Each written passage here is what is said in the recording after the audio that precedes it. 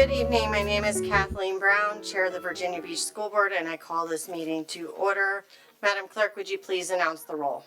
Thank you, Madam Chair. Present in the school board chamber are Chair Brown, Vice Chair Weems, Mr. Bowensteel, Mr. Callan, Mr. Culpepper, Mr. Cummings, Ms. Dwyer, Ms. Felton, Dr. Green, Ms. Melnick, and Ms. Rogers. Thank you. We are going to do the moment of silence followed by the Pledge of Allegiance. And after the Pledge of Allegiance, the national anthem will be sung by the Bayside Elementary School 5th grade chorus. Their musical director is Nicole Kennedy. So we'll give you a chance to enter here and then we'll do the moment of silence and the Pledge of Allegiance.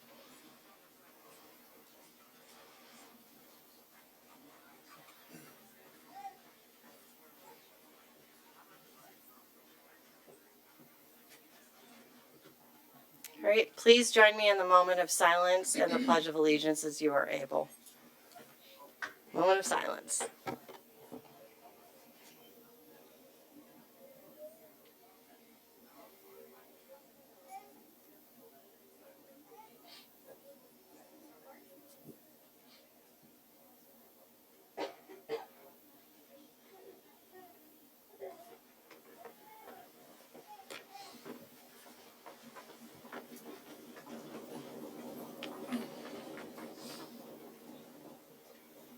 Pledge allegiance to the flag of the United States of America and to the republic for which it stands, one nation under God, indivisible, with liberty and justice for all.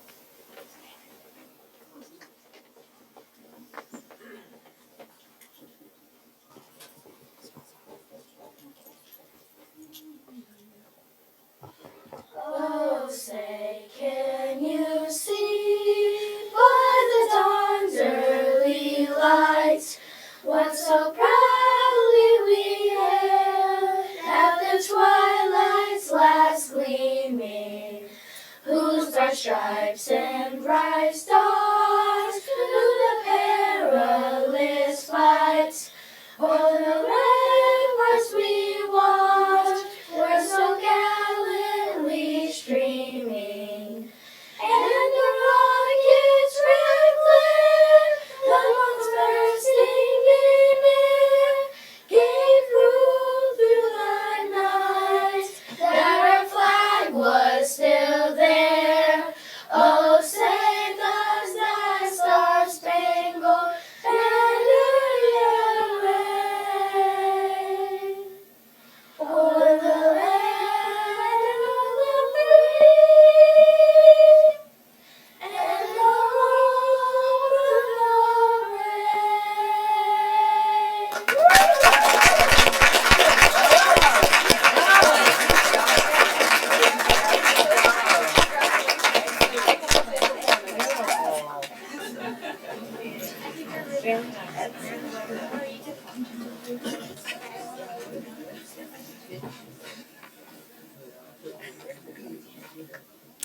This evening, the school board has the pleasure of recognizing students and staff and their achievements. We've got over 80 students here today to celebrate with. Thank you, parents and grandparents who support these students, and thank you for all the musicians and directors who have poured so much into these kids, and you've done a great job, so it's very exciting. But to start our recognitions, we'd like to welcome a guest. Virginia School Board Association President-elect Joe Kilgore, would you please come forward?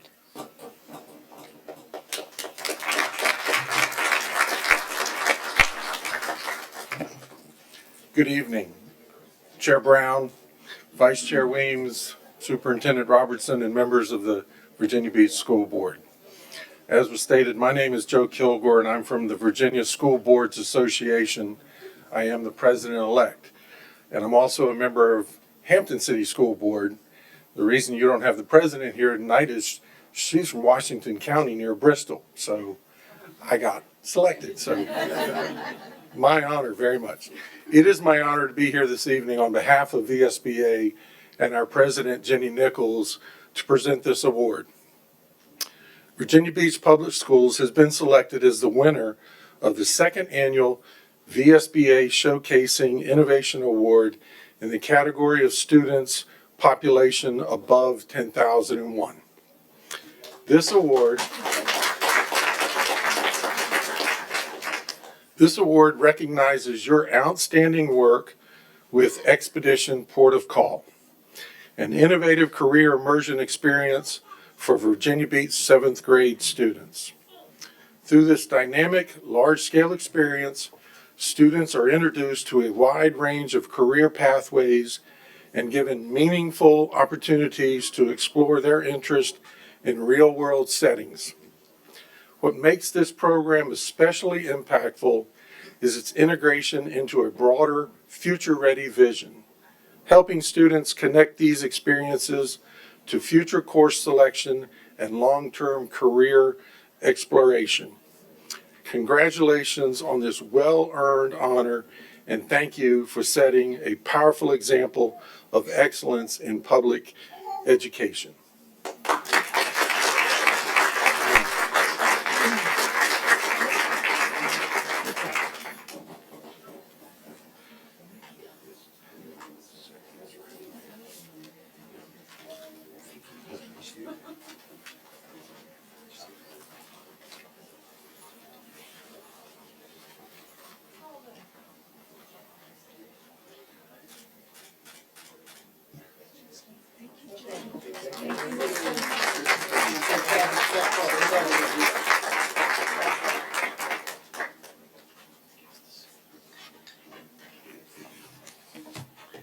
We now celebrate our annual Music Awards. Our first recognition is for the students who have been named to one of the following groups: the Virginia Music Education Association's All-State Band, All-State Chorus and All-State Elementary Chorus, All-State Orchestra, and Senior Honors Choir.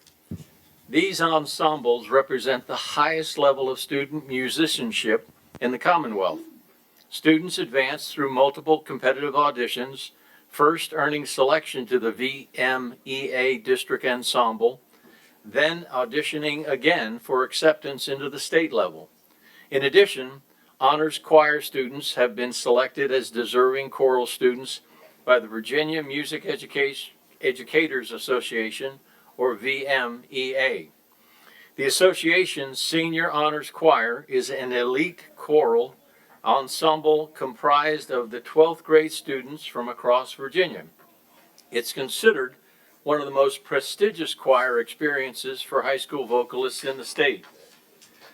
The students we're recognizing tonight are grouped by the schools they attend, and we've invited their music directors and principals to join them. Students, please come forward when your name is called. Representatives from each school will now let us know about our first group of student award winners. Bayside High School's principal, Mr. Troy Walton, and the choir director is Kayla Santori. The students being recognized this evening are Jeremiah Lara and Christian Rivera Quintana.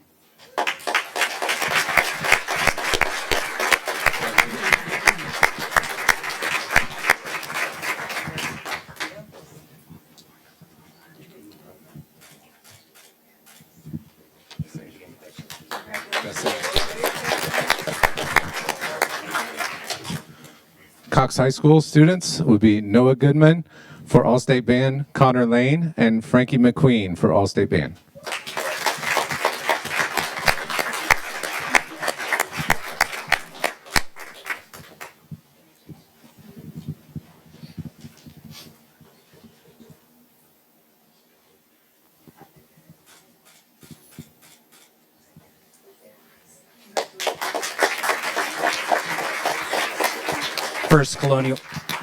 First Colonial High School, Dr. Miani.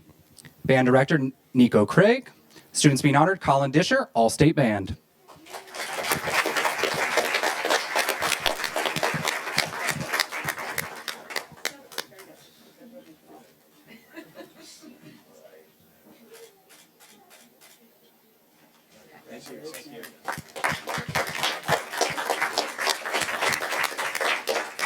From the Kellam High School All-State Band, we have Ryan Hoffman, and from the All-State Chorus, we have Gunnar Smith. We're also accompanied by our principal, Leah Nelson.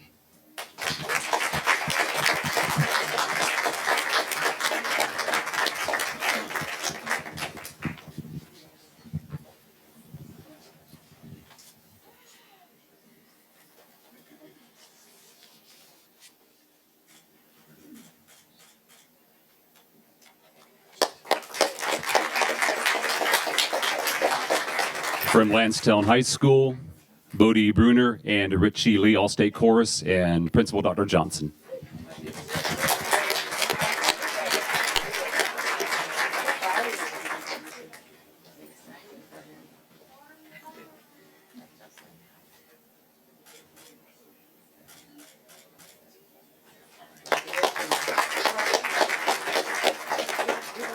For Ocean Lakes High School, we have students Everett Keith, All-State Band, and Mason Ahern, All-State Band, accompanied by our principal, Dr. Leslie Ittner.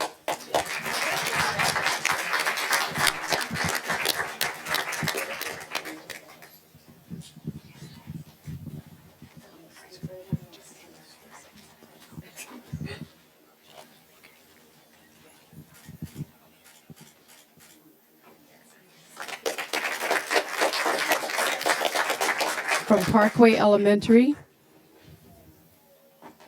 Carly Thomas Lawson, Imani Murphy, Kamari Williams, Zyla Vasquez, Anya Laconce Williams. Dr. Catania, Principal. Ms. Lucas, Assistant Principal.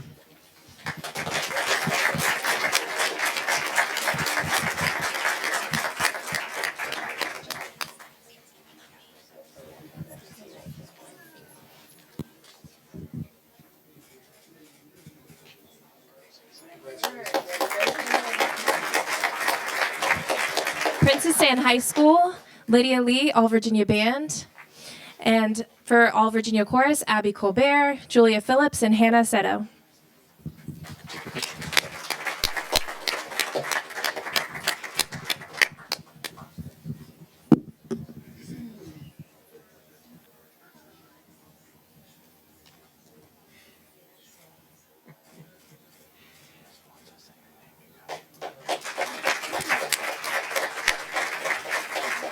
Visual and Performing Arts Academy, Isabella Fernandez, All-State Band, Jasmine Scholl, All-State Band.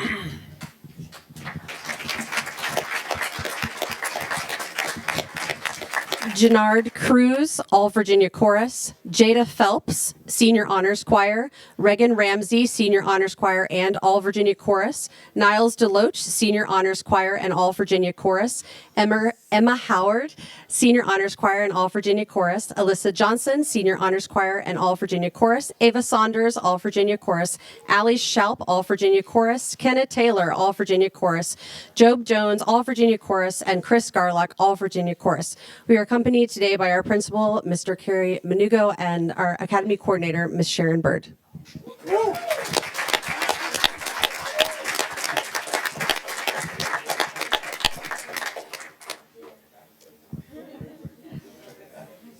Sailing strong.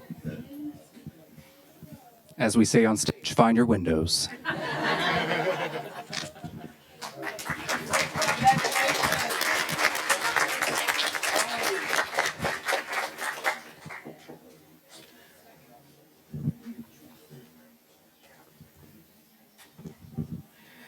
Tallwood High School's principal is Dr. Ryan O'Meara. The band director is Timothy J. Rossatini, and the orchestra director is Adrian Puckey. The students being recognized are Zachary Beatty, All Virginia Orchestra, Danica Jeter, All Virginia Band, Alex Lay, All Virginia Band, William Ranyo, All Virginia Band, Brandon Winget, All Virginia Band, and Owen Ricketts, All Virginia Orchestra.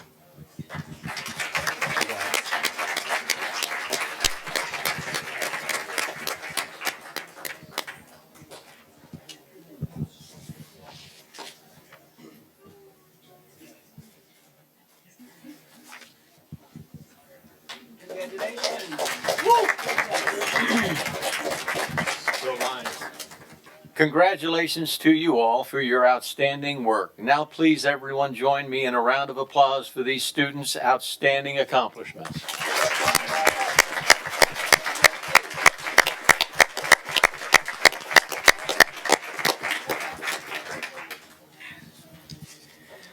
Next, we will recognize our school music programs for receiving the Program of Honor Award. To earn this award, Ensembles must receive a superior rating at the Virginia Band and Orchestra's concert assessment and demonstrate the strength of their music program through various factors, including student selection for regional and district events and assessments by the Virginia Band and Orchestra Directors Association. The Program of Honor bestows the title of Virginia Honor Band or Virginia Honor Orchestra to those who successfully earn this achievement, which is the highest honor awarded in the Commonwealth.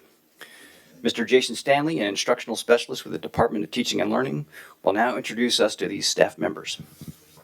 Let's welcome our Virginia Honor Orchestra directors. From Independence Middle School, Mr. Robert Wilson, accepted by Ms. Lindsay Exkins. From Kempsville High School, Dr. Natalia Goodlow. From Salem Middle School, Laura Parker. And from the VPAA Visual Performing Arts Academy, David Boone.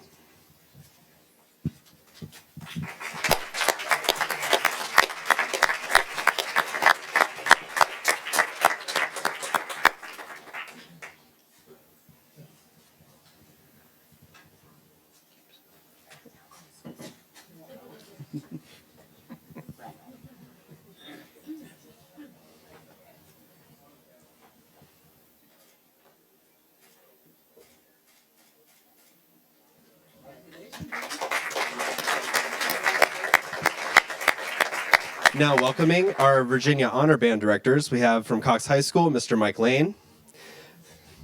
Independence Middle School, Miss Lindsay Eskins, as she makes her way around. Kellam High School, Mr. Dylan Root. Lansdowne High School, Mr. James Tucker. Lansdowne Middle School, Justin Thornton. Ocean Lakes High School, Caitlin Profit. Old Donation School, James Reed. Princess Anne High School, John Boyd. Salem High School, Robert Rigby.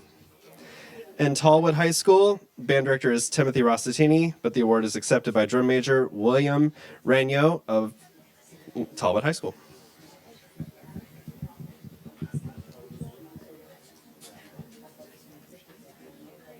Congratulations.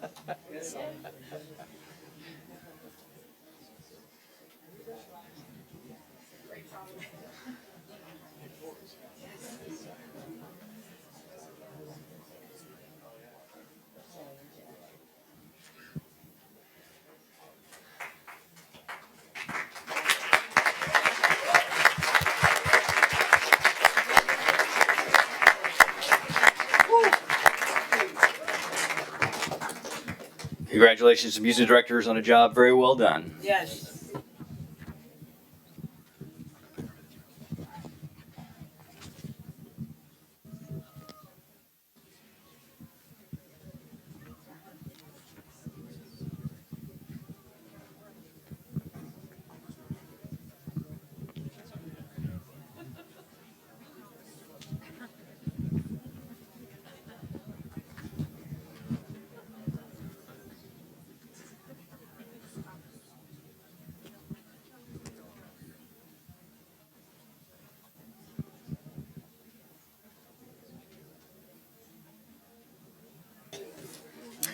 Next up are our school music departments who are being honored as Blue Ribbon Schools.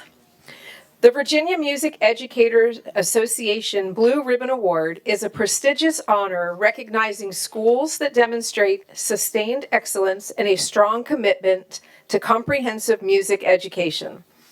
For the 2025-26 school year, only 130 of nearly 2,500 middle and high school programs across Virginia earn this distinction, including 12 schools from Virginia Beach City Public Schools. That's amazing.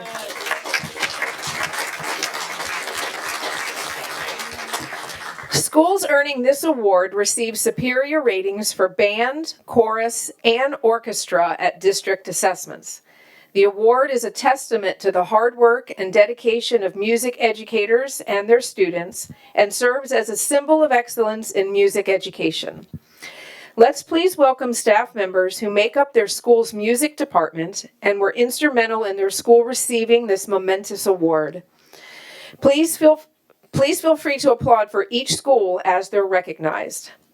Mr. Meredith Brookman, Fine Arts Coordinator with the Department of Teaching and Learning, will now share with us our Blue Ribbon Award winners. From Cox High School, please welcome Band Director Mike Lane, Chorus Director Andrea Manaski, and Orchestra Director Kevin Fields. That's like a trifecta. Yeah.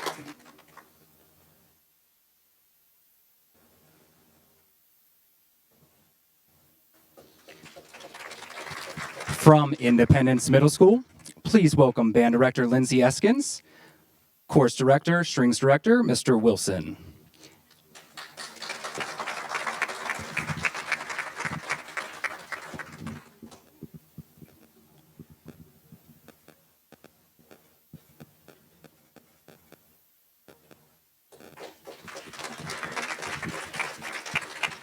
From Kellam High School, please welcome Band and Orchestra Director Dylan Root and Choir Director Carl Capone.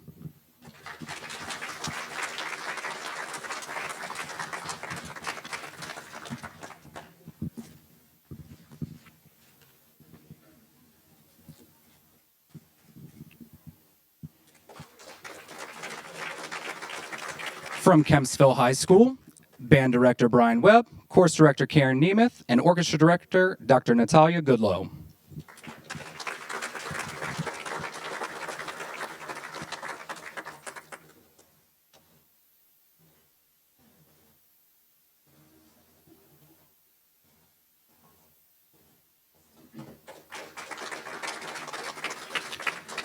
From Lansdowne High School, please welcome Band Director Jamie Tucker, Chorus Director Jeremy Yoder, and Orchestra Director Danny Santos.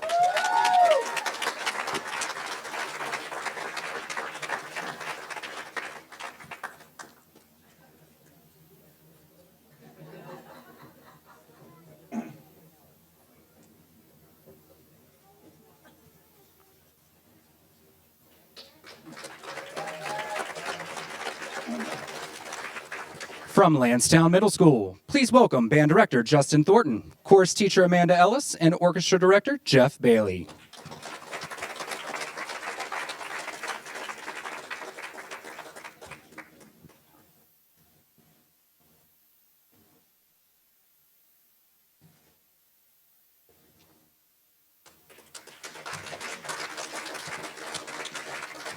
From Ocean Lakes High School, please welcome Band Director Caitlin Profit, Course Director William Boardman, and Orchestra Director Angela Henry.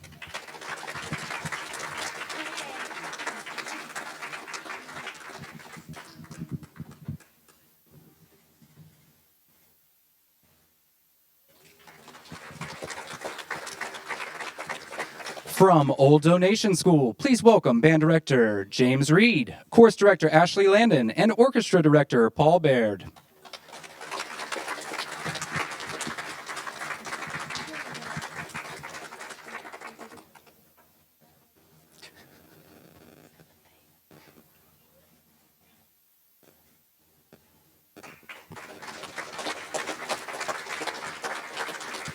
From Princess Anne High School, please welcome Band Director John Boyd, Chorus Director Katie Davis, and Orchestra Director Carter Campbell.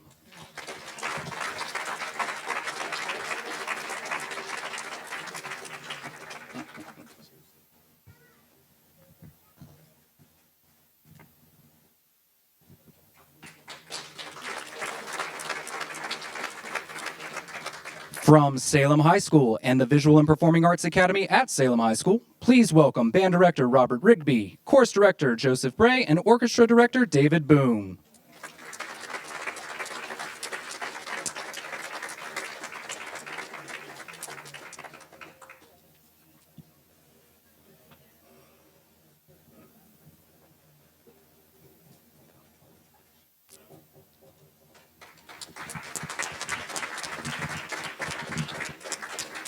From Tallwood High School, please welcome Orchestra Director Adrian Puckey, Course Director Joseph Bray, and Band Director Timothy Rossatini, who couldn't be with us this evening.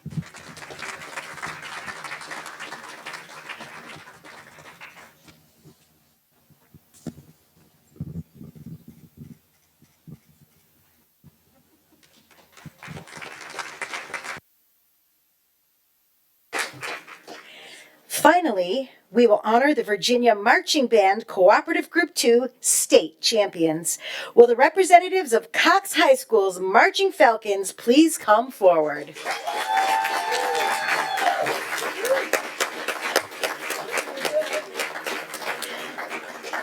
The Frank W. Cox High School Marching Falcons maintained an undefeated season and won the 2025 Class A Virginia Marching Band Cooperative State Championship. Here to represent the Marching Falcons are Drum Major Carter Graff, Band Captain Liam McMahon, and Band Director Michael Lane. Congratulations, Falcons. We are proud of you.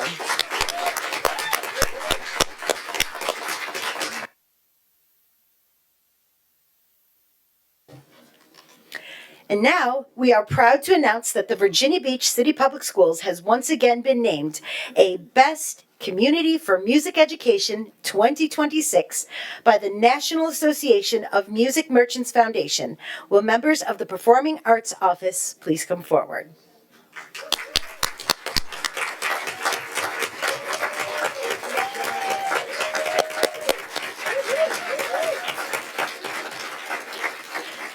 This is the 17th year that Virginia Beach City Public Schools has been awarded this designation.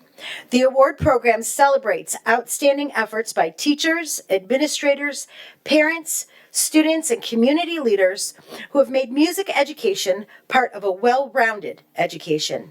Designations are made to districts and schools that demonstrate an exceptionally high commitment to and access to music education.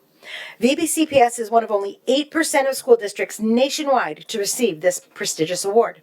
In Virginia, we are one of 28 school divisions to receive this recognition, representing 21% of all school districts in this state. Along with our music students and staff, we'd like to recognize Dr. Crystal Lewis Wilkerson, Director of K-12 and Gifted Education, Mr. Meredith Brookman, Coordinator of the Performing Arts, and Mr. Jason Stanley, Performing Arts Instructional Specialist. Congratulations, Virginia Beach City Public Schools music students and staff. We are proud of you.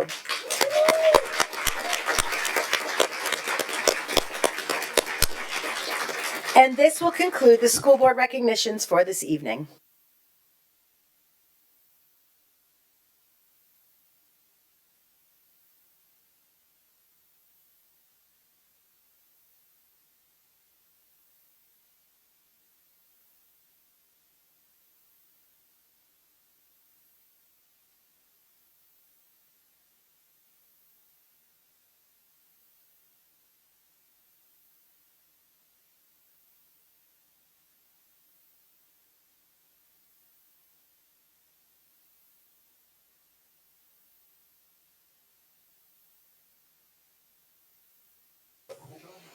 Okay, we are now on to the adoption of the agenda.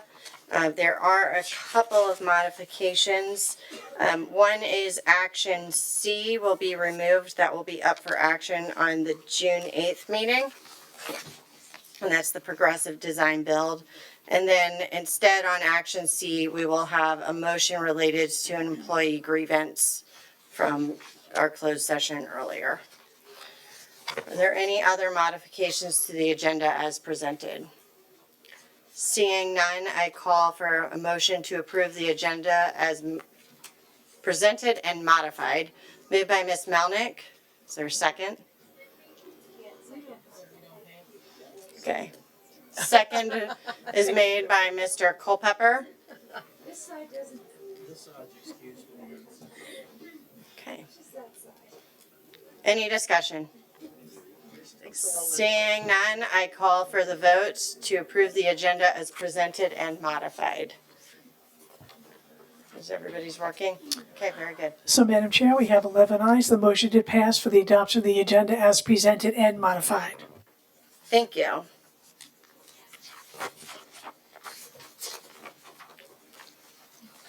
We now look forward to Dr. Robertson, your report and recognitions.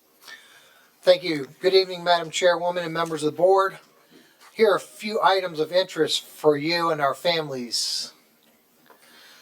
Students, administrators, and community partners across Virginia Beach City Public Schools shared their gratitude for our educators during Teacher Appreciation Week. The Advanced Technology Center hosted Survivor Teacher Edition with coffee, lottery tickets, and gift cards donated by community partners. The National Junior Honor Society students at Virginia Beach Middle set up a breakfast buffet. The Student Council Association at Luxford Elementary made cards and signs for their teachers. Strawbridge Elementary School students wrote happy messages on the sidewalks for their teachers to see when they arrived at school. School administrators at Rosemont Elementary rolled out a cart of sweet treats down the hallway, inviting teachers to fill a bag full of goodies. Our communications office posted videos of students and principals saying a special thank you to our teachers. We recognize that we couldn't do our jobs without the dedication, care, and commitment teachers bring to classrooms every day. Thank you to our amazing teachers for everything you do. May 15th was an exciting day at the grand opening and ribbon cutting ceremony for the new Amazon.com Robotics Fulfillment Center in Virginia Beach. Representatives from our division were among the more than 50 special guests attending this celebration, which included a tour of the 3.2 million square foot facility and the presentation of a $50,000 grant to Virginia Beach City Public Schools in support of STEM initiatives. Thank you, Amazon, for your continued partnership and investment in our students and schools. The Virginia Beach Council of PTAs and the Office of Family and Community Engagement hosted the 2025-26 annual PTA Volunteer Dinner and Awards Program May 20th at Prince Sam Middle School. We welcome guests and thank volunteers for their hard work during the school year. Council President Tara Campbell announced the 2025-26 citywide elementary and secondary volunteers of the year. Jessica Gooden at Christopher Farms Elementary and Natalie Biggie at Virginia Beach Middle. FACE Director Dr. Abin Alexander presented a new citywide award designed to encourage more male volunteerism in schools. Gary Kaysen received the first Male Engagement Volunteer of the Year award for mentoring young men in several beach middle schools, including Bird Neck Elementary and Renaissance Academy. PTAs and PTSAs were also presented awards for membership achievements and exemplary service. And I'd like to thank all our volunteers for helping our students and staff achieve success every day. Spirits were high on May 21st at the Future Teacher Award and Career Signing event at Lansdowne High School. We had 50 students in our class of future teachers this year. Proud family members looked on as they signed their official contracts with Virginia Beach City Public Schools. We're glad to give them a head start and can't wait for them to return after college to join us in our classrooms. Also at this event, we had more than 60 students being recognized for commitments with 38 employers in their organizations. Of those, 3 are military branches and 8 are trade-specific post-secondary institutions. These students signed letters of intent alongside their employer, recruiter, or trade representative, representing 13 programs from the Virginia Beach Technical and Career Education Center. And we have a video to share in a moment. Our Future Ready students recently took part in the 40th annual Official for a Day event at the Virginia Beach Convention Center, and students from every school met with city and school leaders, including many of you in this room. And let's see the video. We are here for the Official for a Day event for Virginia Beach City Public Schools. This is the 40th year of the Official for a Day event. Students from every high school come to the convention center for the day, and we will meet different school system officials. They will also meet different city officials to learn about what they do for our school system and for our community, hopefully spark some career interest for them. The students will get to engage in 3 roundtable sessions. 2 of our roundtable sessions were selected based off of the student interest form. The 3rd roundtable is randomized, so the student can just really have an opportunity to hear about different branches, different fields. I didn't really know what to expect. When we took the survey, I was kind of looking for topics on community engagement, just anything that can get me closer with my local community and seeing how that's handled on a higher level. Something really unexpected was that in all of my roundtable sessions, The city and school officials didn't actually plan to go into that field. It was just really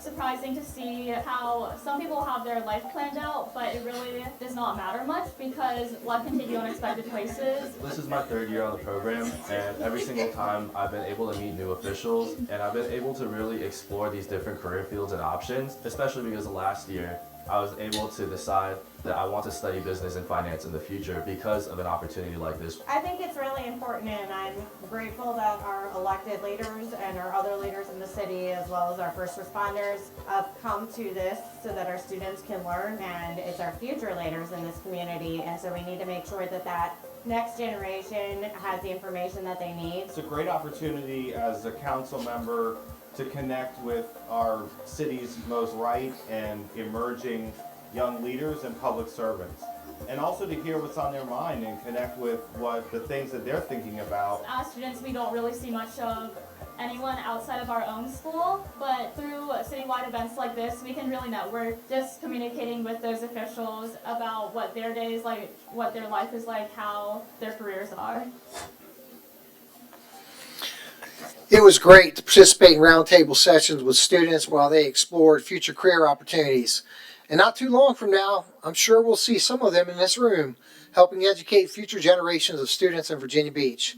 So thank you, Madam Chair. This concludes my report.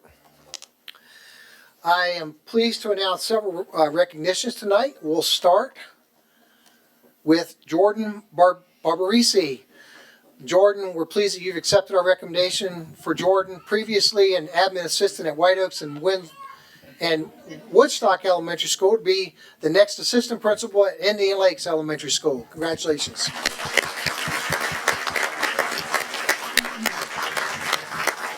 And I see you have some guests.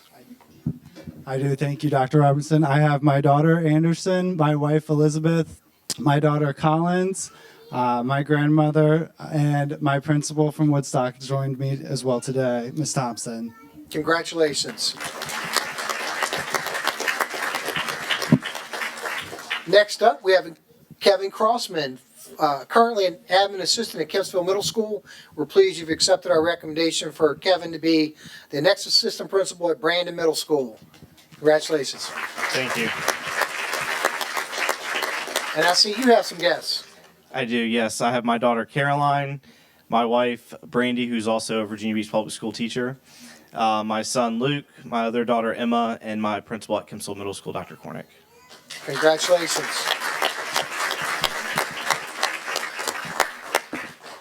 Next up, we have Dr. Nada Zenadine, currently an admin assistant at Larkspur Middle School. And we're pleased you've accepted our recommendation for her to be the next assistant principal at Salem Middle School.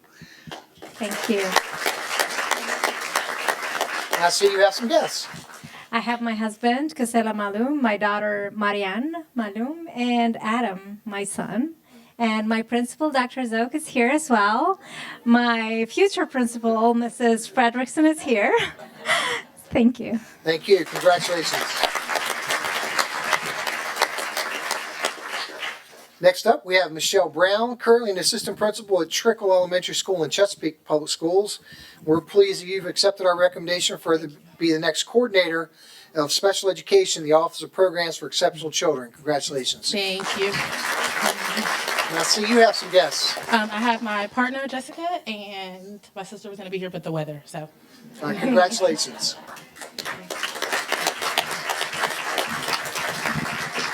Next up, we have Lauren Girdler, currently an itinerant principal at the Southeastern Cooperative Education Program, otherwise known as CSEP, and we're pleased you've accepted our recommendation for Lauren to be the next coordinator of special education, the Office of Program for Exceptional Children.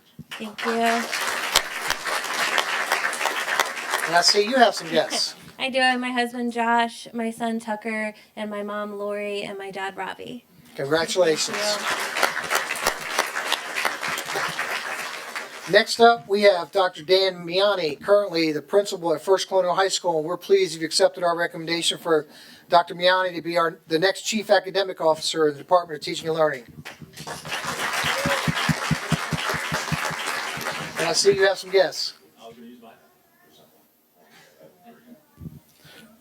I was going to use my outside voice. I have my wife Courtney with me, Nolan, rising 9th grader to be at LSA at First Colonial, my daughter Evie, who plays the violin at VPA at Salem, James, our 7th grader at Independence, and my oldest son, who's at Ocean Lakes grad, just finished his freshman year at Rochester Institute of Technology. I didn't want him to watch this and not know that I acknowledged him because he was excellent. So thank you. Congratulations.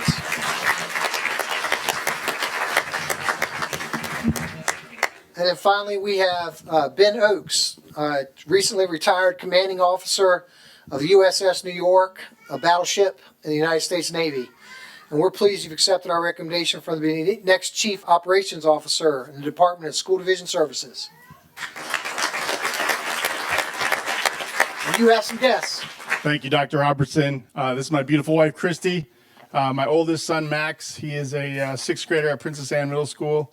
My youngest son, Cal, he is a 2nd grader at Red Mill, and Eli will finish his 5th grade year at Red Mill and rise to Princess Anne Middle School, we think.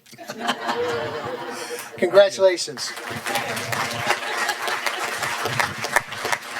So to all the families, we appreciate the time to come, spend lots of time with the new appointees. I'm sure they're going to be really busy soon. They're not already busy now, but no, family is really important in Virginia Beach City Public Schools. We always want to keep that first. And to all of you, congratulations. Thank you.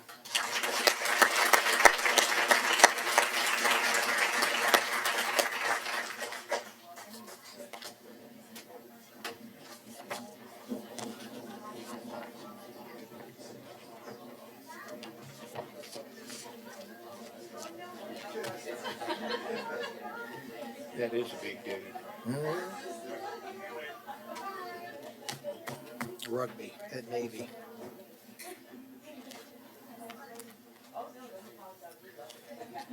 I would have chosen a different sport.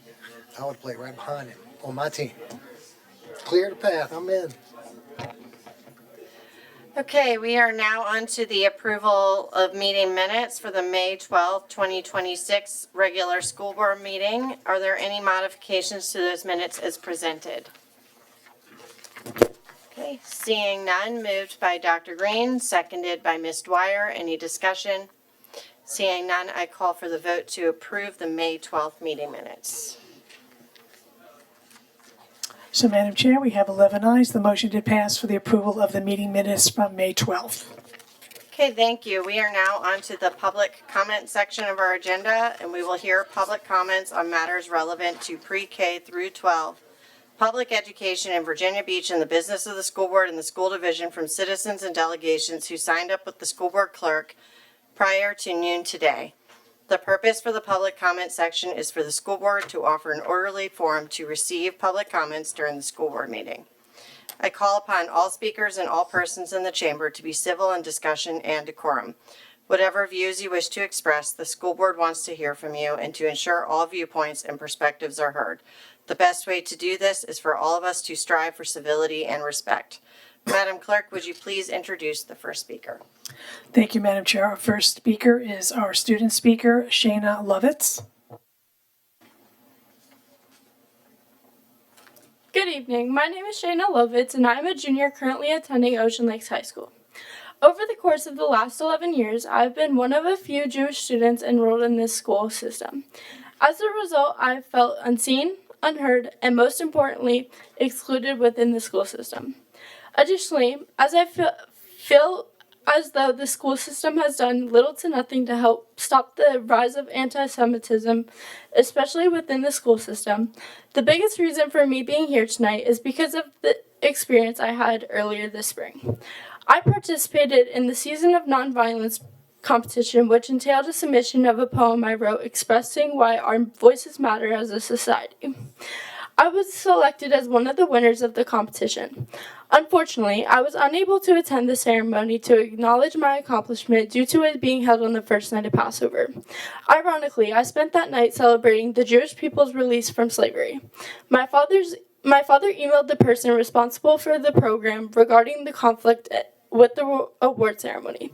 The director had the audacity to imply that I shouldn't have competed in the competition since I knew the date. He is supposed to be the director of opportunity, yet he makes me feel like that opportunity only exists to certain people, apparently not me. Well, I do wish this was the only instance I've dealt with anti-Semitism while in school. That is far from the truth. During my sophomore year, I had taken a journalism course. When I had the idea to write an article about the rise in anti-Semitism within the school system, however, my teacher began to dismiss me because I felt passionate about this topic. She showed no regard for the message I was trying to spread. That's where the issue lies. She silenced my voice. I have experienced classmates trying to talk about how their German families likely killed some of my family. I had to endure a chemistry teacher make inappropriate remarks about Hitler. This is not a new issue. My brother experienced classmates drawing swastikas on desks and telling anti-Semitic jokes. My sister recounted a story to me of an experience she had before spending a semester abroad in Israel and Poland. A student asked her if they were going to put her in a gas chamber and reenact the Holocaust in a concentration camps. My sister is now 26, but I could tell by watching her face as she retold me the story, the long-lasting effects it had on her. Today I stand up here to tell you my story as a rising senior, willing to advocate for the Jewish community and others who are different. I come here asking what will be done to educate others. And that is time.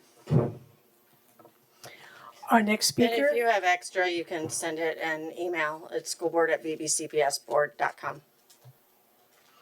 Our next speaker is Courtney Brittany, Heather Thomas, and Laura Beth Lawver. Good evening, and thank you for your time. My name is Courtney Prunty. I'm a pediatric speech-language pathologist, private practice owner, and parent of a rising kindergartner zoned for John B. Dye. I'm here today in support of the policy changes proposed to eliminate Chromebooks pre-K through first grade. As a pediatric SLP, I'm required to stay up to date on the latest research in my field. And what myself and other similar professionals are learning about screen-based learning and ed tech is very eye-opening. And it gives me pause about if using ed tech is best practice for early learners, like my daughter. One of the biggest concerns emerging in the research is something called shallow processing. Many ed tech programs encourage rapid clicking, skimming, guessing, and task switching, rather than deep processing. And participating in the program can look like engagement, but we should not be fooled. Engagement is not the same thing as learning. A child may appear highly engaged on a device because they're tapping, swiping, and interacting. But research increasingly shows that high stimulation does not necessarily produce deep comprehension. Many adaptive ed tech programs adjust levels based on short-term performance data. The problem is, a child can click through, guess correctly, or complete tasks quickly, resulting in struggling with transfer of skills outside of that program. And there is strong, repeated evidence showing that children comprehend and retain less information when reading from screens compared to paper. Researchers refer to this as the screen inferiority effect. Screens encourage scanning and skimming behaviors, while physical books provide spatial and tactile markers that support comprehension and memory. In the earliest years of education, the medium in which we teach matters. I've also heard of students using Chromebooks during indoor recess, a time dedicated for social interaction, and I've heard many stories of distraction and misuse, especially in older grades. And I would encourage the board to examine these points and how they're impacting learning. Passing the proposed policy revision is a common sense change that demonstrates the board's understanding of what developmentally appropriate instruction should look like. And I understand programs like Lexia and Imagine Math may provide a level of convenience for differentiated instruction for staff. But once you examine the science behind it, it becomes difficult to continue to support. This is no longer a fringe concern. Large public school districts across the country are actively reevaluating or reversing prior one-to-one technology initiatives in response to concerns regarding attention, reading outcomes, distraction, and child development. And parents are largely in support of this. I do believe technology can have an intentional place in education, But let's let our youngest learners build a solid foundation first. Thank you. Our next speaker is Heather Thomas, Laura Beth Lawver, and then Christy Flanagan. Good evening, Chair Brown, Vice Chair Weems, school board members, and Dr. Robertson. I'm here to talk about the misconceptions of Chromebook usage for kindergarten and first grade students. As a library media specialist with VBCPS for the past 26 years, with a degree in early childhood education and a master's in library media, let me talk to you about the good things that are happening with technology with the littles. Over the past 2 weeks, my instructional technology specialist and I conducted an animal research project with kindergartners. They were able to pick an animal of their choice. They researched the animal using an online student-friendly database called PebbleGo, which allows students to listen to the facts on the animal. PebbleGo provides a necessary scaffold for our beginning readers, as most publishing companies do not have nonfiction books at an appropriate level for kindergartners and first graders. Next, the students wrote and drew their notes. Then they went back to the classroom, and then they wrote 4 sentences that they developed from their notes to use as their script. And with their scripts, they used Adobe Express to create an animated video telling the facts they learned about their animals. The parents then received their videos in Seesaw for them to enjoy at home. The kids loved this lesson and were so proud of their videos that they created using their own voices. This project was only made possible by using Chromebook apps like PebbleGo and Adobe Express. Plus, not only did this fulfill required research objectives, but we also incorporated science, language arts, and computer science objectives. There are many other ways that we integrate technology with the littles. For example, most recently with first graders, at the end of their plant unit, we used Tinkercad, a highly beginner-friendly 3D design app, to create 3D printed plants with the 4 main plant parts that they learned. They were so excited to take home the plant model that they designed. And that's the magic of these programs, taking what they learned and applying it to create a product. Some may say that they don't want the littles in the Chromebook very long during the school day. They argue that paper pencil tasks are best. Guess what? We agree. And that's why the data even proves that the littles are only on their Chromebooks for 20 to 30 minutes of their 240 to 250 minute instructional day. Chromebooks can enhance instruction and help teach objectives with apps that do support young learners. I ask that instead of a total ban of the Chromebooks with kindergartners and first graders, you consider having a class set for project or research purposes. Another consideration is to pause this policy and take 1 year to truly track the data on the usage, because as it stands, it shows that we only use them for 20 to 30 minutes a day with the kindergartners and first graders. Thank you so much for listening about how library media specialists and instructional technology specialists meaningfully integrate technology into the curriculum for our littlest learners.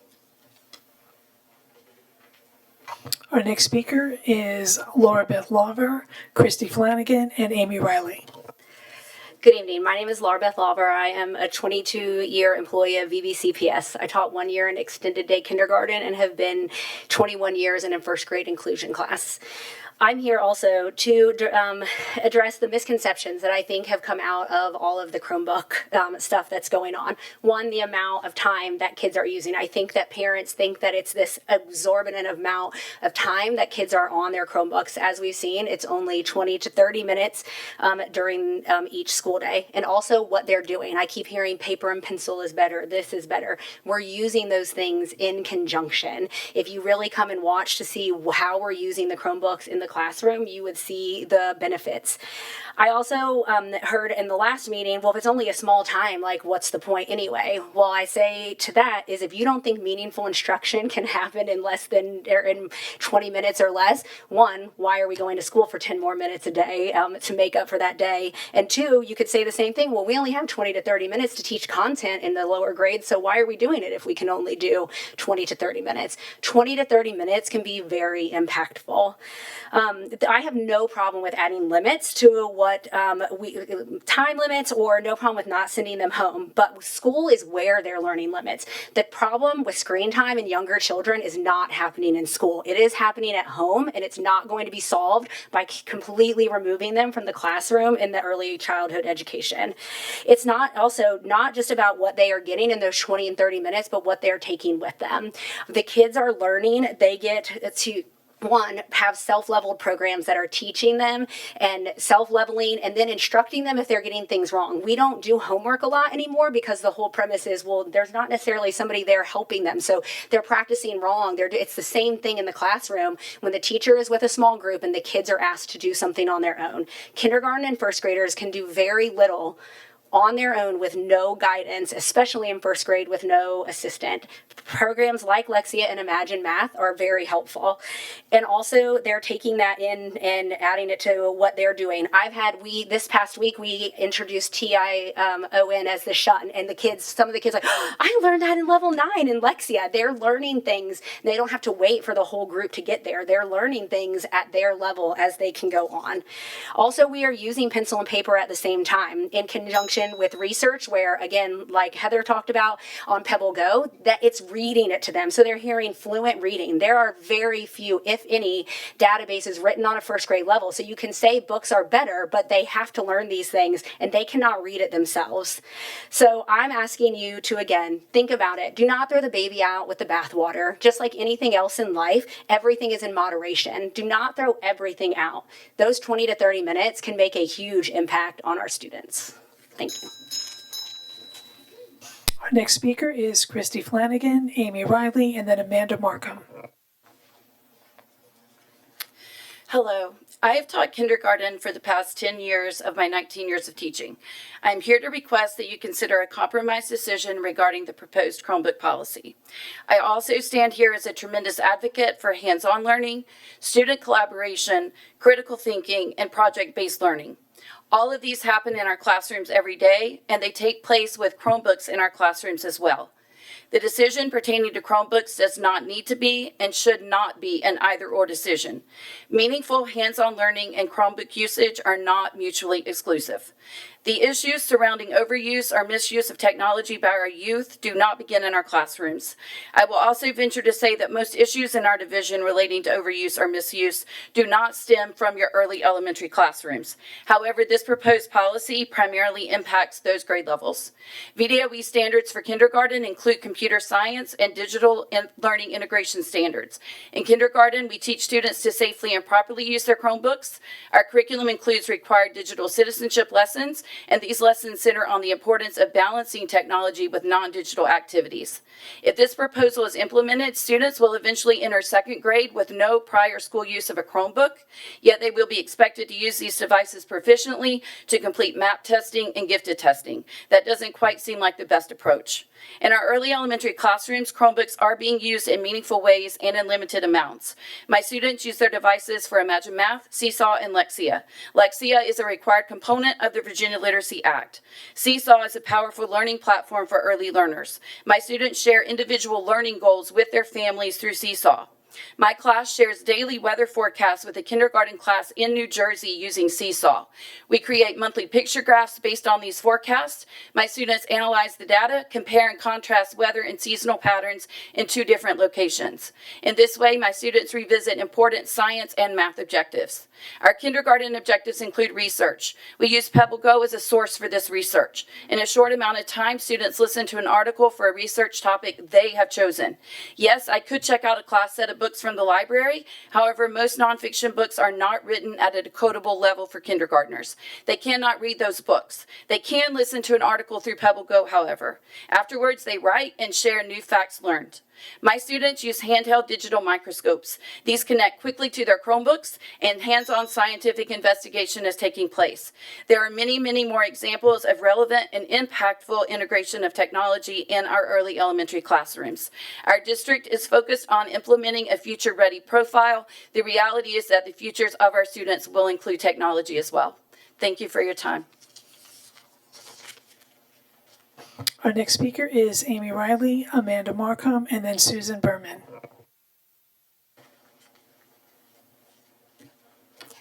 I'm the librarian at Cook Elementary, and I've been at Cook for 20 years now. Prior to this, I spent 13 years teaching full-day pre-K and kindergarten classes in a Title I school in Norfolk. Like some board members, I too stand with hands-on developmentally appropriate instruction for our youngest learners. But I also know that Chromebooks play an essential role and should not be removed from the classrooms. Differentiating independent work is a challenge in primary classrooms. I experienced it. Programs like Imagine Math and Lexia deliver research-proven adaptive instruction and provide feedback that static worksheets cannot match. And I'm really worried about going back to worksheets because I was around for that. These programs are engaging for young children and lead to higher scores when coupled with small group instruction. Additionally, one-to-one access is needed for explicit whole group modeled instruction. Not having one-to-one requires teachers to use their valuable small group instructional time, teaching the basics of a Chromebook, if they have like a small set, because kids do not come with these skills. They're vastly different from smartphones and tablets. My ITS and I co-teach with classroom teachers as they guide their students through the mechanics of Chromebook, opening the device, logging on a class link, using a trackpad, which is super tricky, fifth graders struggle, and keyboard and navigate digital spaces. We use a gradual release model to teach research and content, allow students to record themselves in Seesaw for playback, take pictures of their work to share with their families. Also meeting state research standards would be nearly impossible. PebbleGo and Britannica Early Elementary provide read-aloud features that allow non-readers to explore science and social study topics independently. They love doing this. Teachers simply do not have the time to read separate books to every student to achieve these goals. Same, I'm the librarian. I to buy a whole nother set of books, like to meet that, that's like money, time, a lot of resources. They have without these tools, they have limited access to information, and we must scramble to find more resources with a limited budget.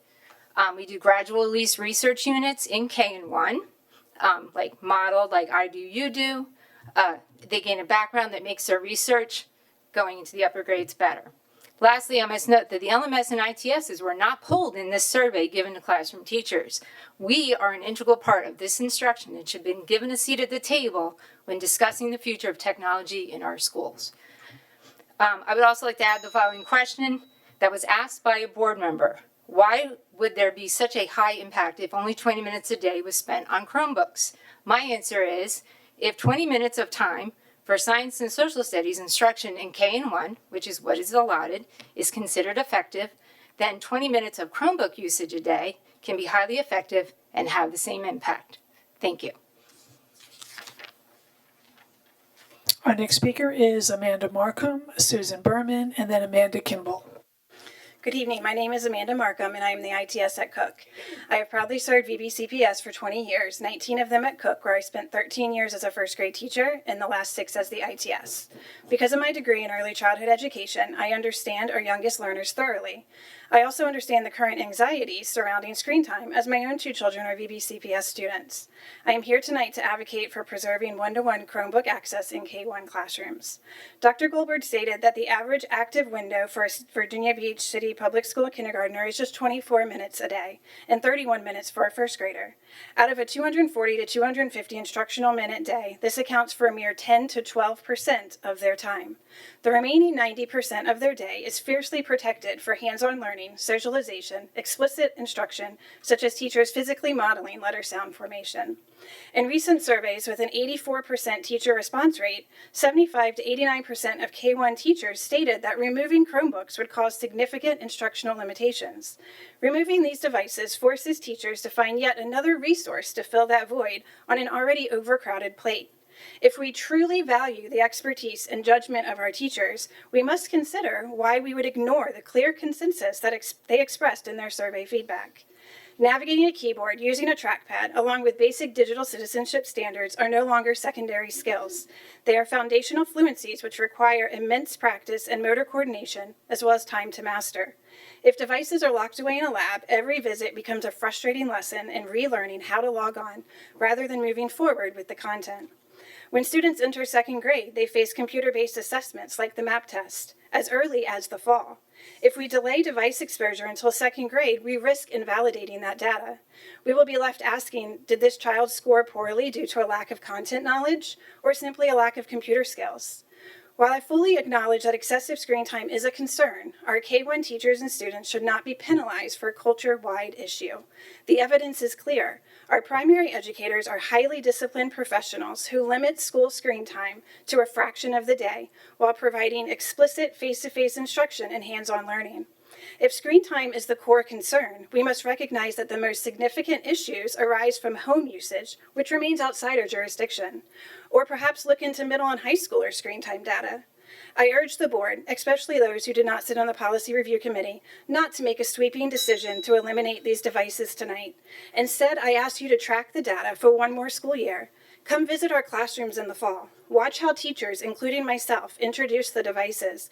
Watch our students tackle media literacy standards and see how hands-on learning beautifully coexists with adaptive digital programs. Thank you for your time. Our next speaker is Susan Berman, Amanda Kimball, and then Elizabeth Boyce. Hello, my name is Suzanne Berman, and I'm the parent of 3 Virginia Beach Public School students and the PTA president of the largest elementary school in District 9. I am here tonight to thank the Policy Review Committee for taking up Chromebook usage for our youngest learners. Parents in my community have been asking for less screen time for years.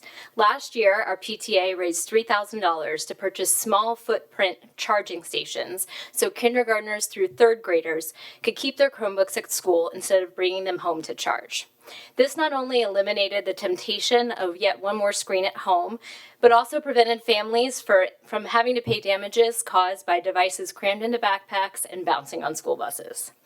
As this policy moves forward, I encourage the board to be extremely thoughtful about its implementation. Yes, reducing screen time for students is a good thing, but we must acknowledge that doing so creates a vacuum for our teachers. For years, teachers have been required to use programs like Imagine Math and Lexia in their classrooms. These programs are adaptive, adjusting difficulty based on student responses and providing useful real-time data on student progress. Newer teachers, especially those graduating in the last 6 years, learn to teach using these tools, and I wonder how many of them have taught without them. If we want to reduce Chromebook use, which I do, we cannot leave our teachers hanging. Teacher burnout and retention is an issue in Virginia Beach City Public Schools, and taxing our teachers further will exacerbate the problem. In 83 days between now and Teacher Work Week, the school system should identify high-quality instructional materials that will replace Chromebook programs and provide adequate training to staff. Newer teachers may benefit from collaborating with seasoned staff who taught prior to the 1-to-1 Chromebook ratio. The board could also consider allowing limited device use during small group work or special projects. Ending Chromebook use for pre-K through 1st grade opens up the possibility of effective hands-on learning in which students better engage with their teachers and each other. But it also risks overburdened teachers falling back on less dynamic, off-the-shelf tools like worksheets or BusyWork. The policy will be judged on how it's rolled out. Done well, we can say that students are better off going back to basics and learning the way many of us did, with pencils, paper, and books. We can then look to pre-K and 1st grade as a pilot and expand lessons to higher grades. If we strain our teachers further without filling the void we create, it will negatively impact our students and make it incredibly difficult to further reduce Chromebook dependence for older students. As a parent of a 1st grader, I want this transition to be smooth for her, her classmates, and her teacher. As a parent of a rising 3rd and 4th grade teacher, I want this to go well so that their reliance on Chromebooks can be reduced in the future. Thank you. Our next speaker is Amanda Kimball, Elizabeth Boyce, and then Antoinette Kahn.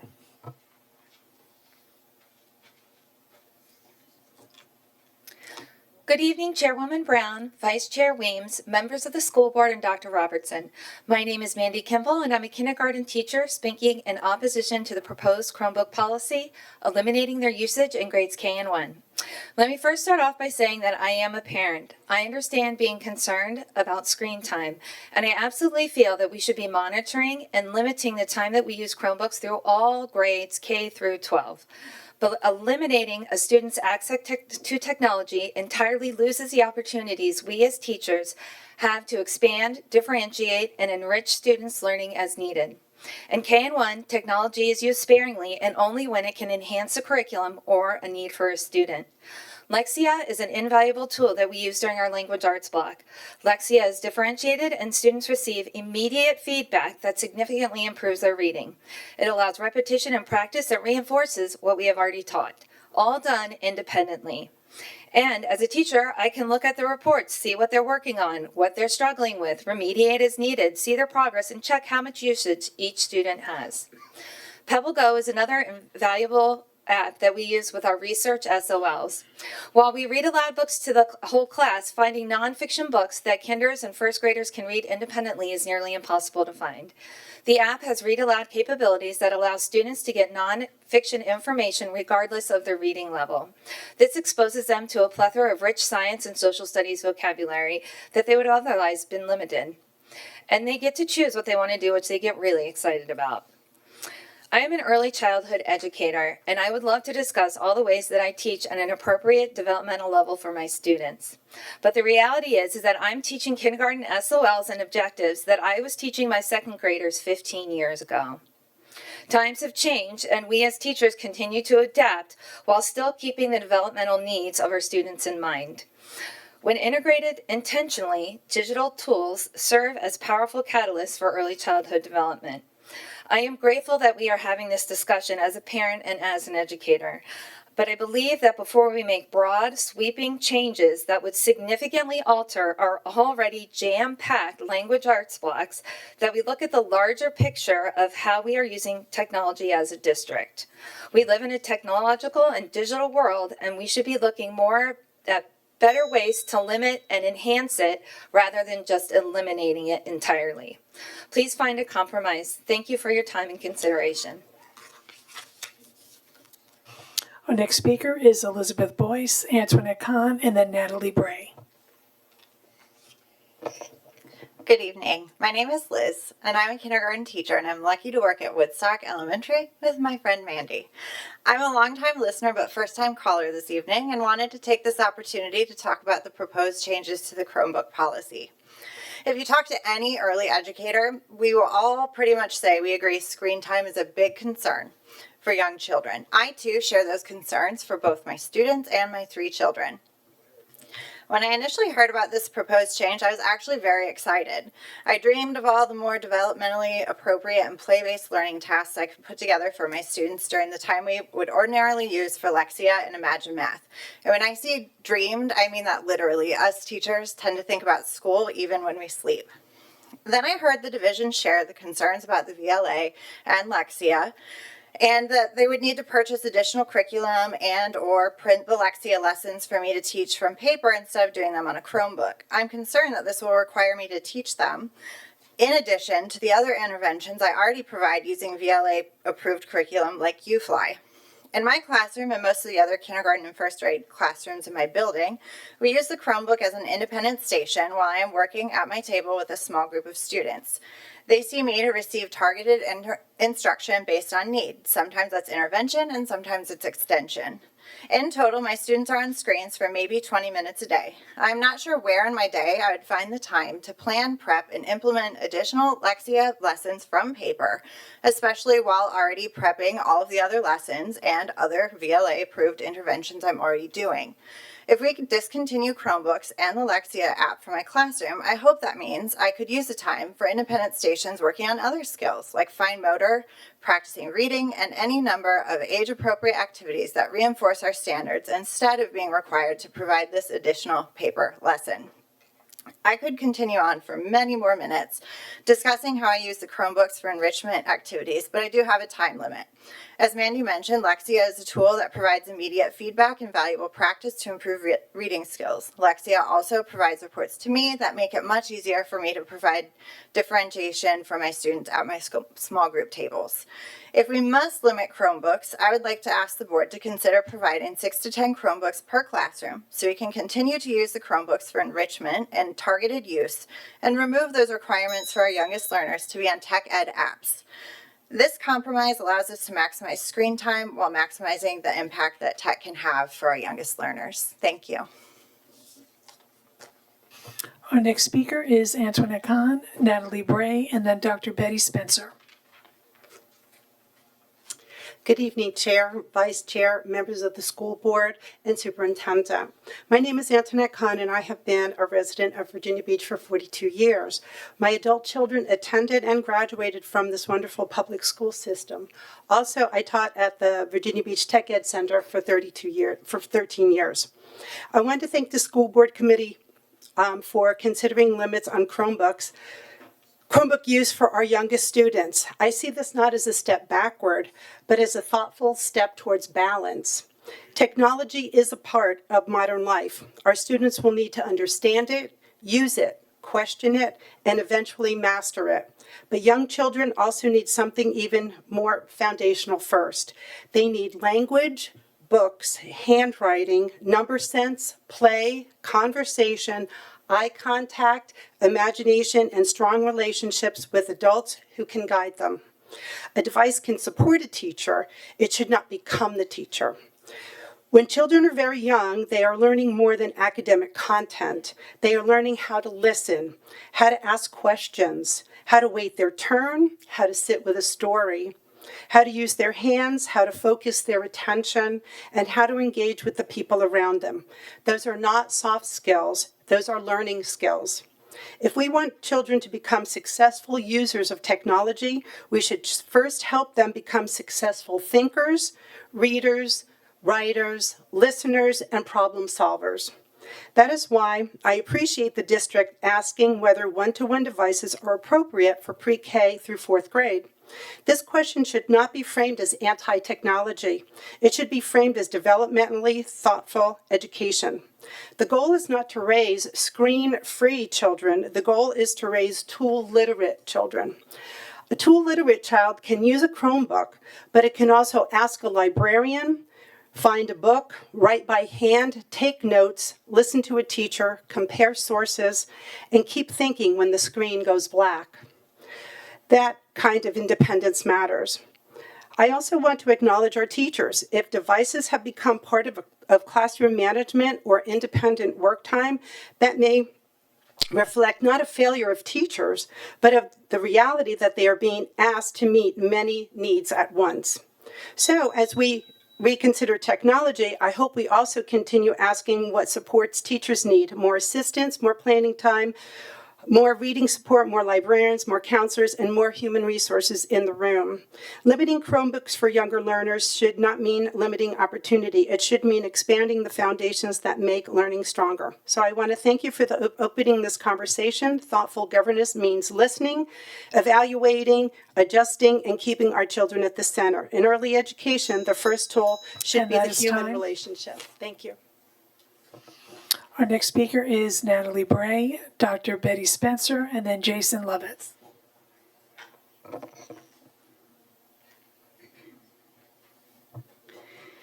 Good evening, Chair Brown, Vice Chair Weems, school board members, and Dr. Robertson. I'm Natalie Bray, a parent from District 8. Thank you for the opportunity to speak tonight. First, I want to express my genuine appreciation. In February, 2 other parents from my community and I shared our concerns about too much reliance on Chromebooks for our youngest learners. The research is clear. Reduction of screen time for pre-K through 2nd grade is the right call, and I'm glad it's being discussed. I support the direction, but I have serious concerns about how we're getting there. Tonight, the Policy Review Committee will recommend major changes to students' technology use through an update to Policy 6-18. Rather than using a planning process that honors the concerns of families and draws on the expertise of teachers and instructional staff, this approach has policymakers driving curriculum and educational philosophy, and that's backwards. The Department of Teaching and Learning presented a survey of the pre-K through 2nd grade teachers and families. Quantitative data was shared publicly. Qualitative feedback went to board members. But as I watched the Policy Review Committee meetings, that input was never meaningfully discussed. So I have to ask, was this actually an evidence-based decision by the PRC? Is there data that guided the committee's recommendations that the public never saw? VBCPS has extraordinary expertise on staff. Teachers, instructional coaches, PhD-level administrators, and our superintendent are well aware of the national conversation around screen time and young kids. The school board has a real opportunity to lean into that expertise, to chart the course deliberately, collaboratively and with fidelity to our state-mandated literacy curriculum and math benchmarks. Rushing this through policy skips all of that and forces staff to build the airplane while it's already in the air. If this policy moves forward, please protect the flexibility needed to meet the Virginia Literacy Act. Programs like Lexia Core 5 and Imagine Math are adaptive, evidence-based tools serving the students who are struggling most. Don't eliminate effective tools with a blanket policy. And please, more worksheets is not the answer. Finally, teachers are watching how this is handled. As a parent, I'm watching too. The people in my children's classrooms every day who stay late and come in early. I need them to feel valued and respected, not just in words, but in how decisions get made. When educators feel that their professional training and daily practice are being overridden by policy, we lose them, and our kids lose them too. I hope this board will slow down, bring all stakeholders into a genuine planning process, and build something to be proud of, a blueprint for reducing harmful screen time that could make Virginia Beach a model for the rest of the state. Thank you. Our next speaker is Dr. Betty Spencer, Jason Lovett, and then Andy Bond. Good evening, Chair, Vice Chair, school board members, superintendent, and members of the community. My name is Dr. Betty Spencer, and tonight I'm addressing 3 important items on this agenda: salaries, mental health, and technology usage guidelines for elementary students. At first glance, these may appear to be separate issues, but after more than 30 years serving as a teacher, assistant principal, and special education coordinator, I can tell you that they're deeply connected. As a special education teacher for students with emotional and behavior disabilities, I work with some of our most vulnerable students dealing with trauma, anxiety, emotional regulation challenges, behavioral struggles, and mental health concerns that directly impacted their ability to learn and succeed. That work required far more than teaching academics. It required building relationships, creating structure, collaborating with mental health professionals, educators, administrators, and families, and advocating for therapeutic supports and early intervention services for students both identified and not identified with disabilities. So tonight I want to commend the continued work connected to the Mental Health Task Force recommendations. The focus on crisis response protocols, transition plans, family engagement, staff wellness, awareness initiatives, and direct referral systems reflects the real challenges our students and educators face every single day. But if we are serious about supporting student mental health, then we must also be serious about supporting the professionals responsible for helping students navigate those challenges every day. And that brings me to salaries. Teacher retention is now a regional competition, and being competitive is no longer enough. We have dedicated educators, strong programs, supportive families, and students with incredible potential. In Virginia Beach, if Virginia Beach truly wants to become one of the premier school divisions in this nation, then we must be willing to invest in the people who make the excellence possible every single day. We must become the division where educators can build a career, raise a family, and afford to live in the community that they serve. Right now, many educators and staff members are struggling with rising living costs. Too many are commuting from other cities, working second jobs, or questioning whether or not they can afford to remain in the profession they love. And that affects more than morale. It affects school culture, student success, and ultimately student mental health wellness. I also appreciate the school board's tonight's discussion regarding technology usage guidelines for elementary students. Technology absolutely has a place in education because our students must be future ready. However, especially for our youngest learners, balance matters. Children learn through interaction, communication, movement, collaboration, and direct engagement. And teachers and classmates, technology should support strong teaching, never replace it. Thank you. And that is time. Our next speaker is Jason Lovitz, Andy Bond, and then Chris Lewis. Good evening. I'm the father of the Ocean Lakes Jr. who spoke so eloquently a few moments ago. I would like to share my perspective as a father, having raised 3 Jewish children in this school system. However, I'm only going to speak about 2 words. The first word is opportunity. Webster's defines opportunity as a favorable combination of circumstances, time, and place. A chance to better oneself. One would think that the division of opportunity would be about providing students with favorable circumstances. It would be about allowing students to be heard and recognized appropriately. One would think that the director of the division of opportunity's sole responsibility would be doing everything within their power to provide those favorable circumstances. This brings me to the second word I want to discuss: accountability. This is defined as the obligation and willingness to accept responsibility or to account for one's actions. This is the word that carries some weight with it. When one does not perform their job to the level they are expected to, they have an obligation to accept responsibility. Regrettably, Mr. Harris, the director of opportunity for the school system, failed to understand either of these words. When I reached out to him after I received the news of Shayna's award, he shirked that responsibility.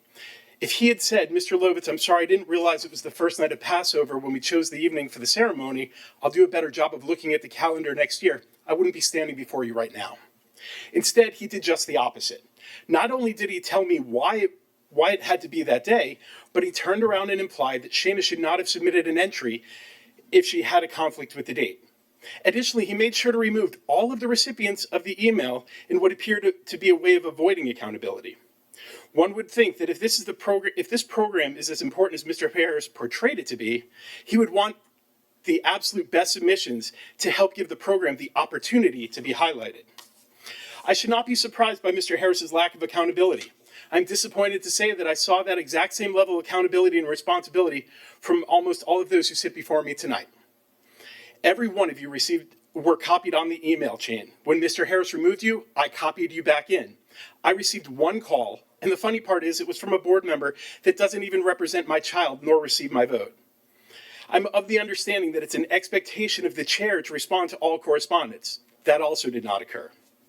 I believe it was in 2023 school year that the school board agreed that all district-wide programming would go in front of the Community Relations Committee to ensure issues like this did not happen, to make sure that smaller groups were not inadvertently marginalized by scheduling decisions. Who is accountable for these actions, or should I say inactions? As Shayna tried to point out, there will be a program in July to help educators understand anti-Semitism and how to combat it. I would strongly encourage you to send the staff to the program with the intent of bringing it back to those who cannot attend. This should be a requirement for Mr. Harris with his staff to attend. Finally, I challenge each of you to attend that program as well. I can assure you that I, as well as many others in my community, will take the opportunity to hold you accountable for your decisions in November. Our next speaker is Andy Bond and then Chris Lewis.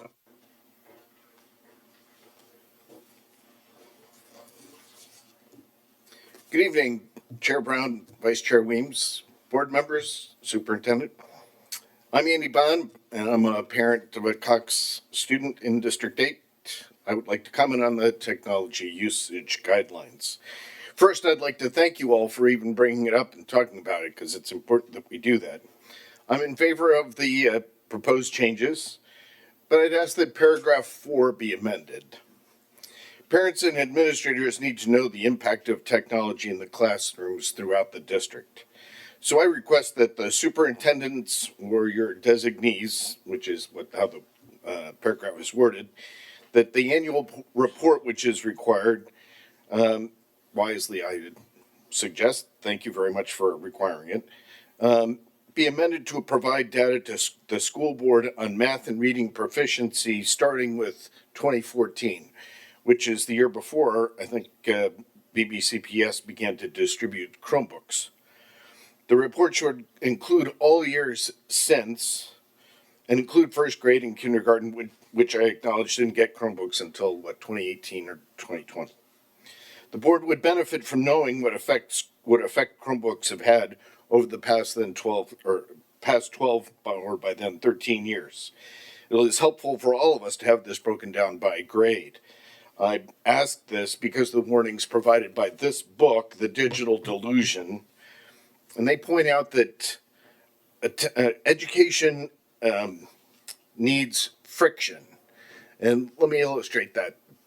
When you write a B, your brain has to actually take the pencil and move it, and then move it again, and move it again, and move it again, until you've actually written the word or the letter B. There's friction involved in that.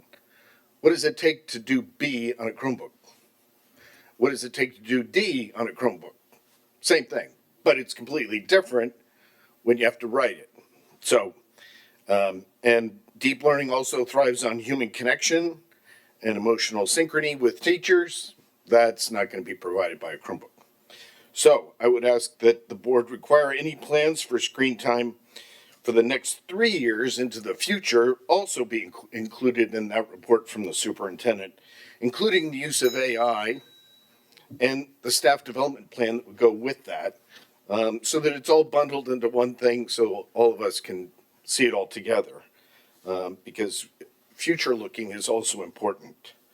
The suggestion has been made that we should wait a year and then analyze results, but what are we comparing it against? We're comparing it against what is. And so I really recommend that you go through the proposed changes and pass them. Thank you very much. Our next speaker is Chris Lewis.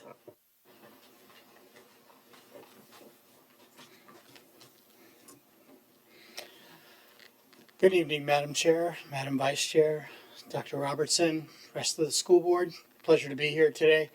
I get to be the last speaker, and I think it's always interesting to be the last one because you get to hear what a lot of people have to say before you come up and say what you've written down. So what I'd like to do today is kind of address what I believe I heard the theme running for most of the people that talked today. It seems like we're moving relatively quickly and with somewhat of a sledgehammer approach to solve an issue that the data that was presented to you just a few weeks ago doesn't show evidence that you even have. And what I mean by that is we're talking about screen time, but we're talking about the data that you have is somewhere between 10 and 14% of the instructional day, 20 to 30 minutes a day. And I heard a lot of people here bring up very interesting points about the fact that, sure, yeah, at the early level, especially with the little ones, you want to develop a lot of other skills too. But with 90% of these kids not using screens for the most of their day, I don't understand why we're making this an issue that we have to rush to create this policy for. I listened to teachers up here just over the last half an hour or so, and the most important thing I heard from them is they're using it effectively and they're using it just the way we've intended to use it.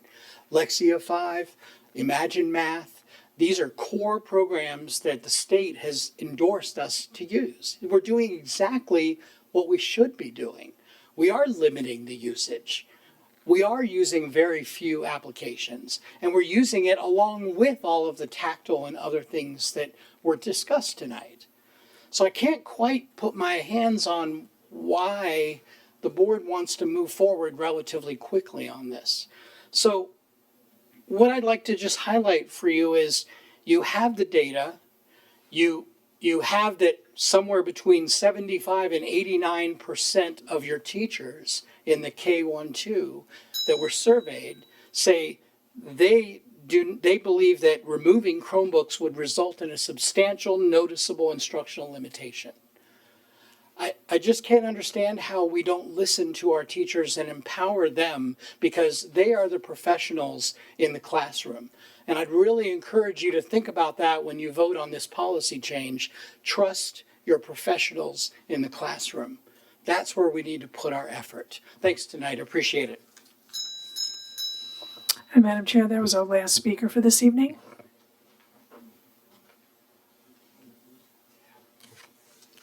Great, thank you. We are now on to interim financial statements for April 2026. Welcome Daniel Hopkins, Director, Office of Business Services.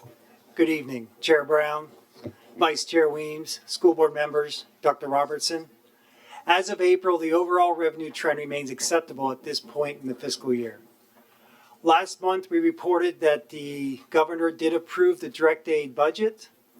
This month, we got the final calc tool recently. They updated the March 31st ADM, which decreased our student count by another 44 students, which decreased our state state revenue by another $400,000. To compare the final calc tool to the original budget, the state basic aid is now decreased by $3.5 million. Sales tax decreased by $200,000. English learner teacher payments decreased by $500,000. And there was an SOQ bonus added by the state of $6 million. The overall impact is a decrease of $38,000 to the original budget. Federal revenues are at a favorable trend at this point in the fiscal year. We have received federal impact aid payments of $10.2 million year to date. Local revenue is acceptable at this point in the fiscal year. We have received our 10 months of transfers from the city. And other sources of revenue are favorable at this point in the fiscal year. We're actually down by $125,000 to the same time period last year.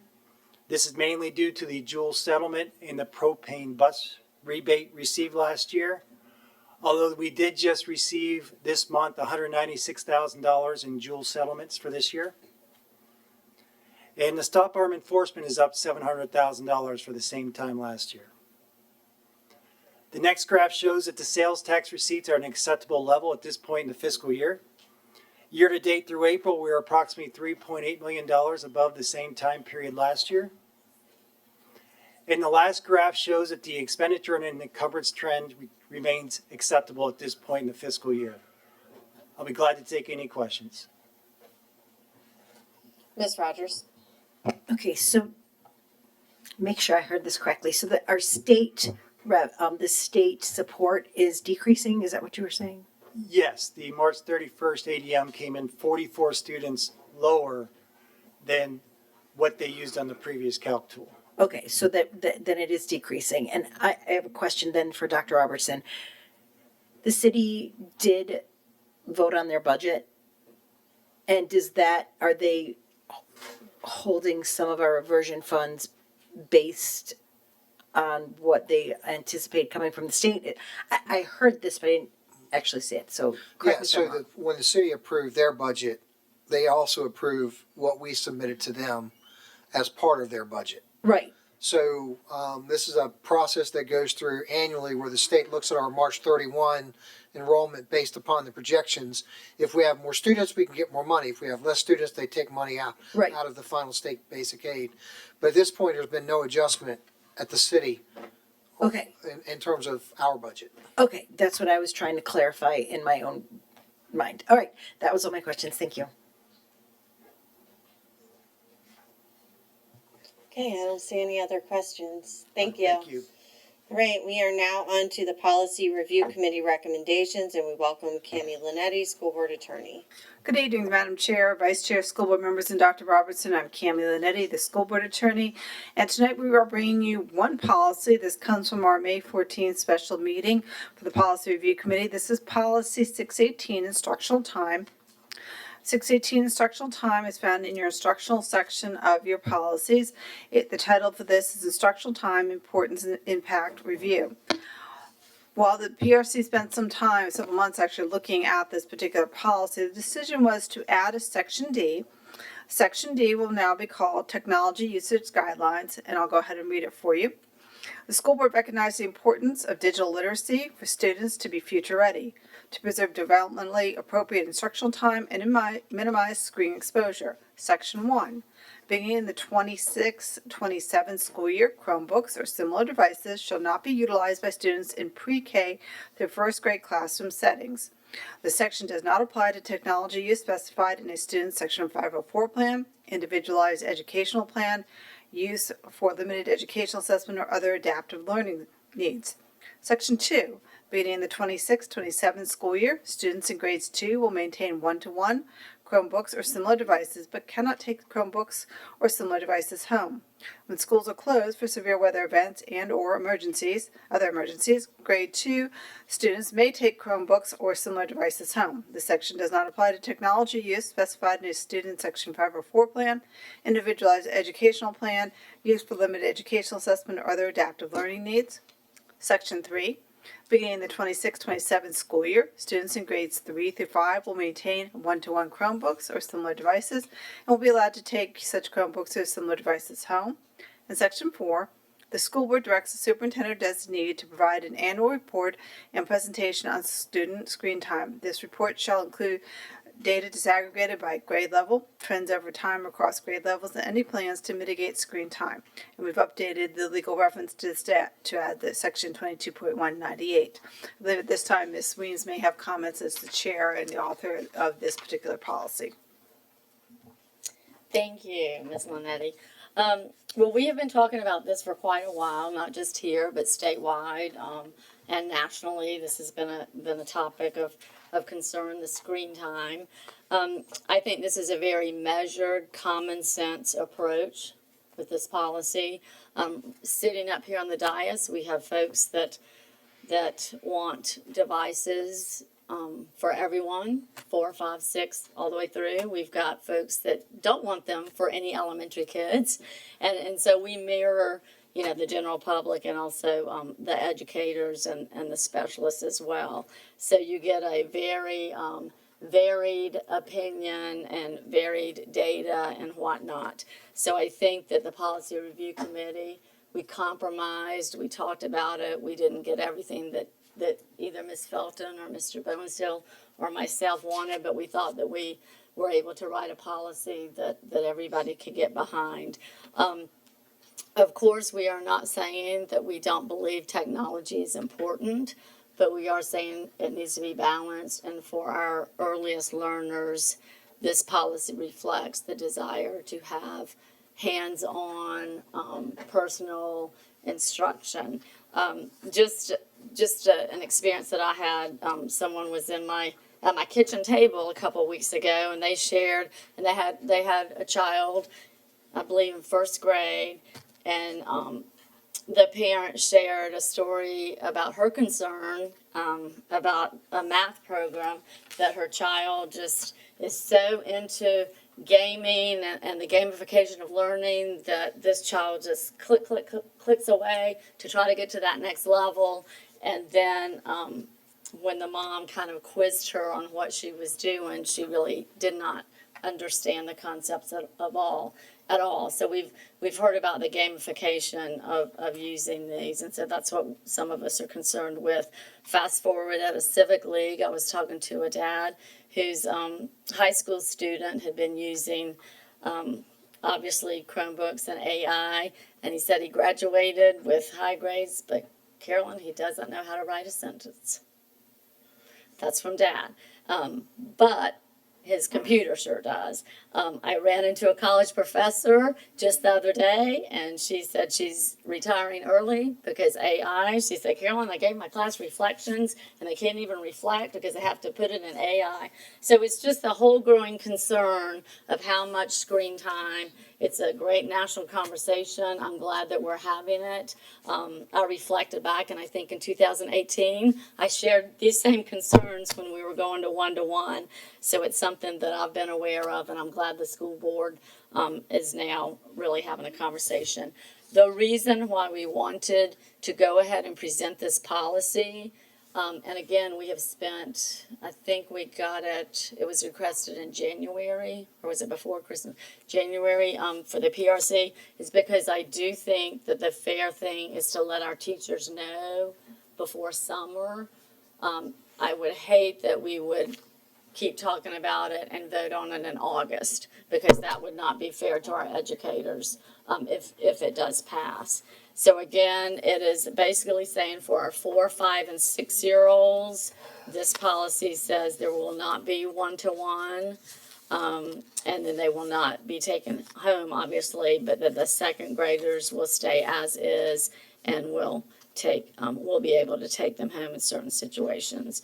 So I want to thank Mr. Bowenstiel and Ms. Felton for their input. And again, I think it's a very measured, common sense approach. I do not think it's drastic at all.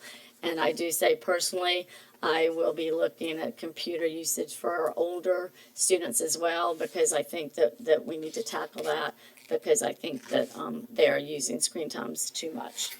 All right, well, any questions? Ms. Rogers?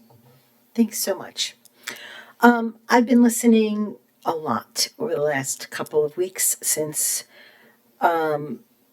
this conversation, well, the idea began. And some of the things that I've heard tonight have been interesting, like indoor recess should not have Chromebooks. I don't disagree with that. But I also am highly concerned about educators worrying about going back to worksheets. That is not the answer at all. And I mean at all. And so we talk about then what's it going to look like for our staff.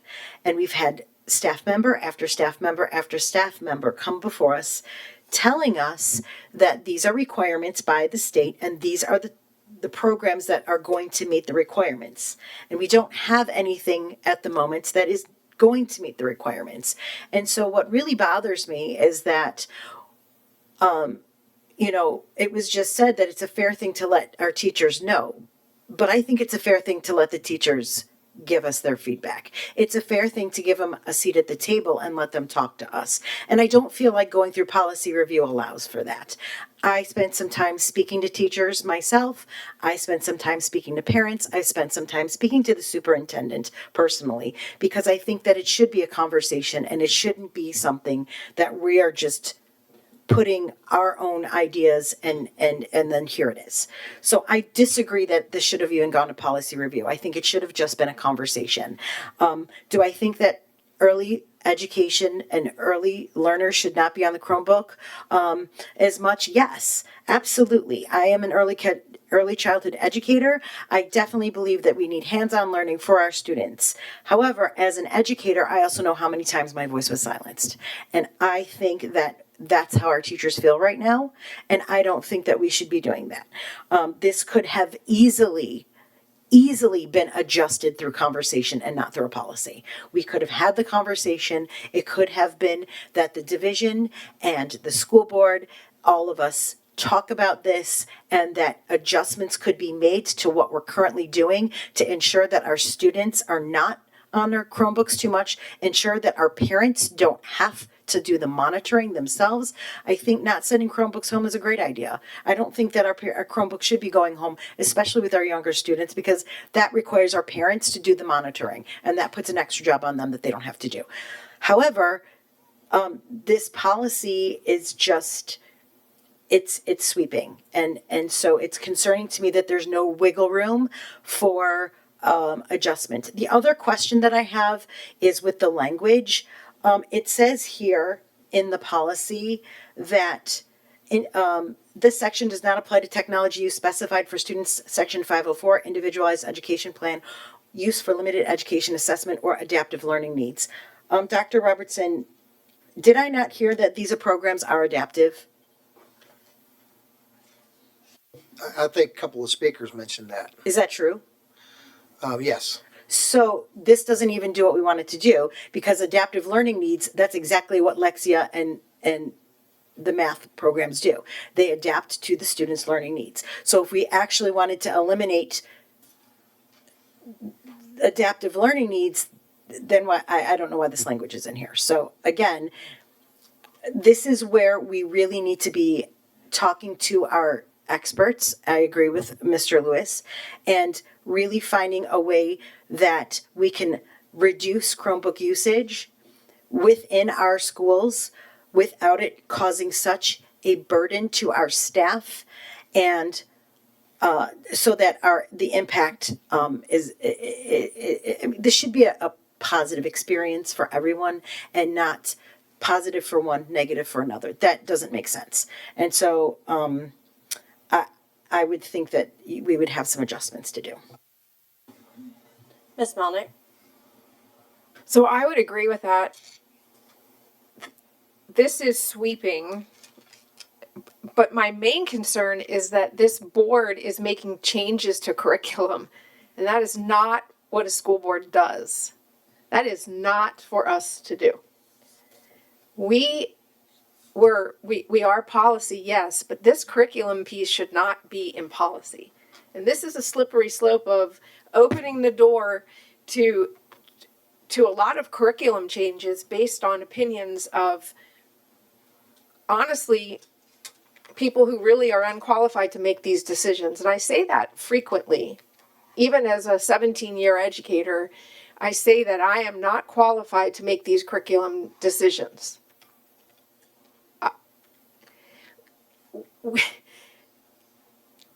We're a really good school district.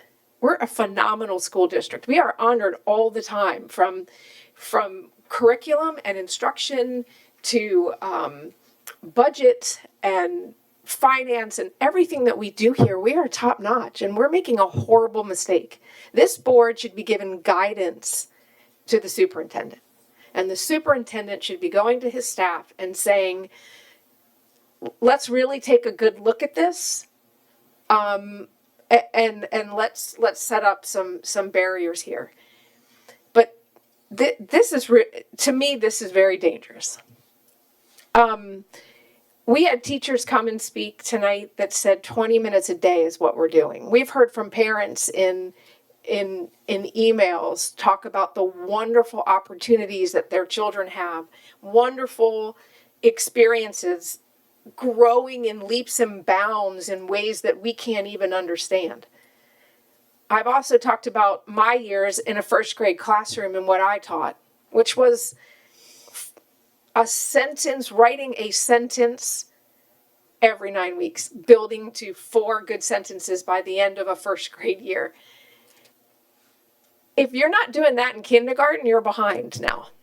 It is not the same world as it was from 90 to 97 when I was at Glenwood Elementary School. And then my little break in going back. Even from 2013, the difference is really unbelievable. We are a future-ready school division, and being future-ready means that you have to build. You have to build a solid foundation, a brick, really, right? So that you know it's the sturdiest thing that you can build. And if we start,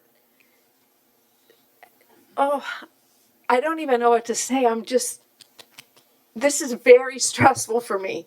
This is not policy material. My suggestion is that we rethink this. I do feel like it's trying to be pushed through really fast. I do not think it's to give teachers time over the summer. Our teachers are going to do whatever we tell them to do. Whether they have 3 months or a week, they're going to do it. But this is being pushed through for other reasons. And we are not being fair to our students. We are not being fair to our families. And I agree with a lot of people who spoke tonight that said, I have my daughter on the emergency bypass, so sorry, that's her calling. The abuse of screen time is not happening in our schools. It is happening outside of our schools. I do believe that. I do believe the parents and the teachers that stood up to talk about that.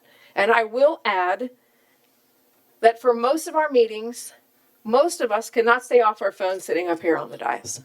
I'm looking out into the audience and I see even people who spoke tonight who are on their devices. I see it. We're doing a great disservice to our students, and we're really going to hold them back.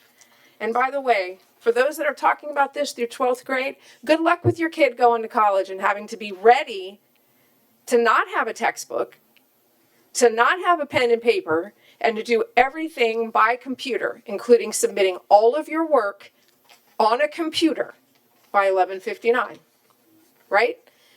Everything happens on the computer. It's how my boys got through playing baseball, college baseball, being able to do their classwork on a bus. We have to be future ready, and we cannot kid ourselves that this isn't going to harm our division. Mr. Cummings? Yeah, thank you so much. I have just a few questions before I give some of my thoughts and comments. But first and foremost, I do want to acknowledge just the folks that spoke today and have emailed the board, regardless of whether or not I agree with someone's opinion. I do find value in talking to constituents, especially those who send us articles and send us things to read backed on research. You know, a lot of times we hear the word research or data thrown around, but when we actually receive meaningful documents from folks to read through and to glance, I really appreciate that as a board member. And so I'd encourage people, you know, continue to contact us, continue to send us materials and whatnot.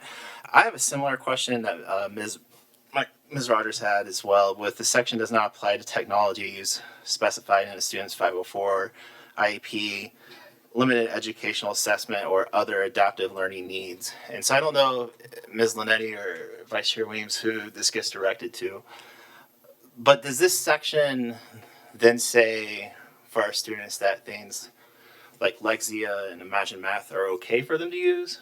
Are they exempt? What is... I think our intent when we were looking at this section was for those students who have specialized needs that require some type of online learning system or computer learning system. I don't think we were looking at the specific programs. We weren't talking about specific programs or how they were being implemented. So I think we might need some definitions from a policy perspective, what is meant, because adaptive learning automatically to me just means you know, the Lexia program that we're talking about, where it does adapt to the students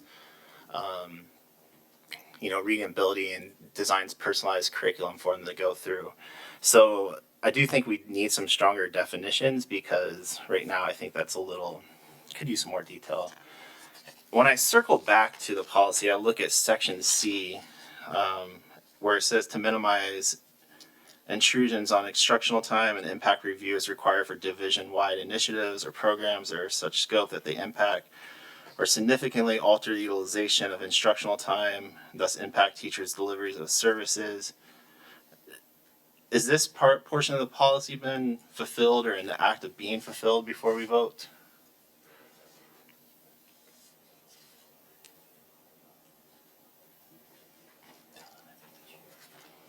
We have not done an impact review. So we can't vote on this until an impact review is even finished based on what the policy says, correct? Ms. Linetti? Well, it depends on what you're talking about. I know that we did have some information brought to PRC about the usage time and instruction on that. But as far as anything called an impact review, that was not brought to PRC, but there were studies brought to them about usage. Well, this specifically says an impact review. So by our own policies, until, you know, I, Matt Cummings, have something labeled impact review in my inbox, I don't think that this section would actually prohibit us from voting on it. And then I think also, just from clarification,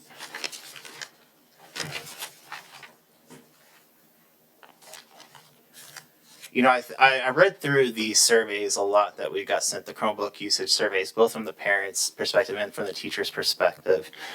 And from the parent perspective, I'm empathetic to the fact that parents have a notion that the Chromebook is being overutilized, even though that's not backed up by fact necessarily. And I think what concerns me is, like, how do they get this perception and where does that come from? And I appreciate the work on this policy where we're talking about limiting taking devices home.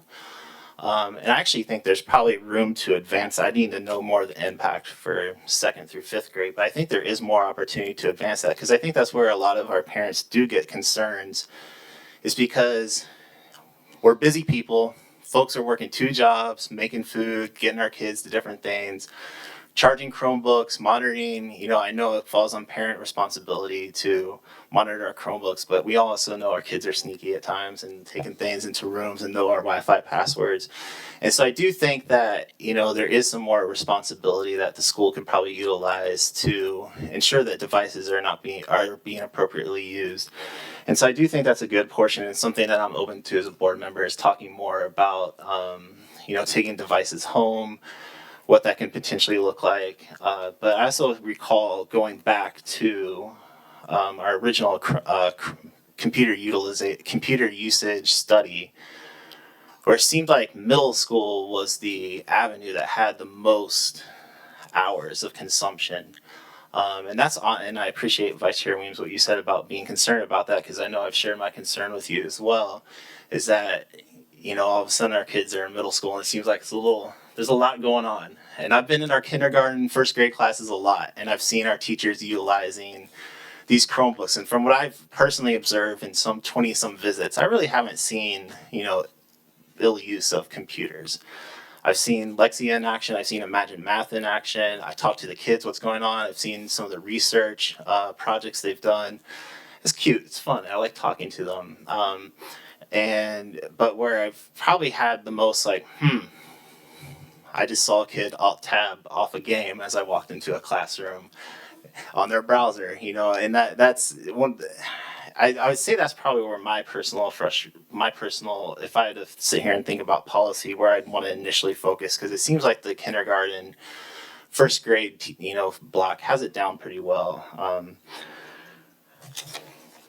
I do think I have some more ideas around what I think policy be, but I am curious about more about the adaptive learning angle, and then also the impact study that's in the board policy, just to understand that more. And I'll probably have some comments later. And Ms. Linetti, and just for the public, because I'm reading section C, this is a policy for a division-wide initiative for school board vote, not a policy change. We are being proposed with a policy. So this is not the same thing, but either way, we were provided with teacher and parent feedback. We also have information right here. And so I do have some additional comments, but I will save them as we go through the queue. Dr. Green. Thank you. Over the course of the last couple of meetings, we have received a plethora of information, and I would assume that our curriculum specialists attended the policy review meeting, Ms. Linetti, Yes, ma'am. Dr. Kelly, and Mr. Delaney in his capacity as interim. Okay.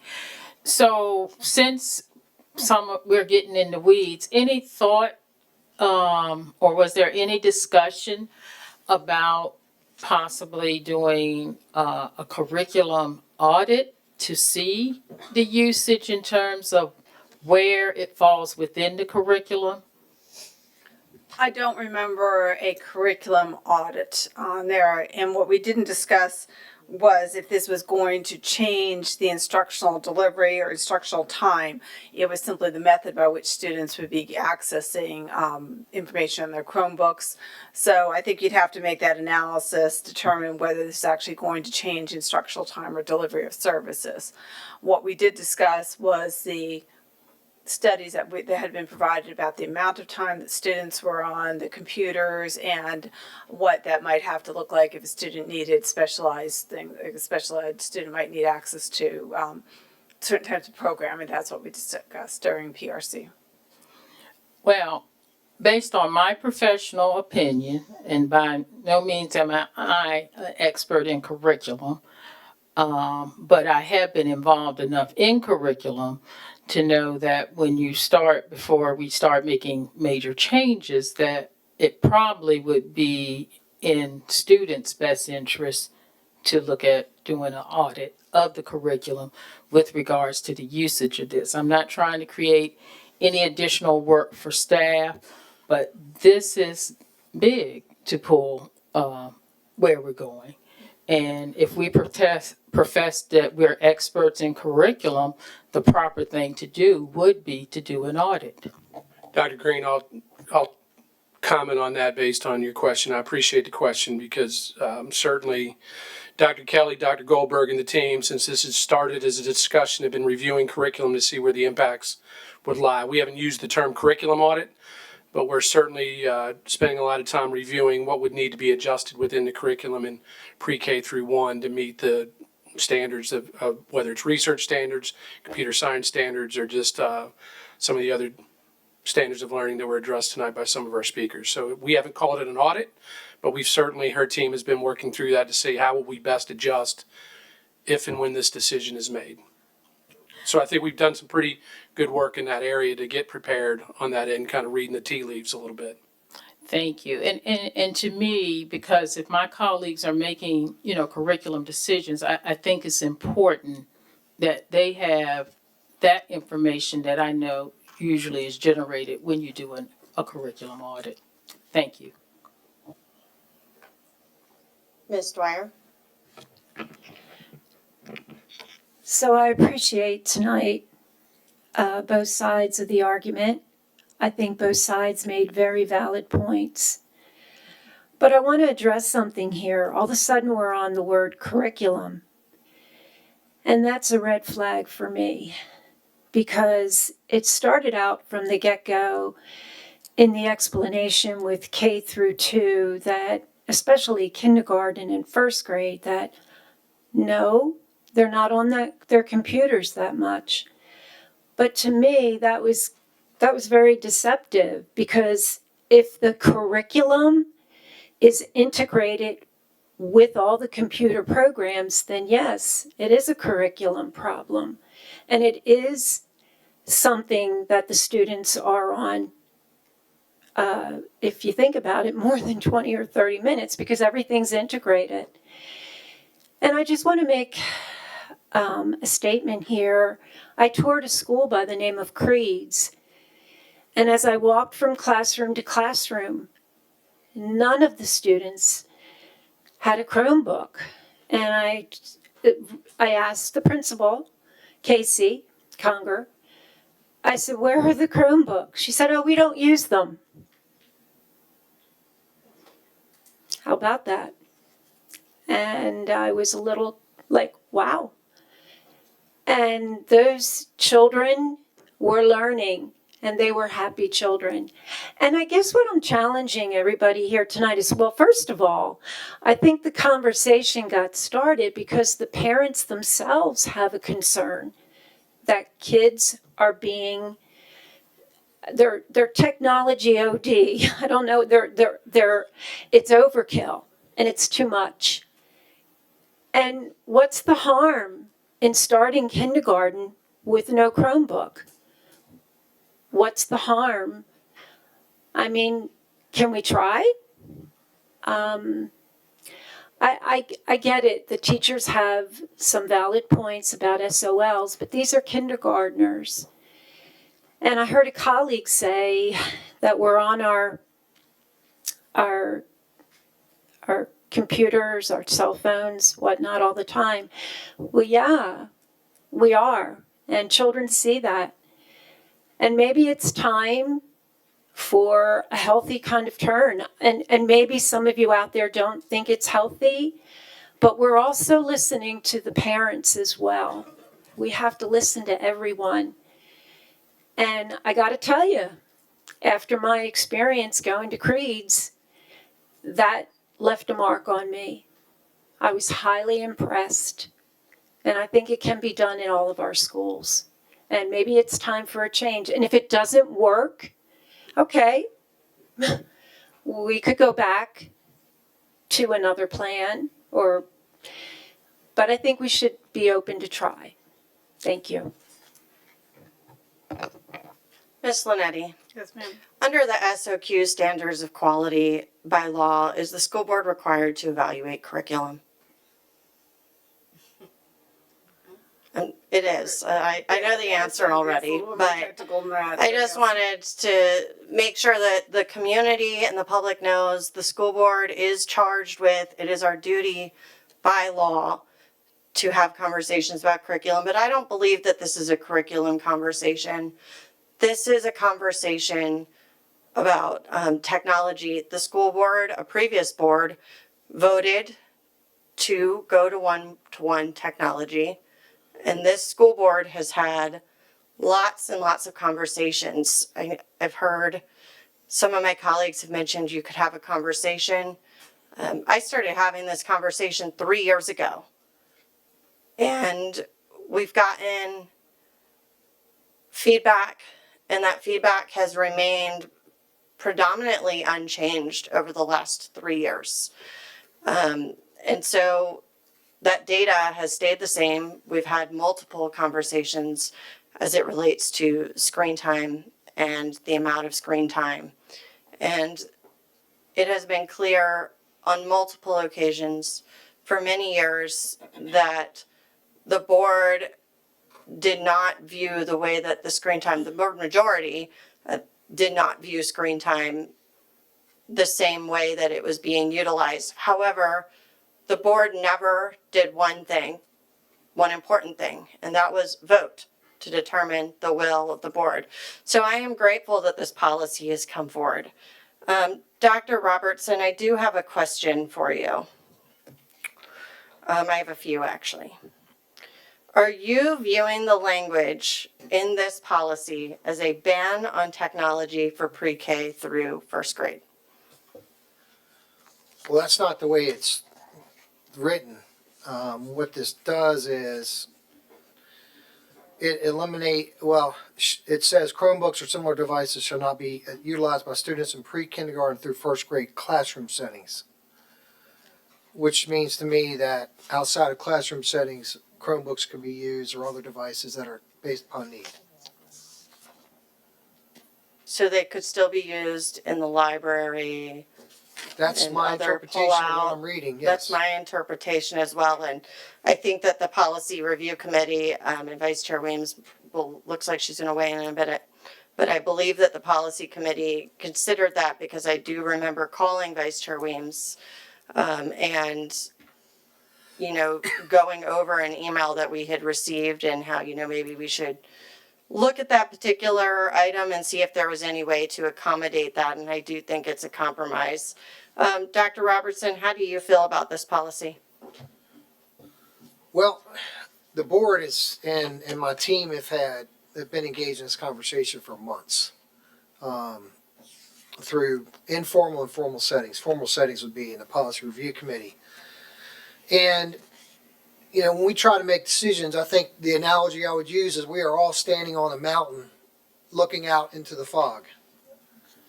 And based upon our experiences and our beliefs, some of us can see through the fog and go, if we take this direction here to the right, when we come through the fog, it's going to be a much better environment for us. Others are looking through the fog and going, well, hold on, we've been going the right way, but if we take a wrong turn and go through the fog, it's not going to be better. And so then I look to what's the available evidence. And there is no scientific studies that have been done that eliminate all of the other variables where you have only one variable you're measuring. You had Chromebooks in the classroom or you didn't have Chromebooks in the classroom.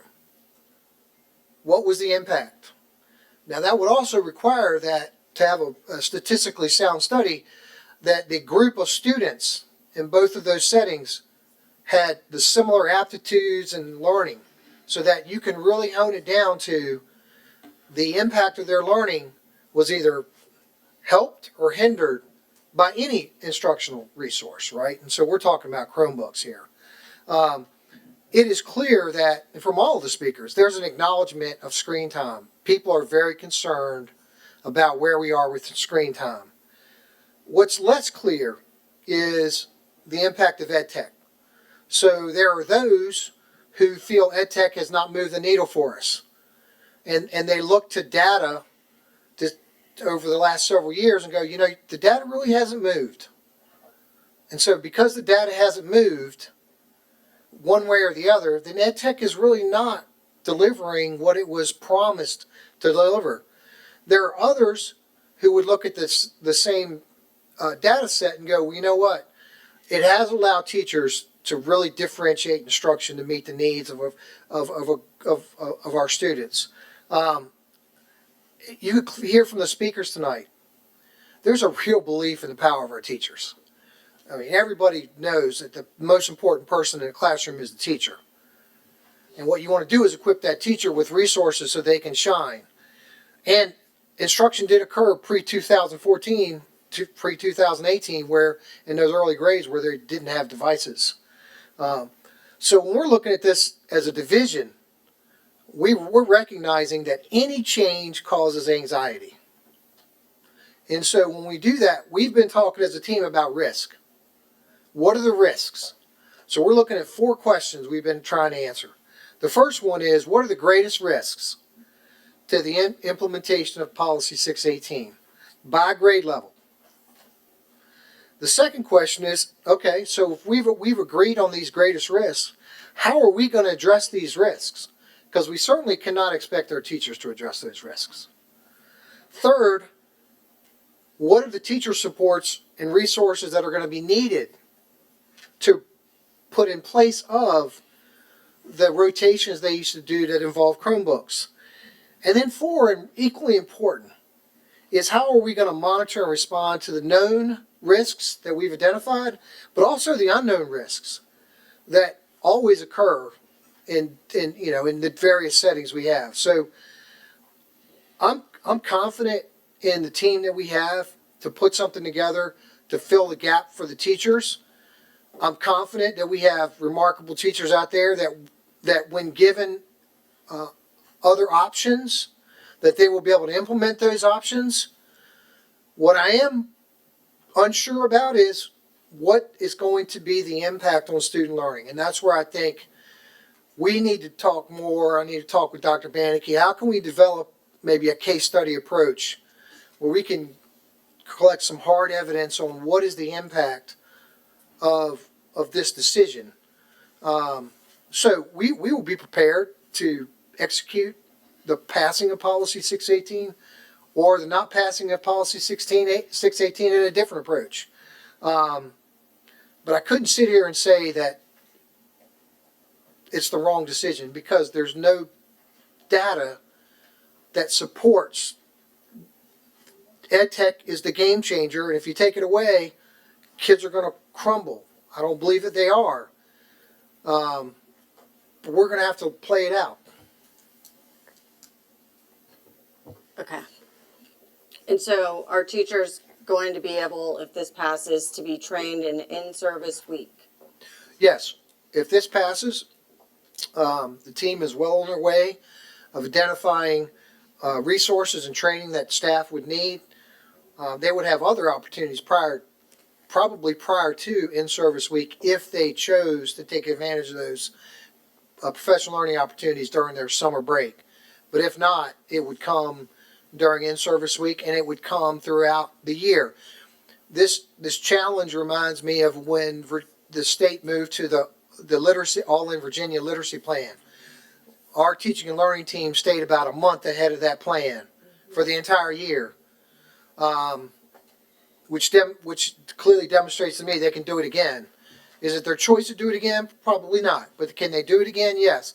We're also going to have to engage with a group of teachers at kindergarten and at first grade so that we have a feedback loop with teachers on the ground of where are the wins, where are the losses, where are the unknowns, and it will be a constant plan, do, check, act loop that we'll have to run next year, and then we'll report back to the board. I just hypothetically thought about we could probably have information to report back to you. Here's how it's going in the first quarter. Here's how it's going at the end of the second quarter. Here are the adjustments we're going to make as we plan for the next year. So, this topic's not going to go away. Once the decision's made, it's going to be one group's going to go, okay, show me. Another group's going to go, I knew it was going to be right. So it's going to be our job to make sure that we're sharing information on how it's going. So we'll develop a plan to collect evidence. Thanks. And so I did go back to historical meetings and I did find that our school division started the technology in one-to-one based upon a book called Every Student, Every Day, and there was 11 anchor schools at that time. Interestingly, that particular book was a research group of 3rd grade through 12th grade, not pre-K through 2nd grade, and so I did find that to be really interesting. And I did read everybody's emails, and I appreciate all of the comments tonight. I do believe that this will be able to be implemented. I do believe that we will provide our teachers with the resources that they need. There is a growing body of research showing the negative impacts of screen time on all of us, but especially our youngest learners. And I recognize the concerns that were raised, that students will still have access to screen time outside of school. That responsibility ultimately belongs to parents and families who I do believe are doing their best every single day. What the school board can control is learning during the school day, and I believe we have a responsibility to evaluate whether we're striking that balance with Chromebooks. I want to be clear, thank you. I want to be clear, this is not a criticism of our teachers or staff. They have worked hard implementing expectations placed before them under the previous board and under rapidly challenging and changing circumstances. At the same time, the data on the risks of screen time has become clearer. The corresponding data to serve as evidence of increased academic outcomes does not exist. It's hard to point to the benefits outweighing the risks for me. I appreciate the inclusion of annual screen time update in the policy proposal because I believe this conversation will need to continue. And with that, we are going to go to Ms. Felton and then cycle through. And if there's anybody that we haven't heard from, we will have them bump. First, let me say thank you, Dr. Robinson, for bringing that clear and positive point out. You hit a lot of good points, and I appreciate that. And I'm only speaking because I was on the PRC committee as well. I'll say to the public and those that are sitting in the audience, this was a very arduous policy for me. Because number one, I like to thank Dr. Goldberg, Dr. Kelly, Mr. Delaney, and Ms. Woodhouse, who sat in every meeting and gave us the risk. And they tried to be decent about it. They said we're going to have risks that are moderate, medium, and high. And most of all the risks that they gave me were high.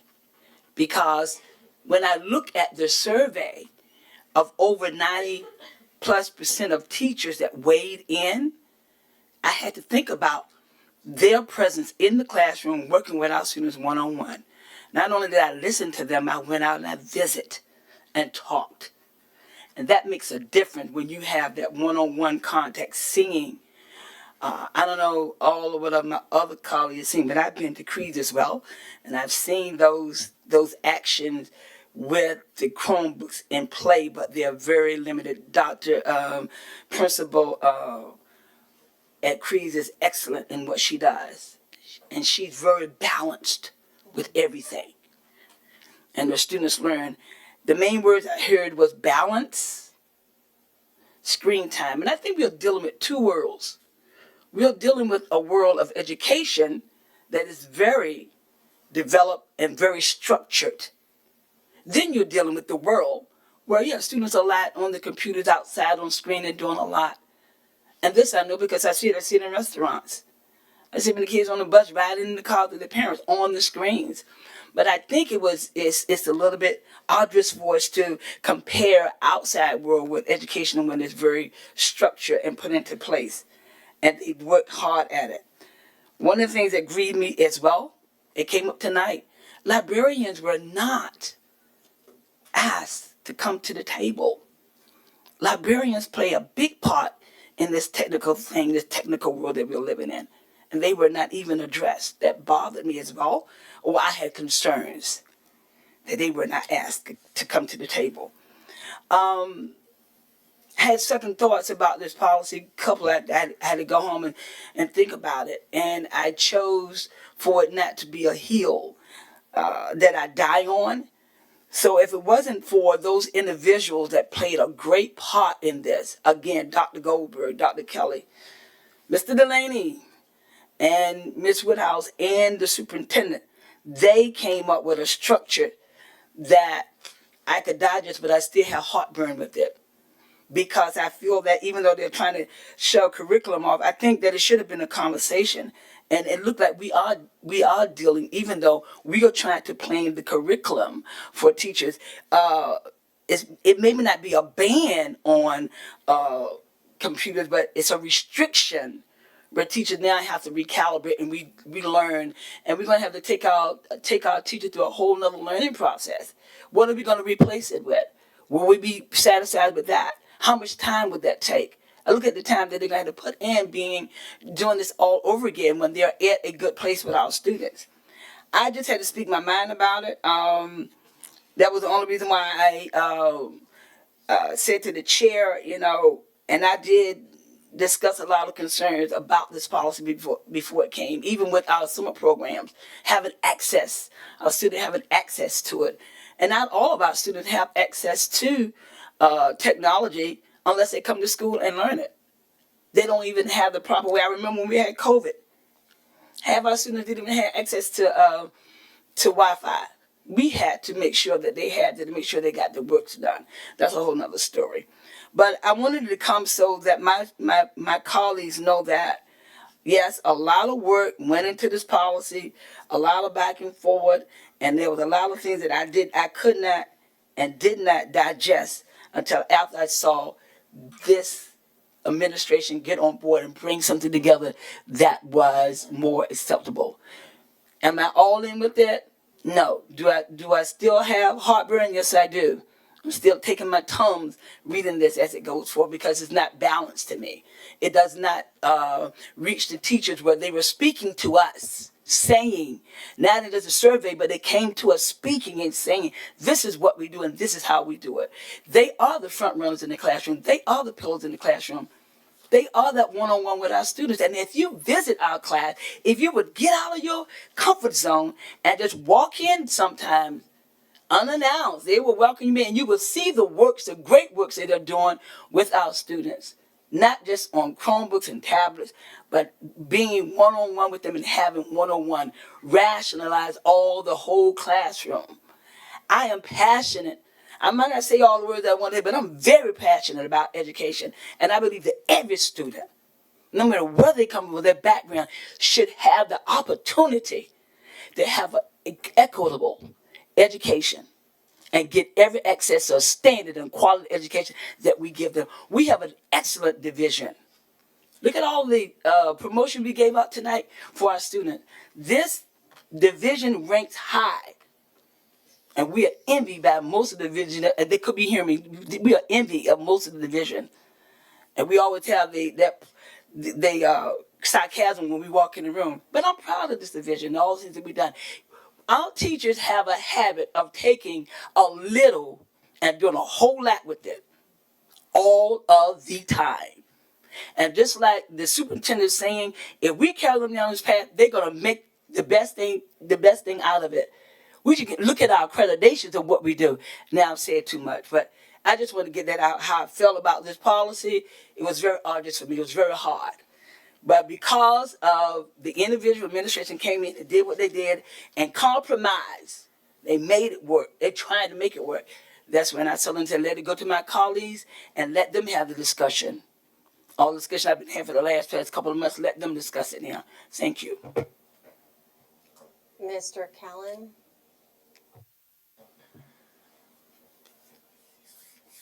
Obviously, this is no black and white issue. And there are positive points being made on both sides of the ledger. So I step back and I reflect on the readings that I engaged in, the information that came from various sources, whether they were surveys or whether they were emails from various people. And I pull it all together and try to come up with where did the needle tip favorably or unfavorably on one side or the other of this issue. Puzzle piece number one to me was in reference to the survey that was conducted by the parents. The overwhelming majority of parents were opposed to Chromebook use in the early grades. There were many emails that we all were recipients of and had an opportunity to read, and one in particular to me summarized the point that moved the needle in a certain direction, and I'll read some of it. I'm a pediatric speech language pathologist. I'm a business owner and a parent of a rising kindergartner in the Virginia Beach Public School System. I've previously shared concerns regarding one-to-one technology use in classrooms and the growing body of research highlighting its negative impact on meaningful learning. I wanted to share a letter that was released this week from a public school system in Pennsylvania, and she provided it as attachment. I won't read a lot of it, but I'll read some of it. Dear parents of rising K through Madam Chair, point of order, please. She spoke tonight. Yeah. We read it and we heard Ms. it. Melnick, he has the floor and he can use his time to talk about the topic. Thank you. I'll continue reading. This was a letter written to constituents in a town, in a school district in Pennsylvania. And the letter was addressed to rising K through 2 students and their parents. We're writing to inform you of an important strategic shift in our instructional approach for our youngest learners. Beginning with the 2026 to 2027 school year, our school district will be transitioning to a Chromebook-free learning environment for all students in kindergarten through 2nd grade. This decision is a result of careful study, recognizing the critical development needs of students in these foundational grades. Our primary goal is to ensure maximal learning and holistic development, which I am certain every member of this board says amen. That's what we want to see for our kids. And the letter goes on to say, which necessitates a renewed focus on direct, human-centered, interaction. The research is clear regarding the critical importance of minimizing screen time for young children in favor of physical, social, and direct interaction. Experts, including a Dr. Jared Horvath, who is a leading educational neuroscientist, emphasizes that true deep learning and memory consolidation are often best achieved through active manipulation of materials, face-to-face dialogue, and collaboration activities that screens often displace. I'll read no more, but I'll close by saying, in light of the parent survey, the letters that were received, the information that a school district in Pennsylvania has moved away from this, I'm in favor of this, and I understand from Dr. Robertson's comments. Because it represents a change, it represents an element of risk. And the great concern that we all have is seeking to minimize risk. But there are times when evidence can be presented and provided that allows you to say and see, if we continue on the course we're on, we're already engaged in risk that needs to be minimized. So in light of all of the comments from my colleagues, which I appreciate and benefited from, I'm in favor of this policy moving forward. Thank you. Mr. Culpepper, you haven't gone yet, correct? Correct. Okay. Mr. Culpepper. Thank you, Madam Chair. I want to start off by reiterating how much I appreciate all the public speakers today on both sides of the discussion who made very well thought out, compelling arguments, like I say, on both sides. I thought Dr. Robertson did two things that for me kind of summed up the discussion we're having. We're standing on the mountain looking down into the fog. We all see obstacles in the fog, but we don't all see the same path through the fog, even though we're trying to get to the same place. The other one was that we all pretty much agree that screen time is an issue. This policy, as we pointed out, does not eliminate Chromebook usage even for kindergartners, but it is a deliberate attempt to restrict its use and to ensure that its use is in fact deliberate and constructive. And it gives us an opportunity to review over time. I know this isn't the final discussion we're going to have on this. We've been talking about it for a very long time already. But it gives us the opportunity to see what happens and then make more deliberate decisions later to ensure that we're doing the best things to educate our children. Because those early years, we're just talking about kindergarten and first grade. And somebody said earlier that people were advocating for doing this through 12th grade. And I don't know anybody who's saying that. But I would be happy for this to go to 2nd or 3rd grade. That wouldn't bother me at all. But we're only talking about kindergarten and first grade. And for me, I find those early years of education to be critical. And somebody said it when they were speaking as well, that in order for any of this stuff to be useful when you're an adult, you have to have a solid foundation of education to begin with. We all grew up with that solid education first, and computers came later. And I think it's critical that young kids now develop that foundation and don't become reliant upon these things. That's all I have. All right, Vice Chair Williams. Yes, I would just like to reiterate that we did get very much feedback and advice and commentary from Dr. Kelly, Dr. Goldberg, Mr. Delaney, and Ms. Woodhouse. In fact, if you recall the first meeting we had, we did have pre-K through second grade. And because of the conversation, we pulled it back to be a little bit cautious so that we can do this and then look at it again in a year.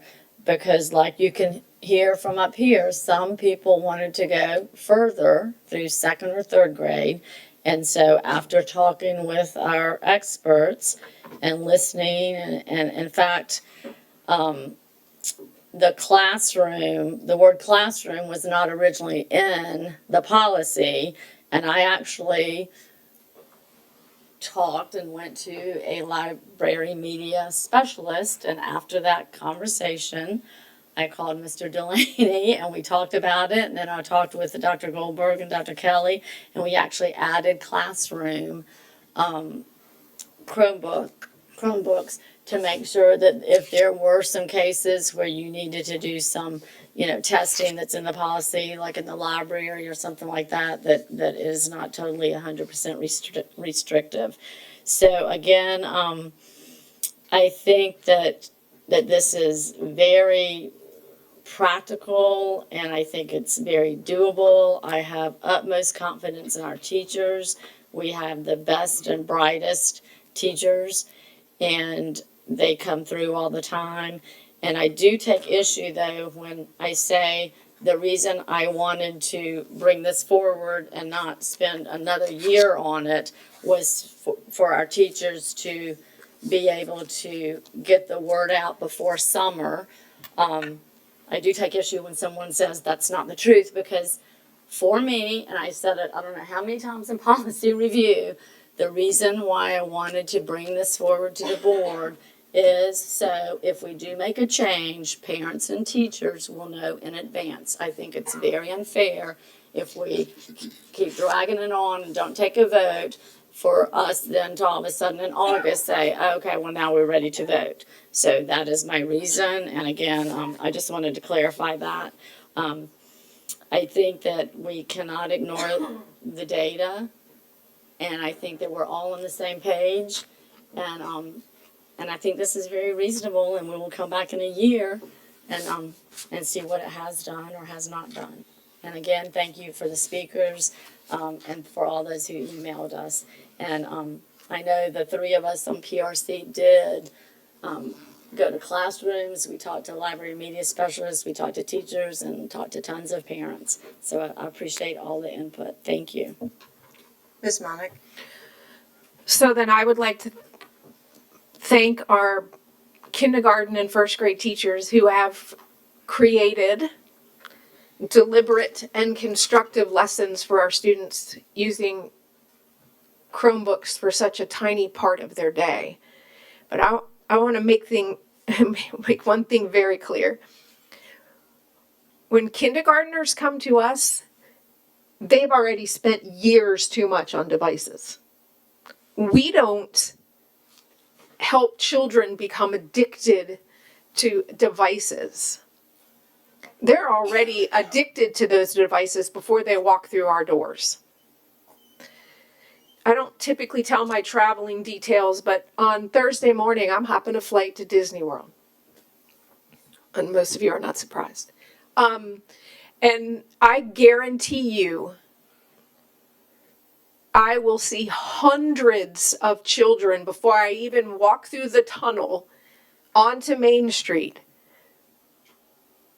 who will have devices in their hands, propped up in strollers. They will be on the airplane children will have devices. Nobody looks out a window. Nobody plays license plate bingo anymore driving down the road. Kids are on devices as infants. And I will see that in Disney World. The most interactive place you could ever go. The happiest, every queue line at Disney World is interactive. And you know what the kids are doing? They're on their devices. The infants. Watch videos of infants reacting to Miss Rachel's voice. They're babies.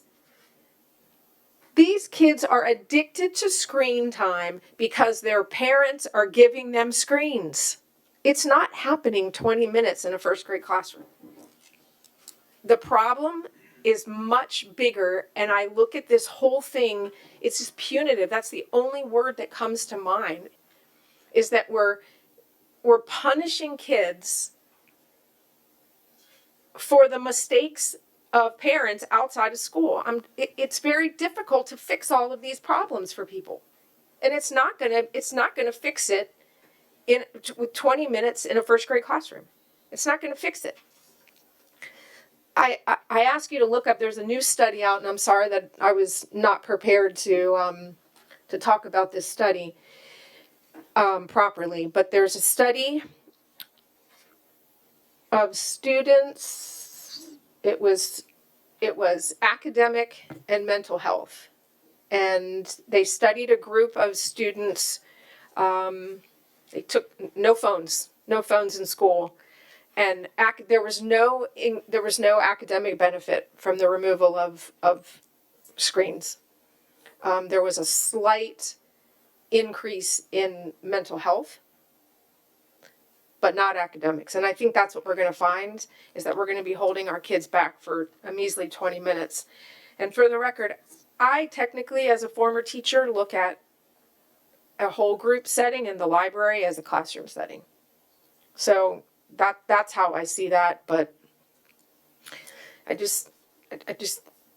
rather we just limit it, make it known to the superintendent what we really need. I know they're worried about the effects of all of this, and that's the last thing I'll say, but I just think it's punitive. Mr. Bonesteel, have you spoken? Okay, Mr. Bonesteel.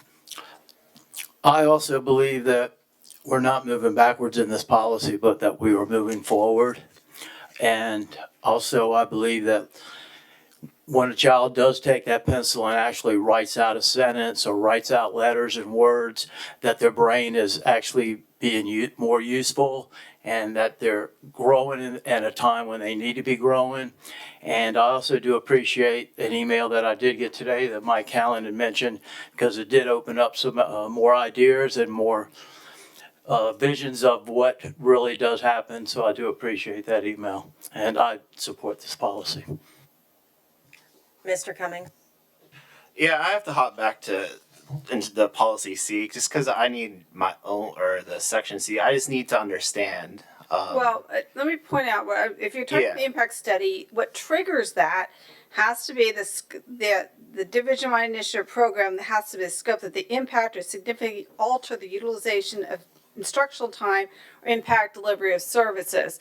When we did not have any presentation, I remember at PRC that said it was impacting the instructional time. What we heard was 20 minutes a day. So I don't know that, and since this was limited to pre-K through first grade, we didn't have that information. So I do think you have to have the triggering piece of it, that it's going to affect instructional time. And that's what we didn't hear at PRC. So, not that you couldn't do an impacts review, but the triggering event wasn't there in the evidence that they were looking at PRC. So I feel like, just from my own perspective reading it, this policy from this section C, it seems like this would qualify as a division-wide initiative, because it's all of our kindergarten and first grade classes.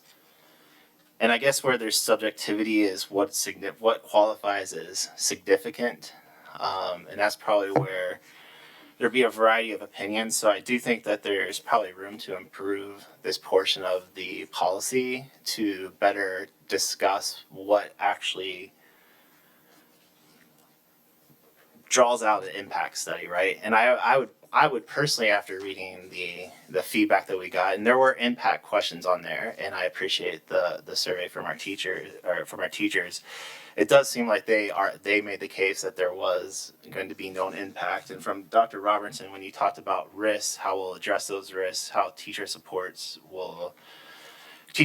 how we'll support them.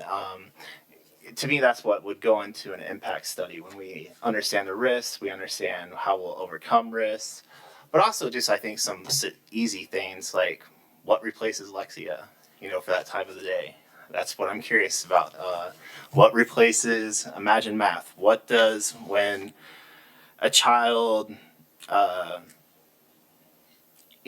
with Lexia, how does that look like when, for Lexia adjust to their reading level? What does that look like when the program's not there? So when I think about impact study, those are the types of questions that I have that, I'm looking to make an informed, decision up on the board, the information that I would hope to have before voting. And I think most board folks are interested in as well. But just to take my own perspective as I thought about this policy, I'm not going to sit and advocate for pre-K to have Chromebooks. And so, I'm fine with that. And I'm not willing, I do see the value that kindergarten kids have with some of their software. But I do see, I do try to work and understand different perspectives, because at the end of the day, 11 of us try to understand each other's opinions, I think, most of the time, and try to figure out, what a good policy does look moving forward. But my approach to this, I think, would be to really focus in on what our goals are, which is to restrict screen time. And so I think going forward, thinking about benchmarks, I really like what Los Angeles did with the resolution, and now with wanting screen time restrictions for for elementary grade levels. And I think that's probably a medium that that's the avenue that I personally would have gone, is thinking, kindergarten, 20 minutes a day, or 2 times a week, or, I don't know what the answers are. Our first grade would be carts, 20 minutes a day, or something like that. I kind of like that approach more because it, allows our staff to still use the programs that they do find benefit in, and that our kids also do. Because I've seen the kindergarten kids do their research projects. They're great. I've been to Creeds Elementary School too. We all should go visit on Fridays, be part of the Fun Day podcast in the morning. It's a lot of excitement, but those kids are using technology skills that they've learned, and I think that's the educational product that we deliver. And I'm very proud of that. And to change it, it does make me nervous, but I also understand what was said earlier from one of our speakers about, the fluttering screens, and also the gamification of some of these tools. I do think that we have to warrant some deeper conversations into our ed tech schools, especially those that are backed by venture capital, who, have metrics on engagement, on people clicking on their platforms, who have a profit-driven motive for schools using some of, this technology. And I think that is very fair to look into ed tech like that. We saw, one of the things that really kind of stuck out to me was with Google, saying that they're looking to grow their user base through Chromebooks. That doesn't sit well with me. I do not like that, these big companies are looking to scale their future customers from us, but also they have a profit-driven motive to keep active users. And so that is something that's on the back of my mind a lot. And I do think, one of the things that, the Los Angeles resolution did was they called to audit the $1.6 billion ed tech companies that they have partnerships with. And I feel like it's something that we discussed in our audit committee, was looking at some of our vendors and trying to understand utilization. But I thought that was a good avenue. But they also banned YouTube K-5, I believe, as well. I do think there's some stronger initiative that we can have that will address some of the things that we've heard from parents and whatnot. Looking back on that parent perspective, I went back and read that thing a lot, sat with it, enjoyed it, lots of fun. And I really didn't see a huge call to action to end Chromebooks in classrooms. I think about 1 out of 6. I went and tagged them. And so I'm not saying that my findings are backed by peer review research, but I found about 1 out of 6 in each grade probably called for getting rid of the Chromebooks. And I think the other folks understood what they were being used for, but also wanted less time. And so from my perspective, I think a time allocation per grade is probably the avenue that I would have went to try to solve some of the things within this policy. But I really don't understand C with that, Ms. Linetti. I feel like that does need to be further addressed by PRC, because I do think that this should have some type of impact review before we vote on it.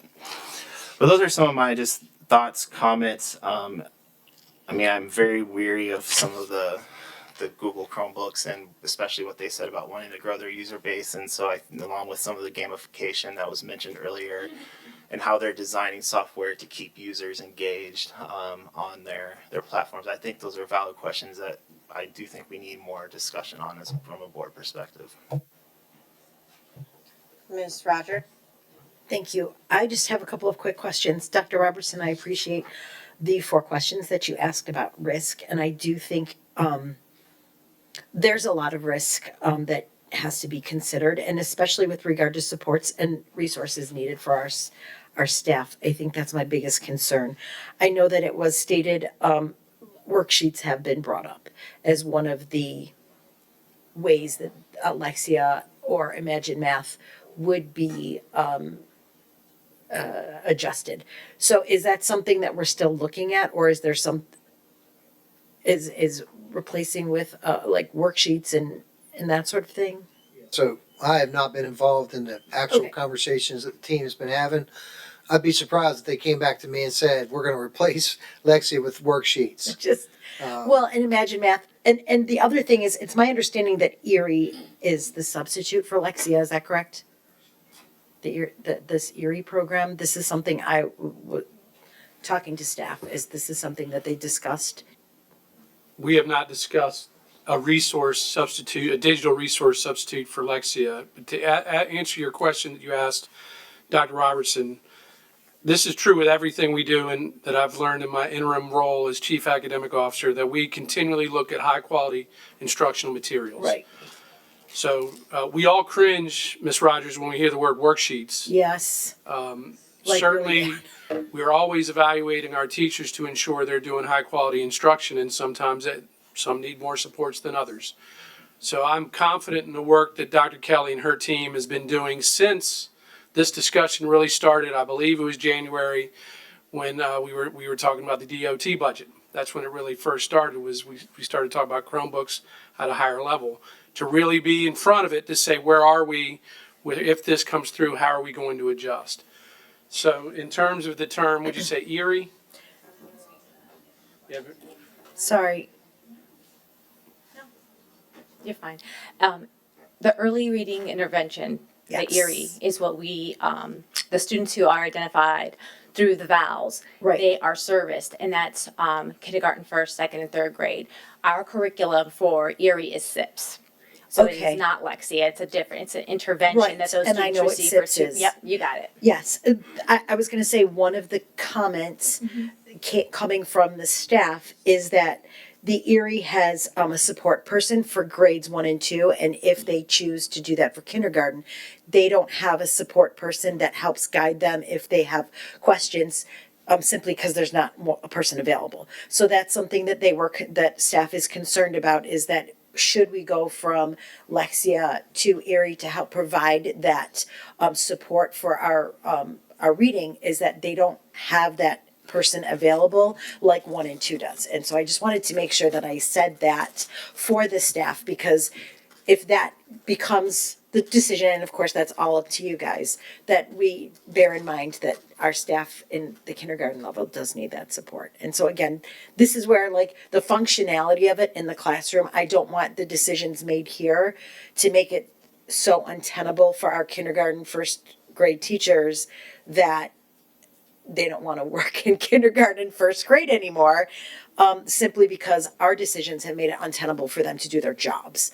So this is why, I try and talk to teachers, get this information. How will this impact you on a day-to-day level? And that was one of the things that they had brought up. And again, that's really why I kind of heard what Mr. Cummings was talking about with restricting time usage versus total usage altogether, that makes sense to me. Simply because that's really the data that we've gotten is time usage. And all of us were concerned about the time our middle schoolers were on the Chromebooks, but we can't eliminate them altogether. That's how we deliver our instructional, our curriculum. That is how the state tells us to deliver our curriculum. That's how is most cost effective for us. Books are not cost effective anymore. They're just not. So to me, it makes a lot more sense to adjust in time versus the device itself. And so I would, I appreciate that Mr. Cummings brought that up. But again, I just want to make sure that while we're looking at risks, we're absolutely ensuring that our educators are supported in whatever happens. Ms. Dwyer? So I listened to all of my colleagues, and I really appreciate what they had to say. And I heard tonight that children start at a very young age on computer, on technology, whatever. And that's probably true. They start at a very young age, and the comments that were made, I've observed for myself, and I did think about that. But the truth is, we're a school division, and we're accountable to set a standard. And I realize, and I appreciate Dr. Robertson's comments, it is a risk, and it is kind of radical. I get it. But so was taking cell phones away from high schoolers for the course of a day, very radical. And I listened to all the arguments there. And anything that involves a risk, I mean, anything worthwhile sometimes does take a risk. It does take a risk. And I just feel like it's time for a change, and we need to set a different standard. And we need to at least try for those younger kids, those younger students that are watching. We need to be that example. And I just want to add, I really did go to Creeds, and I really was told by the principal that they are not on Chromebooks, and it's very limited use. So if anybody wants to research that, please do. But I went, and it was very impressive. And those kids were well adjusted, balanced, and happy. Happy kids. And I want to see more of that, and well adjusted. And I do want to say thank you to all the teachers out there. I do appreciate, I heard everything you had to say, and a lot of you made a lot of sense. And I get it about the SOLs. That's an area we're going to have to deal with. You're absolutely right. And like I said, we're going to have to get creative, and we're going to have to put those students first and give them a chance and try this. And if it doesn't work out, okay, it didn't work out, but at least we can try. Thank you. Okay, thank you, Ms. Linetti. We are now on to Citizens Advisory Committee appointment recommendations, and we welcome Laura Beth Matson, Intergovernmental Affairs and Constituent Services Specialist. Good evening, Chairwoman Brown, Vice Chairwoman Weems, school board members, and Dr. Robertson. Before you are the names being brought forward to fill open positions on the community advisory committees. The application process for these committees opened on February 17th and closed on April 3rd. To advertise these openings, we published a link in the call to action section of the BB School website, shared weekly reminders on social media leading up to the application deadline, and sent multiple Alert Now notifications, all with the support from the Department of Communications and Community Engagement. We received a total of 15 applications for the Citizens Advisory Committee for Gifted Education, 46 applications for the General Advisory Council for Career and Technical Education, and 41 applications for the Special Education Advisory Committees. The names being put forth for each committee are as follows. For Citizen Advisory Committee for Gifted Education, we have Stephanie Fahey for the Salem District and Rich Schultz for the Ocean Lakes District. For the General Advisory Council for Technical and Career Education, we have Catherine Callahan, Aaron Green, Melinda Hoeg, Carl Knobloch, Tracy McMasters, and then two alternates are Heidi Dendile and Tyra Vaughn. For the Special Education Advisory Committee, we have Bobby Angelopoulos, Chevette Williams-Jeffrey, and Renaya Richardson.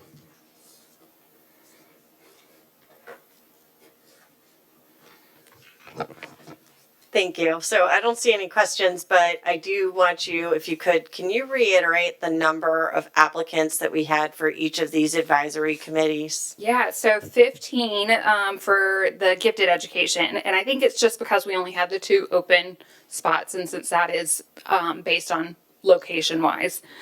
46 for career and technical education and 41 for special education advisory. So quite a few. We had quite a few come in, and it was really funny handing those applications over to those committee leaders and them being like, wait, we have all these to go through? So it was good to see that. They were happy with that result. Right. And I know that historically we haven't had as many applicants, and that's sometimes been a challenge. For example, the Special Education Advisory Committee that I'm the liaison on, were taking rolling applications because they had some vacancies. And so this is really great. I appreciate the community for being willing to fill those roles and apply for those roles. And of course, you for making sure that you're getting it out there and really trying hard to get applicants for those positions. So I know that those committees are really, really grateful. Really excited, yeah. All right. Thank you. Thank you. We are now on to Targeted Support and Improvement Update, and we welcome Dr. Melanie Hamblin, Senior Executive Director of Elementary Schools.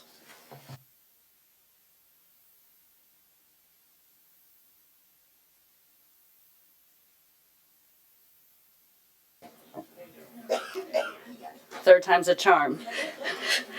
Good evening, Chairman Brown, Vice Chairwoman Weems, members of the school board, and Dr. Robertson. I'm Melanie Hamblin. I'm the Senior Executive Director for Elementary Schools in the Department of School Leadership, and I'm here to provide you with an update on the work being done to support the 21 Targeted Support and Improvement, or TSI, schools. At the April 14th school board meeting, the Department of Teaching and Learning shared updated achievement data and Finish Strong information. Today's presentation will bring the data and supports provided down to the individual school level. This chart on the screen you've seen before is a reminder of the number of schools within VBCPS that have been designated in each of the performance categories. It is important to note that when a school is designated as a TSI school, they move down one performance category. For example, 12 of the 14 schools in the off-track category are TSI schools, and prior to the TSI identification would have been considered on track. Five of the nine listed under needs intensive support schools are TSI schools and would have been categorized as off track. During the presentation at this January 13th board meeting, Ms. Tracy Legata, Director of Student Assessment from the Office of Planning, Innovation, and Accountability, shared information related to the federal identification of the Targeted Support and Improvement schools. As you may recall, TSI identification occurred in January and is based on a relative performance benchmark within the State Accountability Framework. Schools are identified when one or more of the reporting groups performs below the highest performing Comprehensive Support and Improvement, or CSI school, in the state. Another important piece of information is that the minimum student count for a reporting group to be included has changed from 30 students to 15 students. 20 TSI schools were identified for students with disabilities, 5 schools were identified for English language learners, and 4 schools in VBCPS were included in the counts for both categories. As a reminder, the real challenge for a school is that the goal of getting out of TSI status is a moving target, purely dependent on CSI schools. This graphic should look familiar to you. The process of supporting schools, including those that may be identified as TSI, begins well before the school year starts. Preliminary data is reviewed, and schools that are demonstrating opportunities for growth in a specific area are recognized for needing support. You are all knowledgeable of the school support process outlined on this chart. It is important to note that the school support meetings are attended by all departments that work with the school, to include Department of School Leadership, DTAL, which includes Students with Disabilities team, the English Language Learner team, and Title I, where applicable. The instructional leadership team of the school leads the meeting under the guidance of the school principal. The Department of School Leadership, in collaboration with the Department of Teaching and Learning, have provided differentiated and intensive support to our TSI schools. These supports are targeted to enhance teaching and learning practices for our students with disabilities and English language learners. This slide and the one following highlight the support provided. Specific examples include professional learning resources such as Spire, customized coaching cycles differentiated by need, content area, and student population to continue to build teacher capacity and move learning forward. Learning walks are conducted regularly and tailored toward students with disabilities, ELL strategies, and TSI strategies. Content-specific supports are differentiated by grade level and school contents, including targeted remediation plans, small group instruction, and unit-specific collaboration. Additional supports include literacy leaders modeling what works clearinghouse strategies that support structured literacy and creating targeted reading plans alongside teachers. Flexible grouping, small group remediation, and intervention plans are tailored based on ongoing progress monitoring and specific student needs. Support is differentiated even among the TSI schools. Supports are varied by staff role, whether it be administrators, coaches, literacy leaders, and math specialists, to ensure alignment and shared expectations while addressing specific school gaps. Schools use a variety of data points to support and expedite student learning throughout the school year. Data types include VALS, VKRP, unit assessments, student work samples, and even anecdotal notes. The unit assessments, work samples, and anecdotal notes provide the best source of information that teachers use daily to plan for instruction and interventions to meet student needs. However, as you can imagine, this information is difficult to provide at a high level. So this evening, the information I will share with you comes from a broader lens. We will focus on the NWA MAP assessment, particularly projected growth and the change in RIT scores. We will highlight these data points because they include all schools and are comparable across the division. It is important to note that there is no assessment that can provide apples-to-apples comparison to the SOLs. The NWA MAP is a strong predictor of student success, but it is not perfect. Another important factor when reviewing the data is that even when we refer to a student's spring NWA MAP as the end of the school year, we might refer to it as the beginning of the year assessment and the end of the year assessment. Students actually took their final NWA MAP assessment prior to spring break so that the information could be used to develop their final plans for remediation, acceleration prior to the SOLs. Diamond Springs, although identified as a TSI school for both students with disabilities and ELL, is not included in the information that I'm going to share tonight because our kindergarten and our first grade students do not take the NWA MAP assessment. This slide provides a very quick overview of some celebrations we would like to highlight. 8 TSI schools achieved high growth in 3rd and 4th grade reading between fall and spring administrations of the NWEA MAP assessment. 6 TSI schools achieved high growth in 3rd and 4th grade math. 10 TSI schools achieved high growth in 5th grade reading, while 13 TSI schools achieved high growth in 5th grade math. This data is a great indication of the progress being made with our students with disabilities and our ELL student populations. A very specific congratulations goes out to Holland and Arrowhead Elementary Schools. They ranked number 1 and number 2, respectively, in growth for fourth grade math for students with disabilities across the entire division. On the next four slides, the data includes the percentage of students that met or exceeded projected growth expectations in math. In these slides, this slide particularly, we're dealing with students with disabilities. Projected growth is a personalized, research-based target predicting how many points a student should gain between testing terms such as fall to spring. It acts as a benchmark for typical growth, helping teachers to determine if students are making expected progress based on their starting score and national norms. The letters on the horizontal axis represent each of the TSI schools identified for students with disabilities. The vertical axis indicates the percentage. The blue bars indicate the percentage of students with disabilities that have met or exceeded expected growth in mathematics between the fall and spring NWEA MAP assessments. The orange line represents 50% of the students with disabilities that have met projected growth in math for the entire division. You will notice that 7 TSI schools are at or above the division average and several are very close. As a reminder, this high-level data came from assessments that were taken prior to April 2nd. While it's important to discuss our TSI schools, it is also important to look at the data from our non-TSI schools. This slide represents the percentage of students with disabilities reaching projected growth in mathematics between fall and spring for our non-TSI schools. As on the previous slide, the letters on the axis represent the non-TSI schools. The division percentage is represented by the orange bar. Dossal and Dietar consistently analyze the data from all schools. Growth for students with disabilities requires sustained, targeted efforts across every school in the division, which is exactly what we are providing. This chart represents the same math information, but for our English language learners at the TSI schools identified for ELL. Again, letters on the bottom and the blue bars represent the 4 TSI schools that are identified for ELL. The orange line indicates the division percentage of 64 of ELL students that have met projected growth in math.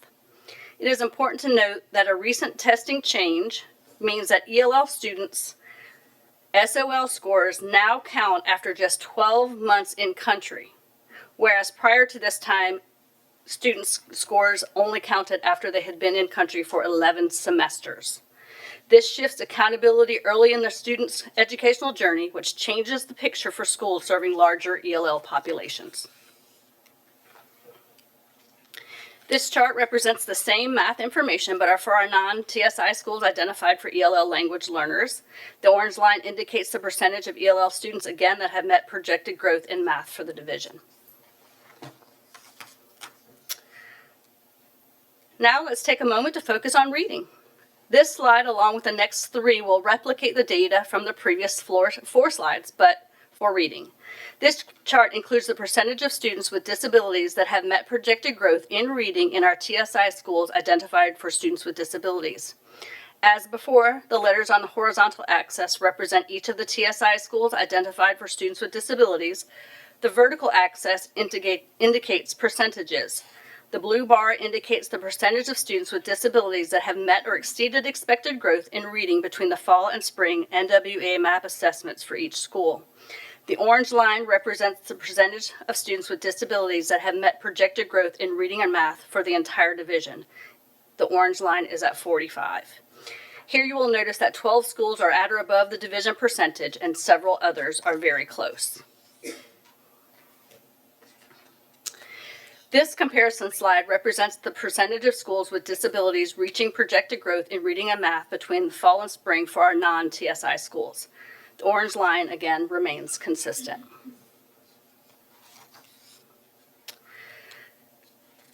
This slide represents the reading data for our TSI schools identified for English language learners. You will notice the percentage of students in the division meeting expected growth was 58, as noted by the orange line. I will give you a moment to review the data.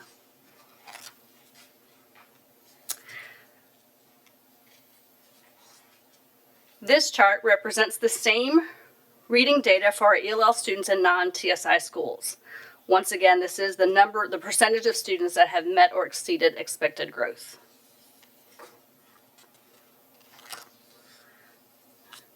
All right, new data. Here we go. As we move into the next 4 slides, the information is focused on the change in RIT scores. RIT scores measure a student's academic achievement and growth over time, independent of grade level. For me, it helps me to think of a yardstick used to measure height. I can remember my children growing up on my door frame where I marked their height each year as the time passed. That is what a RIT score does for students' academic improvement. The chart on the left indicates the math data for students with disabilities from our TSI schools, and the chart on the right represents the students with disabilities from our non-TSI schools. These pie charts depict the percentage of students with disabilities that demonstrated improvement in RIT scores for math in orange, those demonstrating a decrease in blue. Gray indicates that there was no change, and the yellow indicates that a student has only taken one assessment, so there is nothing to compare. Most likely, the yellow represents new students, okay? Because if a child withdraws from our schools, we remove that. They would not be present in the graph. It is important to note that we respond differently to every student represented by each color. For example, even in the orange group, a student may have only moved up 2 points. That student requires different instructional approaches than that would be provided to a student that moved up 12 points.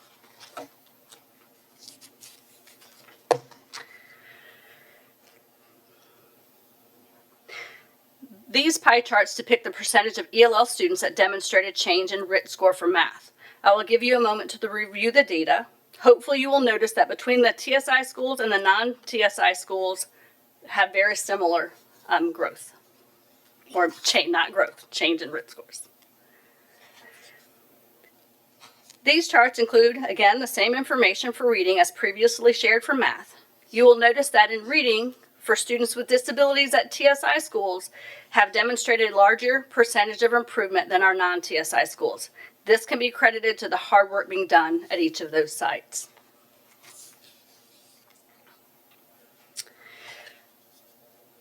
These charts represent ELL reading information for both TSI and non-TSI schools. Again, it is important to remember that this is a high-level data point and only one piece of information.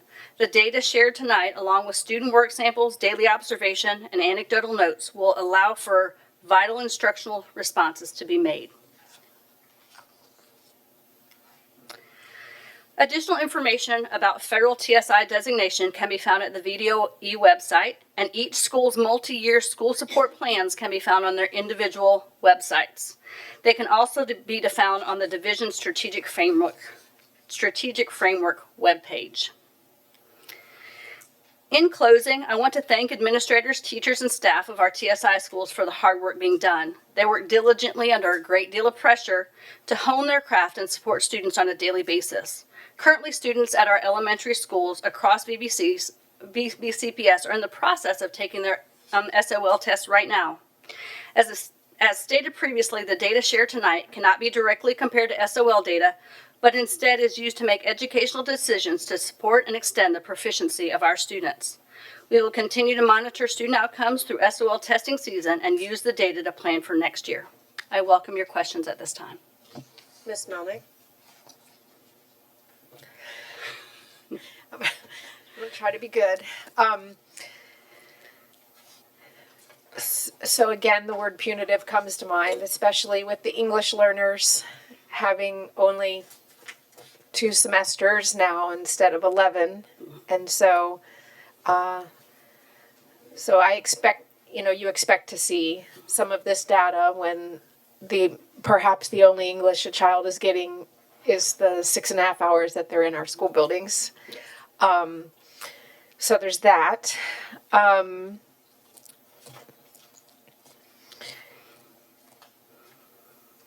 Maybe you could just explain one more time about the importance of the moving target and what that means for the school division. I think it bears repeating. Absolutely. So one of the important things to remember, like I said to start with, we do start looking at data. We're looking at data now for what they're doing right now. But over the summer, obviously, we're looking at that and we're looking for strengths and weaknesses. However, if you guys, I know that you remember, in January, the state has to wait till everybody has taken their assessment and every assessment is finalized.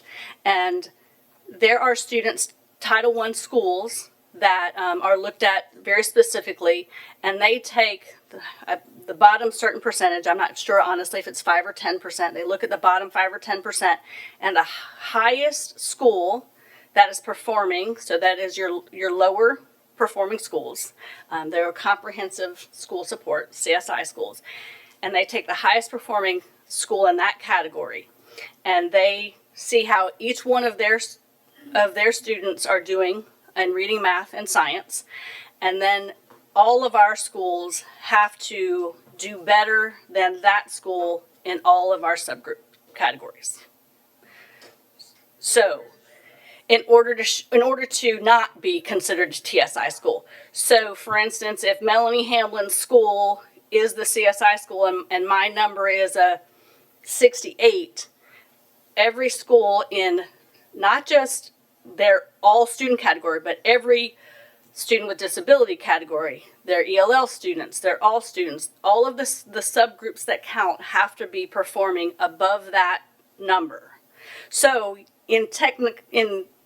mathematically, we could have our schools our TSI schools perform better this year than they did last year, hopefully, but still be TSI schools because the category will have changed.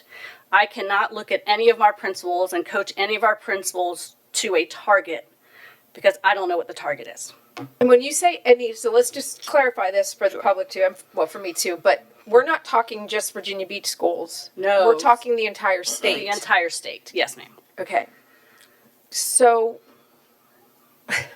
okay, so there's your moving target. And so how do you even get out of this? So I think one of the benefits, there's been a couple of benefits to be real honest. I think that the school board, VDOE, and Crystal's department and DTAL have done a really good job. We've gotten a lot of really good supports down there with and additional folks with our ELL population. Mm-hmm. We've provided them with resources. They're working also with UFly and some other very specific strategies for our ELL students so that we are really targeting, we're doing learning walks that are really specifically looking at specific populations. Dr. Ronnie has been participating. We know who she is. Has been participating in all of our professional development at our league meetings to really guide and really look at what are the strategies that are working for children, what aren't. So the benefit is that we're going to hone our craft and we're going to be better at what we do. Well, we always are. Okay, but so. But as to, I'm going to do these 6 things to get better, and next year I will not be a TSI school, there's no way to predict that. And what's to keep you above the line? Like, you could be here this year, and then the numbers change, and you could be here. Yes. And not come out of that for a couple of, what is this? The other irony, Ms. Melnick, is you could perform not as well and be out of TSI as long as you're higher than the lowest, than the highest performing correct. TSI school. Yes, potentially. And so I think the answer to your question is we try not to get caught up in kind of the weirdness of it and say, how are we best serving our kids internally with the data in front of us to respond to their needs. And if we show growth and improve and that target misses, we just keep trying to hit it and improve every day. But we don't work with our principals to really set a target that you don't know that's going to be. Well, you can't. Right. Do it. So let's talk about any school in the state. They're not making the target at all. It's been 3, 4 years, 5 years. What happens? Is this when the state can help me? Yeah, so I think that JLARC, the JLARC study they did after the first year of the school performance support framework release came up with some recommendations to implement immediately, like as in next year, and the Board of Education will vote on that in like 2 weeks. And then there are things they want to take up next year. So they're trying to take the school performance and support framework and make some minor adjustments to it. so it's not such a moving target. So that's one of the areas. Yeah, I mean, you have to Another give area people is- something to work towards. I Right. mean, And another area is, you know, is 12 months really realistic when it used to be 11 semesters? right. So what's a more realistic time frame to be in country to have your scores count? So this is happening. So I don't think we can predict what will happen long term because the Board of Education is looking at it right now. I can say that it is beneficial to all of us because we are all hyper focused on all of our students. I mean, we've had schools that unfortunately were identified as TSI that were never expected because they've always been very high performing schools. So it has allowed us to hone in and look at very specific things that we can do to better serve all of our children. And that's all we can do is get better at our craft. Well, clearly. Yeah. Pero estoy aprendiendo español, pero mi español es malo, ¿sí? 8 semesters. 1, 2, 3, 6 semesters I've been doing that. I could not pass a test.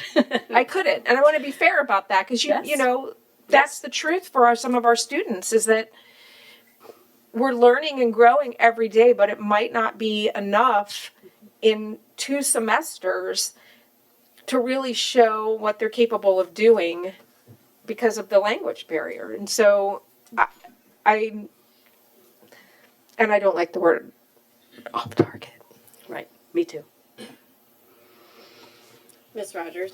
Thank you, Dr. Hamlin. I just had could you just explain as well the reason for the public why we have schools this year, just about the whole shift on what we're doing this year versus what we had been doing? Sure. I'll do the best of my abilities. So we went from the school board changed the department when they were looking at schools that were maybe struggling with performing in certain areas. And so they completely redid our accountability framework. Accountability or accreditation now is more about school safety and those kinds of pieces. Accountability is more about proficiency. That's the state school board, correct? State, Yes. yes, ma'am. Yes. Just so the I public apologize. doesn't Yes. think it's No, these us. are all state decisions. This is a state. No, I'm sorry. I apologize. No, these are all state So decisions. the state decided to change. Yes, the state decided to change and really look at proficiency. So all of a sudden, in years past, proficiency and growth was kind of evenly counted, if you will. They weren't necessarily weighted a whole lot differently. Now proficiency counts a whole lot more than growth, although growth is a component of it. And so all of the components basically for how we receive a category, which before we didn't receive categories, you just had a proficiency level. And so the system has changed based on state level decision making and state level feedback at VDOE. And those decisions were made in the fall of last year, so it was kind of even late getting down to us what it was actually going to look like. And so we were, for lack of a better analogy, building the plane as we were flying it, doing the very best that we could. As the decisions were being made, I think all of our principals, elementary, middle, and secondary, really tried to stay in tune for those kinds of things, and to really look at how we can improve and get better.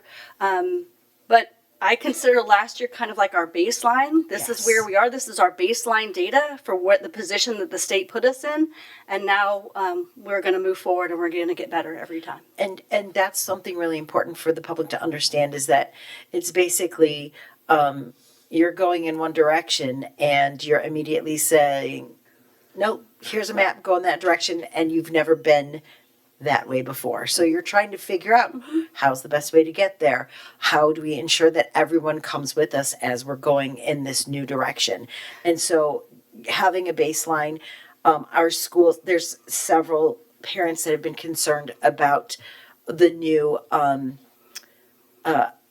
statuses, if you will, of some of our schools, because as you astutely noted, that some of our schools that had never had an issue due to whatever factors are suddenly in this, this needs are off track or needs improvement, and it has caused a lot of parents to say, I don't understand, and what's happening here.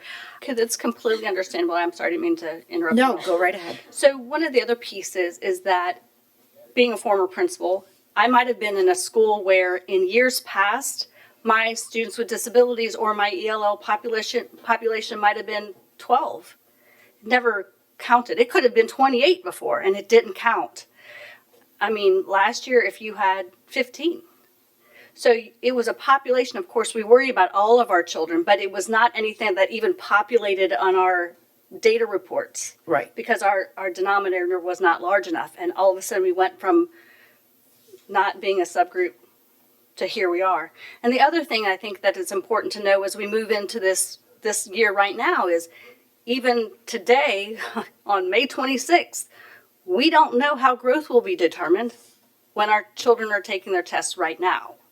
EVOS was used this past year for the numbers that we have right now, but moving forward to the ones that we're taking right now, we don't even know what growth is measured by.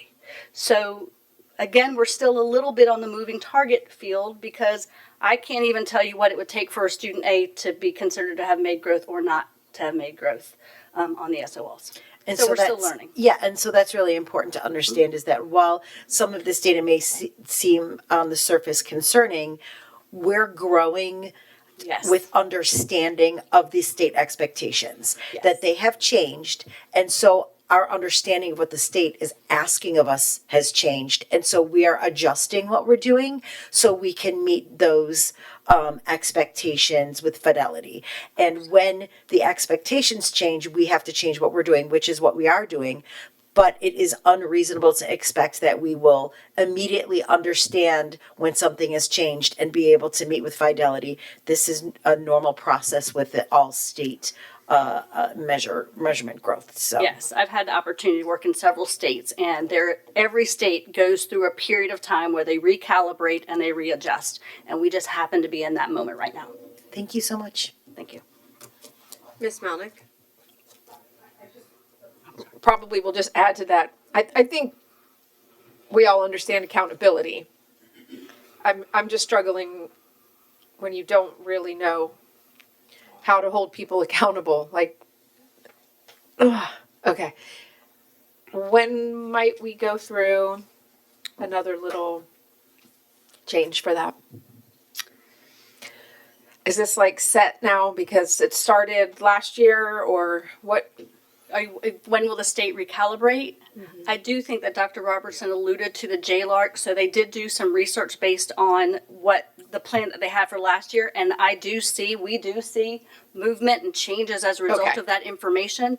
When it will be solidified, we don't know because they are still in that decision-making process. There's a roadmap Okay. and the roadmap for next year Okay. is in the Board of Education's hands right now. They'll rule on it in June. Then there's a roadmap to things to address next year Okay. by the Board of Education that would then go into effect in 2 years. And then there's a third year roadmap.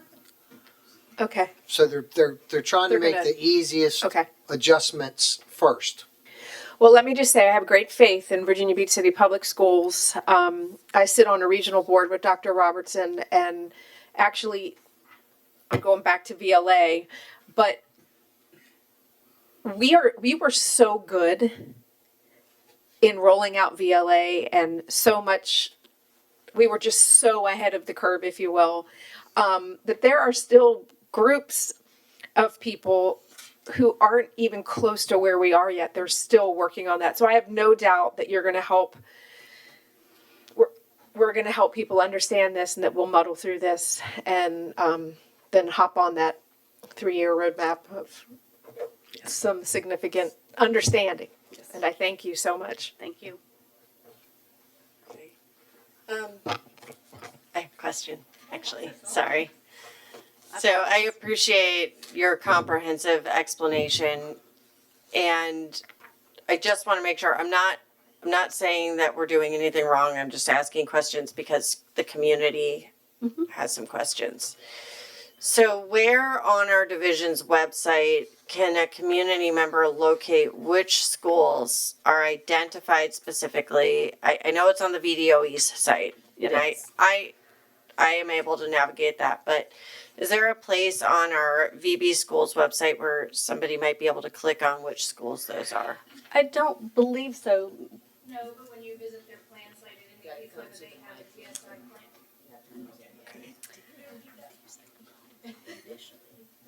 Even though we could hear you.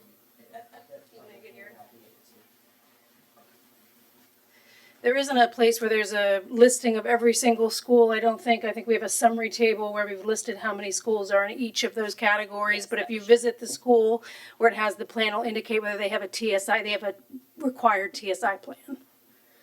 Okay. They have a required what? They have a required TSI plan on the site, and they're required to have that posted. I think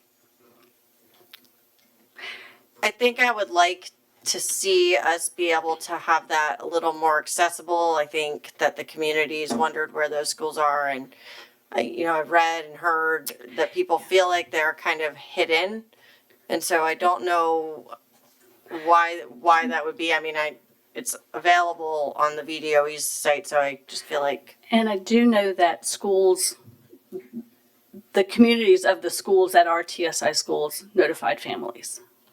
Okay, I do appreciate that. I think though, for the community members that don't have students actively in the school, or they're going to be going to the school, or Yes, we are making note of that yes, suggestion. so.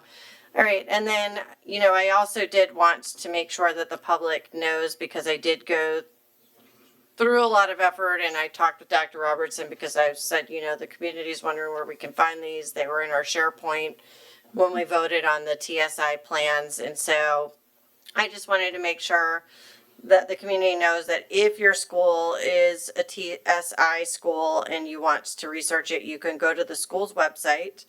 On the menu drop down, you would click Our School, and then the multi-year support plan for each school is there, as well as the 25-26 plan at a glance. And you can also find our plans for continuous improvement for each school is on our website under our strategic plan, and it's listed down by school. So I just wanted to make sure that the community was also aware that all that is there, so that you can take a look at that if you're interested. So thank you for all the work you do. All right, thank you.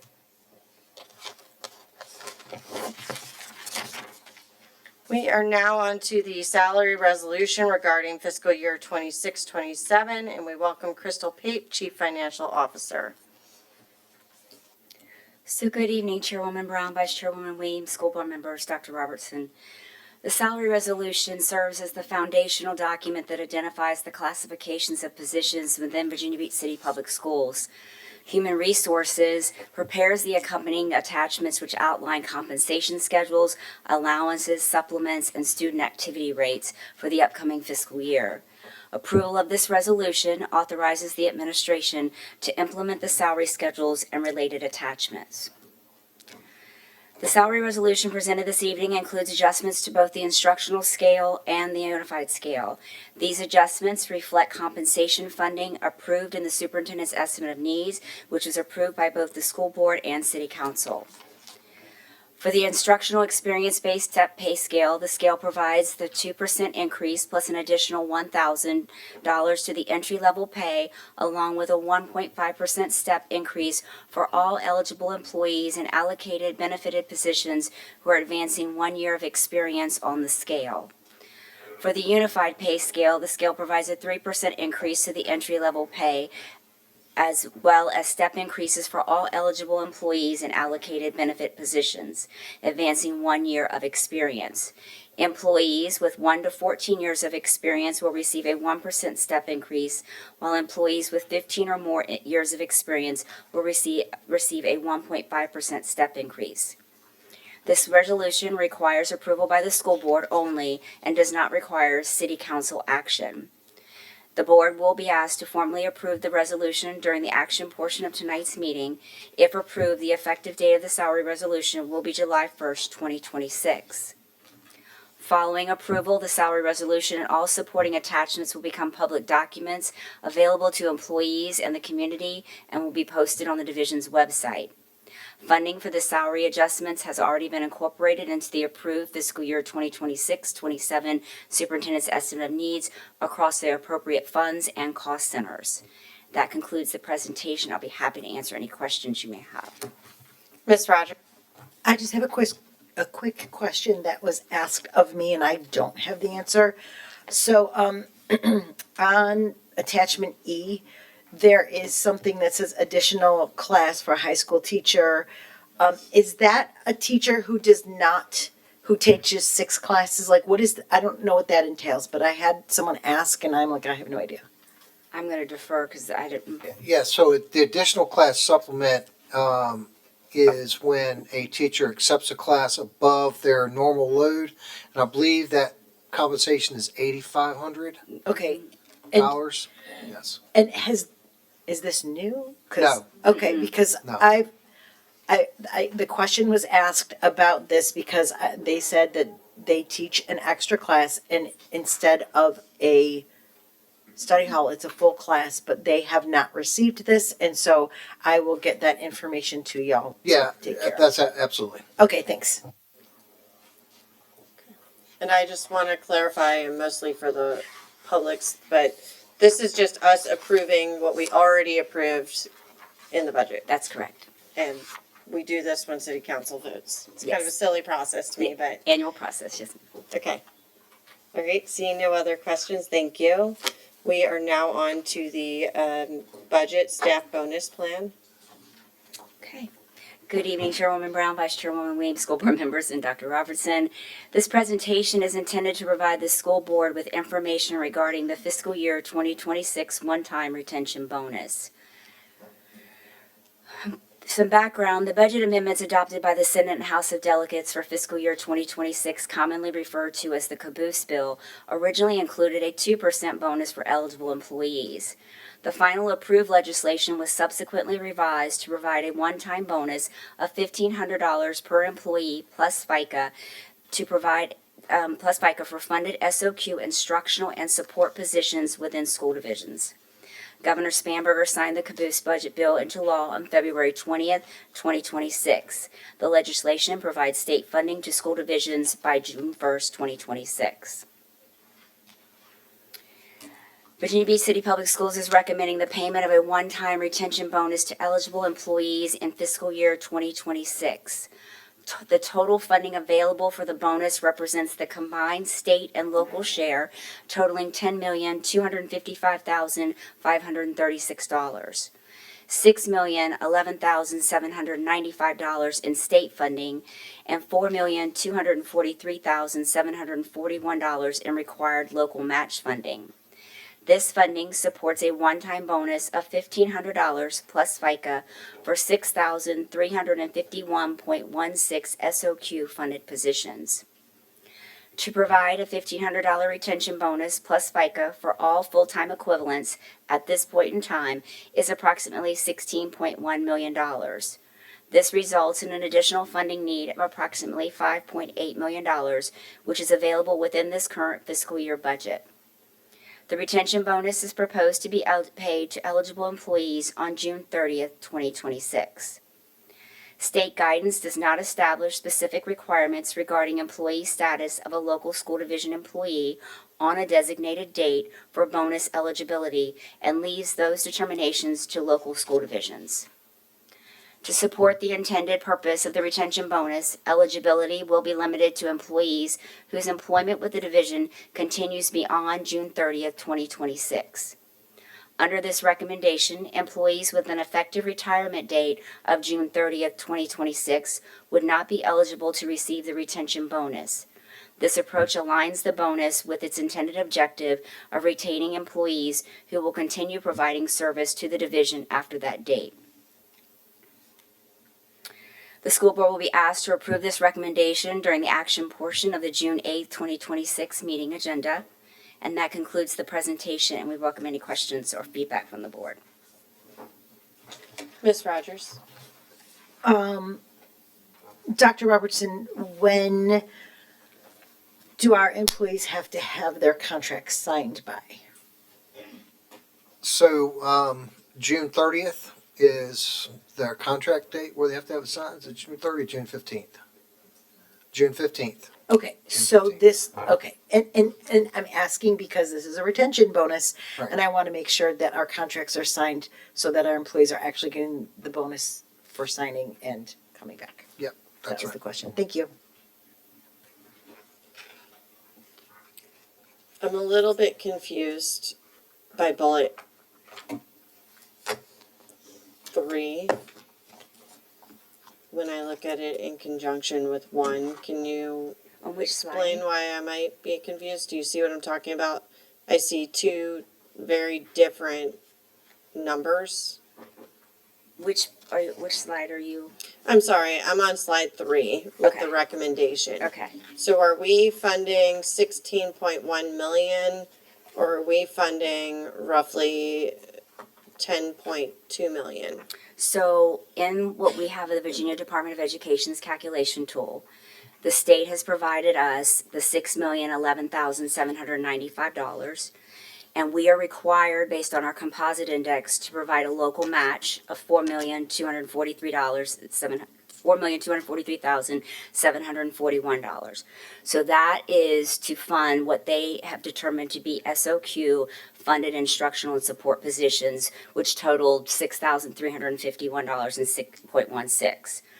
So we did a test, and of course, to see if we dumped eligible employees at this point in time, what that looks like if we paid that amount of money, a $1,500 retention bonus plus FICA, to those employees as they sit right now, assuming that they are going to continue service after June 30th.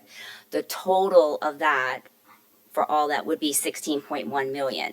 So the 10 million that you see from the state and the local share comes off of that 16.1 million estimate. So we are looking at an additional amount of funding out of our operating budget of 5.8 million. Now that can subject to change because when we run the file, at the point in time we run it, in order to, for the timing of that, it will take into account any retirements that come in or any people that have resigned. But we were trying to get a good estimate of where we sit right now as far as a total dollar amount. Does that help? Okay, so from a budget perspective, we're talking about the 4.2 plus the 5.8? In order to get the state money, yes, we're required to provide that 4.2, and then the 5.8 is an estimate of what we think will be the additional to provide that retention bonus to the eligible FTEs. And that'll be out of the 25-26 Yes, budget ma'am. year? Yes, ma'am. Okay, all right, thank you. Vice Chair Weems? That was basically my question. So basically, we have a 10 point, almost 1 million that will be coming out from our side. Okay, all right, that was it. Thank you. Mr. Culpepper? And those numbers they're talking about, that's because the state funded SOQs, but we're going to pay all FTEs? Yes, And that's sir. roughly 10,000 people? Yes, sir. Okay, thank you. Okay, so this will be up for action at our next school board meeting on June 8th. And we are now on to the Jewel Labs Inc. settlement. One more time. So good evening, Chairwoman Brown, Vice Chairwoman Weems, school board members, and Dr. Robertson. I feel like I have to. During this fiscal year, Virginia Beach City Public Schools received the 4th scheduled payment under the Jewel Labs Inc. settlement in the amount of $194,742.80. These funds have been deposited into the general fund, which must be expended by the end of the fiscal year, or they will become part of the year-end reversion calculation. Previously, the school board approved the allocation of Jewel settlement proceeds to the categorical grant fund to support the future operations of the recovery school. Transferring the funds to the categorical grant fund allows the division to retain the ability to carry forward the funds into future fiscal years, providing greater flexibility for planning and support. There are no restrictions on the allowable use of these settlement funds. We are seeking guidance from the school board regarding whether these funds should be transferred to the categorical grant fund to continue supporting recovery school operations or be designated for another purpose identified as a priority by the board. This concludes the presentation, and I would be glad to answer any questions. Mr. Cummings? my question and maybe the direction I'm thinking is that as school board, we have received quite a few emails and communications from constituents about vaping in our schools. And that being an issue. And so given that these funds do come from Juul, I think one area that I'd be interested in funding is some initiatives around anti-vaping, whether those are programs or whatever I think the admin, whatever folks think are the kind of best practices to utilize. That's something that's of interest. Personally, to me, I'm not saying the full amount by any shape, way, or form. And then that I would just say that's some type of micro, or that's an interest that I have, is that we can utilize this fund to address some of the vaping issues that we've heard about. Ms. Rogers? Having a high schooler and a rising high schooler, I would agree with Mr. Cummings. The vaping in our schools is a problem that most parents see as a major, major issue, to the point that even we're at the point where we're even discussed. I'm hearing students are saying bathrooms are being closed because of the vaping issues. They're trying to, control that, and we need to find some sort of solution for this problem. And so, because they are funds coming from Juul, and that is the product that was, gave us the settlement to tackle this issue, I do agree that that's something we should definitely look at. Ms. Melnick? So I agree with my colleagues. We're hearing a lot. We see a lot in discipline. And what's really alarming is what's happening at the middle school level. Even if you're disciplining a high schooler and you go back through the record, you're seeing infractions for vaping in middle school. We are hearing from parents. They're saying that their children do not even want to use the restroom during the day. And if we can find a way, I know we talked about detectors. I know it's a little, but we have to do something. It clearly is an epidemic, and I don't know how we don't address this. And it's not one or two emails. It's actually quite a lot. Vice Chair Williams? Yes, what did you say the total was again? It's $194,742.80. Okay, I would suggest that we put some of it toward the recovery because it is addiction, and also some of it for the vaping. I mean, vaping has become quite a problem. I know when we discussed this a couple of years ago, I think it was 2 years maybe, I know one of our partners that helps us with the whole addiction piece, and owns one of the psychotherapy places that really help adolescents with addiction and vaping and all that. He said that vaping detectors do not work, and don't waste your money on them. So I think there needs to be just tons and tons of research and conversation, but I would be for putting some of that money in both of those places for Harbor Hope, and also to look at what we can do. I know a few years ago we partnered with CHKD because I attended the event on vaping, so they're a good partner and resource as well.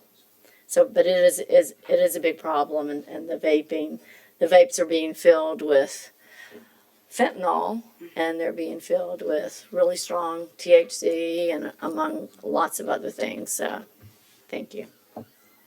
Mr. Ballensdale? Yes, I also agree with my colleagues. We definitely need to look at the vaping issue. That's probably the main thing that right now I'm getting from parents is the concern on this. And I mean, I've been hearing stories about security guards being involved in it, and children coming home with just, I mean, it's almost unbelievable what they're telling their parents about what's going on in this situation. So I definitely think we need to take a look at that. So I have a question. So if we move it to categorical grants, can we use it for vaping later? It can be as well, Yeah, because- there's no restrictions on those. It just allows us to put it. We consider the Juul kind of like a grant type of thing, and so we would just have to make sure that whatever is decided, what was going to go to vaping, or if it's 100% going to vaping, or split, or however the board decides. The reason I'm asking that is because you said that if we don't move it to a categorical grant, it will become a reversion. If it's a reversion if we still haven't moved it by June 30th, it will go to buildings. Yes. So I think we need to probably have a bigger conversation as a board about vaping. I mean, I have 2 high school sons. I have one of my sons will not even use the bathroom at school because he is scared to get in trouble for what other kids are doing in the bathroom. And so this is a very real problem. I know it's a nationwide problem, but it is one that's very concerning. And so I would ask that we move it into categorical grant, and then we have a conversation about how we're going to break down those dollars. Probably looking at August for that, Dr. Robertson. Does that sound reasonable to you? Because I think that's going to take some staff time, because we did a couple of years ago get a presentation about a pilot school and vaping detectors and how it went off in the weekends when there was no students in the school. And so those vape detectors are probably not the right answer, but we do need to try to have some conversations about what the right answer does look like. So. All right. Okay. Miss Rogers. I was going to say, it is possible too that technology has advanced, and it is possible that vape detectors are much better than they were when they were presented. And I would be interested in understanding how the technology has improved, if at all, and if it could be something we could once again explore, since it's been several years. Mr. Cummings. Yeah, do we have any schools using vape detectors right now, Dr. Robertson? We do not. We piloted in a school, and it did not prove at the time to be a viable solution. That was 2 years ago. 2 years ago. Yeah, my understanding is, because I've heard about vape detectors too, and the issue of alert to email to notification to getting to the location is one of the bigger problems, because by the time you get an alert, is the person gone already. I think that's one of the things that I've read about with vape detectors, and so I'm open to exploring anything, and if there's new research backed pathways, I'm definitely open to supporting those. But I appreciate folks and chiming in that this is an issue at VBCPS that we do need to address and put some cash towards. I'm happy about that. All right. Thank you.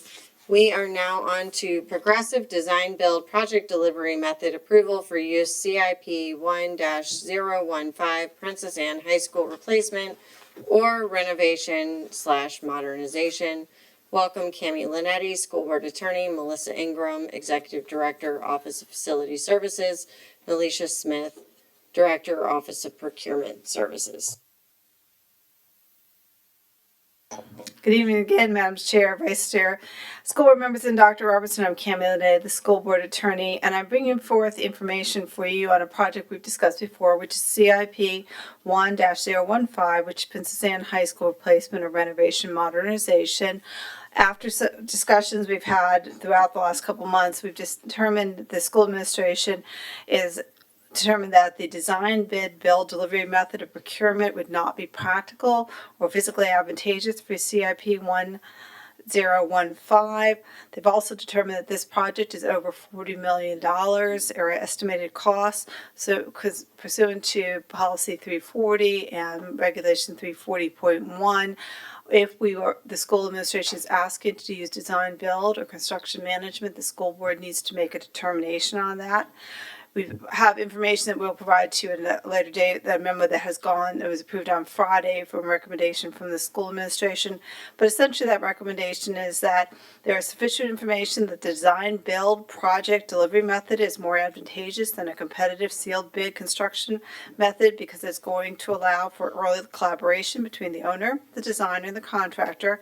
It will result in improved coordination, efficiencies, cost and schedule control, and will reduce construction conflicts and constructability of risk of delays and change orders.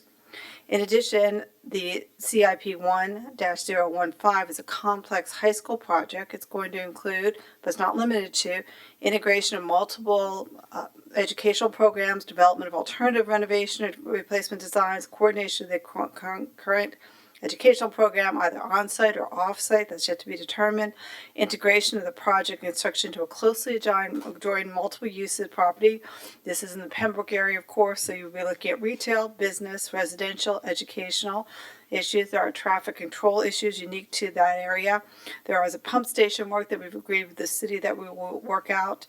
There are environmental issues with the wetlands on the far side of the property. We will have to continue with the re-subdivision and title work for the underlying lot lines. Therefore, we do believe it meets the requirement for complexity of a project. That is one of the elements for design build under statute Code of Virginia 2.24382. We have to explain the complexity to you. We also believe the school board will benefit from the use of the design build delivery method for the reasons stated above on there. And it will also be necessary for this project, because the way we've structured it, that there will be compensable design work, because we will be asking for those offers chosen to proceed on to the RFP stage to create design work that we will have to compensate for them, and that will go into how we decide what the final guaranteed maximum price is. And based on that determination, the chief operating officer has spoken with the various, both procurement and the director of facilities, and they've determined that based on that, they're going to be asking for progressive design build, which is a little bit faster method for us to do that. Once the school board approves design build, then the chief operating officer will then approve the use of progressive design builds, an alternative method that's approved under both the state statute and the policies and regulations involving design build.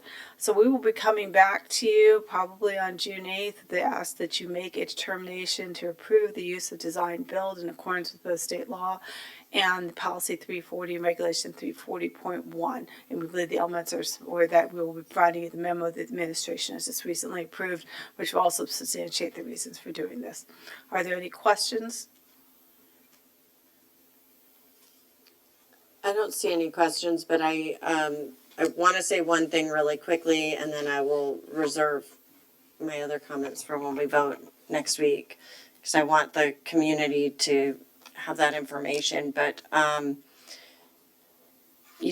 supportive of this because every dollar that we save, and the intention is to save resources, is a dollar saved towards the other schools in the list that have capital improvement needs. And so I am supportive, and I just want to make sure that the community understands that we are trying to save money on this project. And it's been a long time we've been talking about this school, so. And I remind you, design bid is design bid or construction management are alternative forms of the Procurement Act. We must follow the Procurement Act on this. It is competitive in nature. It will give you options that will come back to you, but it also allows you to do two things at one time, whereas you might have had to wait that out and sequence it over a couple of years. This method will allow us to start the design work and get some of the work done while you're finalizing it, and we think that will save you money in the end. That was one of the recommendations for this project. Okay, well, thank you. We will vote on that June 8th. We are now on to the consent agenda. We have policy 3-2. Policy 4-6, healthy work environment. The other one was ethics and public contracting. Policy 4-18, dismissal or placement on probation. Policy 4-39, employee professional development and growth in job skills, federal grant applications, and religious exemptions.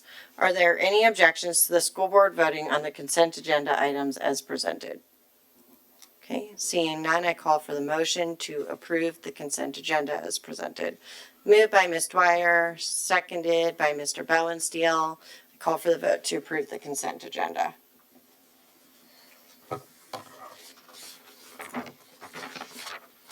And Chair Brown, how do you vote? I vote yes. Okay, is anybody else's voting going? Okay. All in favor of the consent agenda, please raise your hand. Okay, so Madam Chair, we have 11 ayes. The motion did pass for the consent agenda. Thank you. We are now on to the personnel report and administrative appointments. Do I have a motion to approve? Oh, shoot.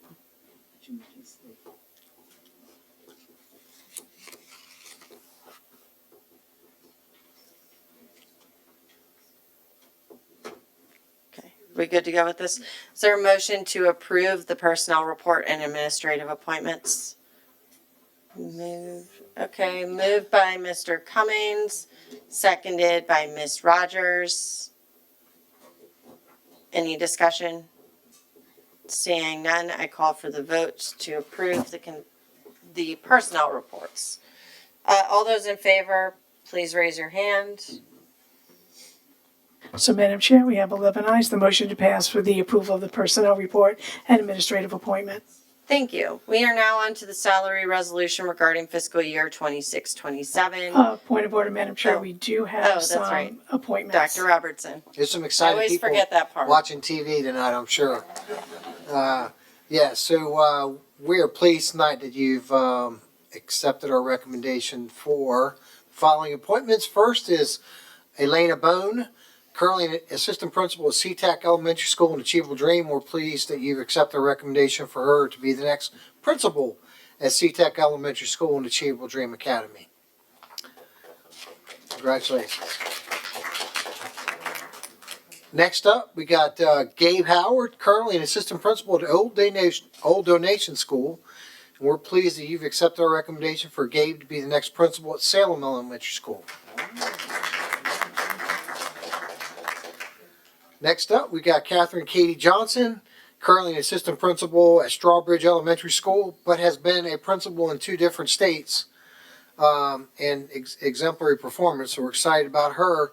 And you've accepted our recommendation for her to be the next principal at John B. Dye Elementary School. Next up, we have Karen Cagle, currently an assistant principal at Woodstock Elementary School. We're pleased you've accepted our recommendation for her to be the next principal at Indian Lakes Elementary School.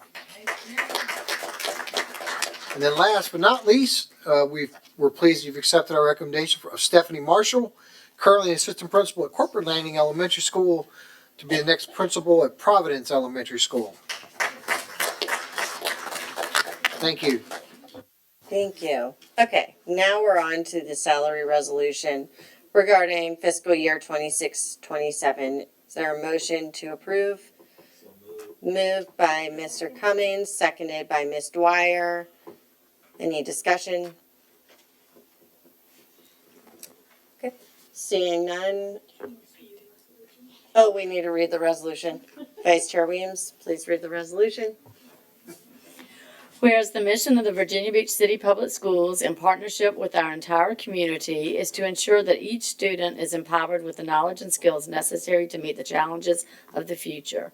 And whereas the school board has adopted a comprehensive strategic plan and school improvement priorities to guide budgetary decisions, and whereas the proposed FY 2026-27 operating budget includes a 2% increase plus $1,000 to the entry-level pay and a 1.5% step increase for all eligible employees in allocated benefited positions earning an additional year of experience on the instructional experience-based step pay scale. And whereas the proposed FY 26-27 operating budget includes a 3% increase to the entry-level pay and a step increase for all eligible employees in allocated benefited positions who are earning an additional year of experience on the unified experience-based step pay scale as follows.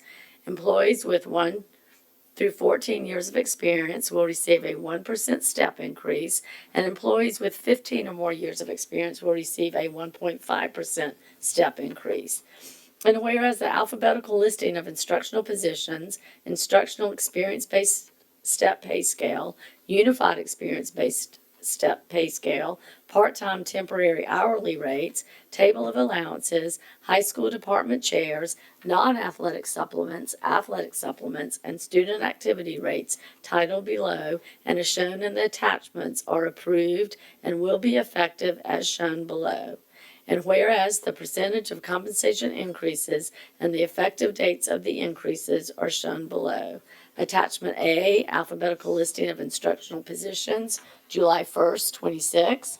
Attachment B, instructional experience-based step pay scale, July 1st, 26. Attachment C, unified experience-based step pay scale, July 1st, 26. Attachment D, part-time temporary hourly rates, July 1st, 2026.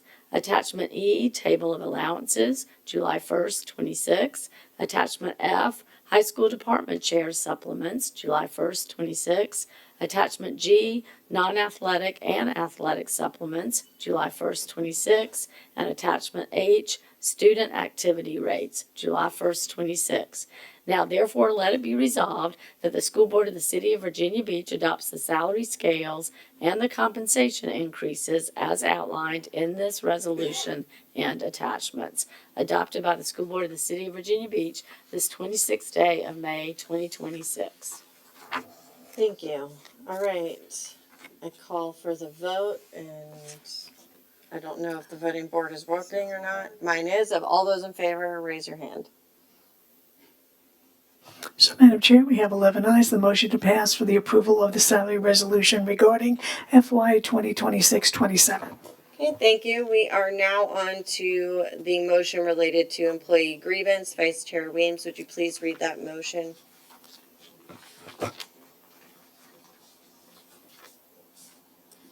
In employee grievance case number 5, employee grievance case number 538-02-26, the school board does not approve the grievance request to waive the grievance portion of the hearing fees. The grievance portion of the hearing fees, as set forth in Regulation 4-31D, must be paid by close of business the day before the hearing date. Is that a motion? You have to get a motion. Okay. All right. I will need a motion on that. Okay, moved by Mr. Callen, seconded by Mr. Culpepper. Thank you, I apologize.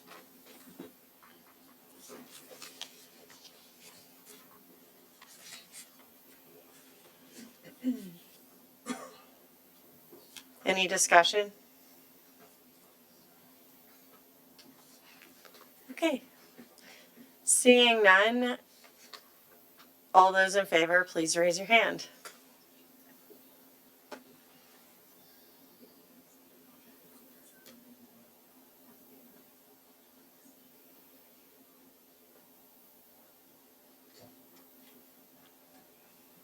We pivoted quickly. And Ms. Melnick, how do you vote? I abstained because I was not present in the, I was here. I did not participate in the closed session to which this applies. Okay, thank you. So, Madam Chair, we have 10 ayes and 1 abstention, so the motion did pass. Thank you. We are now on to committee organization and board reports. It doesn't look like anybody's voting board is working, so do any board members have anything to report? Mr. Bowensteel. Yes, last week, the middle schools had their city championships for their spring sports, and Cox High School hosted the baseball. And I would like to give a shout out to Patrick Mackey, who organized the event. We actually raised some nice revenue for our general funds. And Great Neck Stingrays defeated Kempsville Braves to take the city championship in baseball. In the field hockey, Great Neck Stingrays also won, defeating the Princess Anne Panthers. But Princess Anne did get revenge. They did win the softball tournament over Lansdowne Lancers. So good luck. Congratulations to all our champions, and we'll see you next spring. Ms. Rogers? I just wanted to once again reiterate how amazing our music department is in this division and congratulate all of them again. I am so thrilled that we have such amazing music instructors for vocal, for instrumental, orchestra, band, just incredible, and how important music education is to our students' overall education. Music and math go hand in hand, and so I just appreciate all of their hard work. Vice Chair Weems? And yes, a couple of us, Ms. Rogers and Mr. Cummings, attended the annual PTA banquet and awards, and that was very nice. It reminded me of when I was president of Bayside's PTA, so it brought back some good memories. But we really do value the PTA and all that they do for our students and our staff. Also, the Assistant of the Year, I think the same three of us attended that as well, Assistant of the Year. And I was able to say a few words, and I know I asked some kindergarten and first graders teachers what they would do if they didn't have their assistant, and they said they would quit immediately. So we appreciate all the hard work that the assistants do. Also, I attended a Harbor Hope Center meeting and went over there last week. Harbor Hope is doing great. We've got some new partners over there. We are Virginia Beach and the Stigma, the Hampton Roads Workforce Council, and the Life Change Institute. They're in the process of doing student and parent surveys. They've got newsletters every month. If anybody wants a copy of those, I'll be glad to email them. It's got tons of information. They've got a Facebook page. Recently, they've been visited by Access College Foundation, and the Virginia Opioid Abatement Authority board members went there and were so, they were so impressed. In fact, they're posting some of Harbor Hope's information on their website. So, as well as the commissioner of the Virginia Department of Health, the kids went on a field trip, and so they're just doing great things. And I really do appreciate Bruce Clark and all the staff over there at Harbor Hope. And so it's going really well, and I encourage y'all to go out there and take another visit. I think that's it. Thank you so much. Ms. Williams reminded that the PRC Yes, meeting. the PRC is canceled tomorrow because the audit committee overlaps, and so we're going to have to just, the PRC will meet in June. Yeah. Mr. Callen? Yes, Mrs. Felton and I both had the opportunity to attend the GED recognition ceremony that took place at Renaissance Academy. And it's one of those events where you see what persistence looks like, and an unwillingness to quit, an unwillingness to be measured by past difficulties, and very inspiring. And it's one of those places where you're proud that we make that opportunity available to folks in the community to be a part of and to keep their life story in a forward direction. It's very moving. Dr. Green? On the May 16th, last Saturday, Mr. Callen, myself, along with many of our high school principals, Dr. Robertson, we attended the annual 200 plus Men Foundation's breakfast, and at that breakfast they always recognize African American male seniors who have a cumulative GPA of 3.0 or higher. Virginia Beach, this year we had, I believe, Dr. Robertson, 250 scholars, I was told, that made the criteria for that recognition, and as always, it was a great breakfast.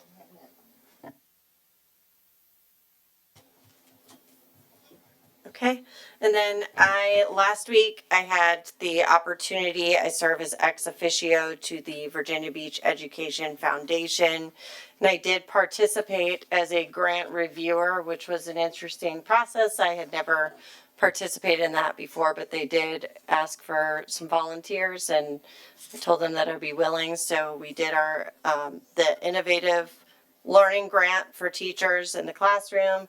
They also discussed the school-wide grants that they do. That's with the Virginia Beach Education Foundation. They do a lot of really great things for our schools. They also do the beach bags that people are very familiar with. And I was asked to also announce that there is an Educators Open golf tournament that they are doing. It's a fundraiser Thursday, June 25th. And it's got a 7:30 or 1 p.m. tee time. So if anybody is interested in registering for that, that is on the Virginia Beach Education Foundation's website. And with that, I don't see any more board reports. So we are adjourned at 10:17 p.m.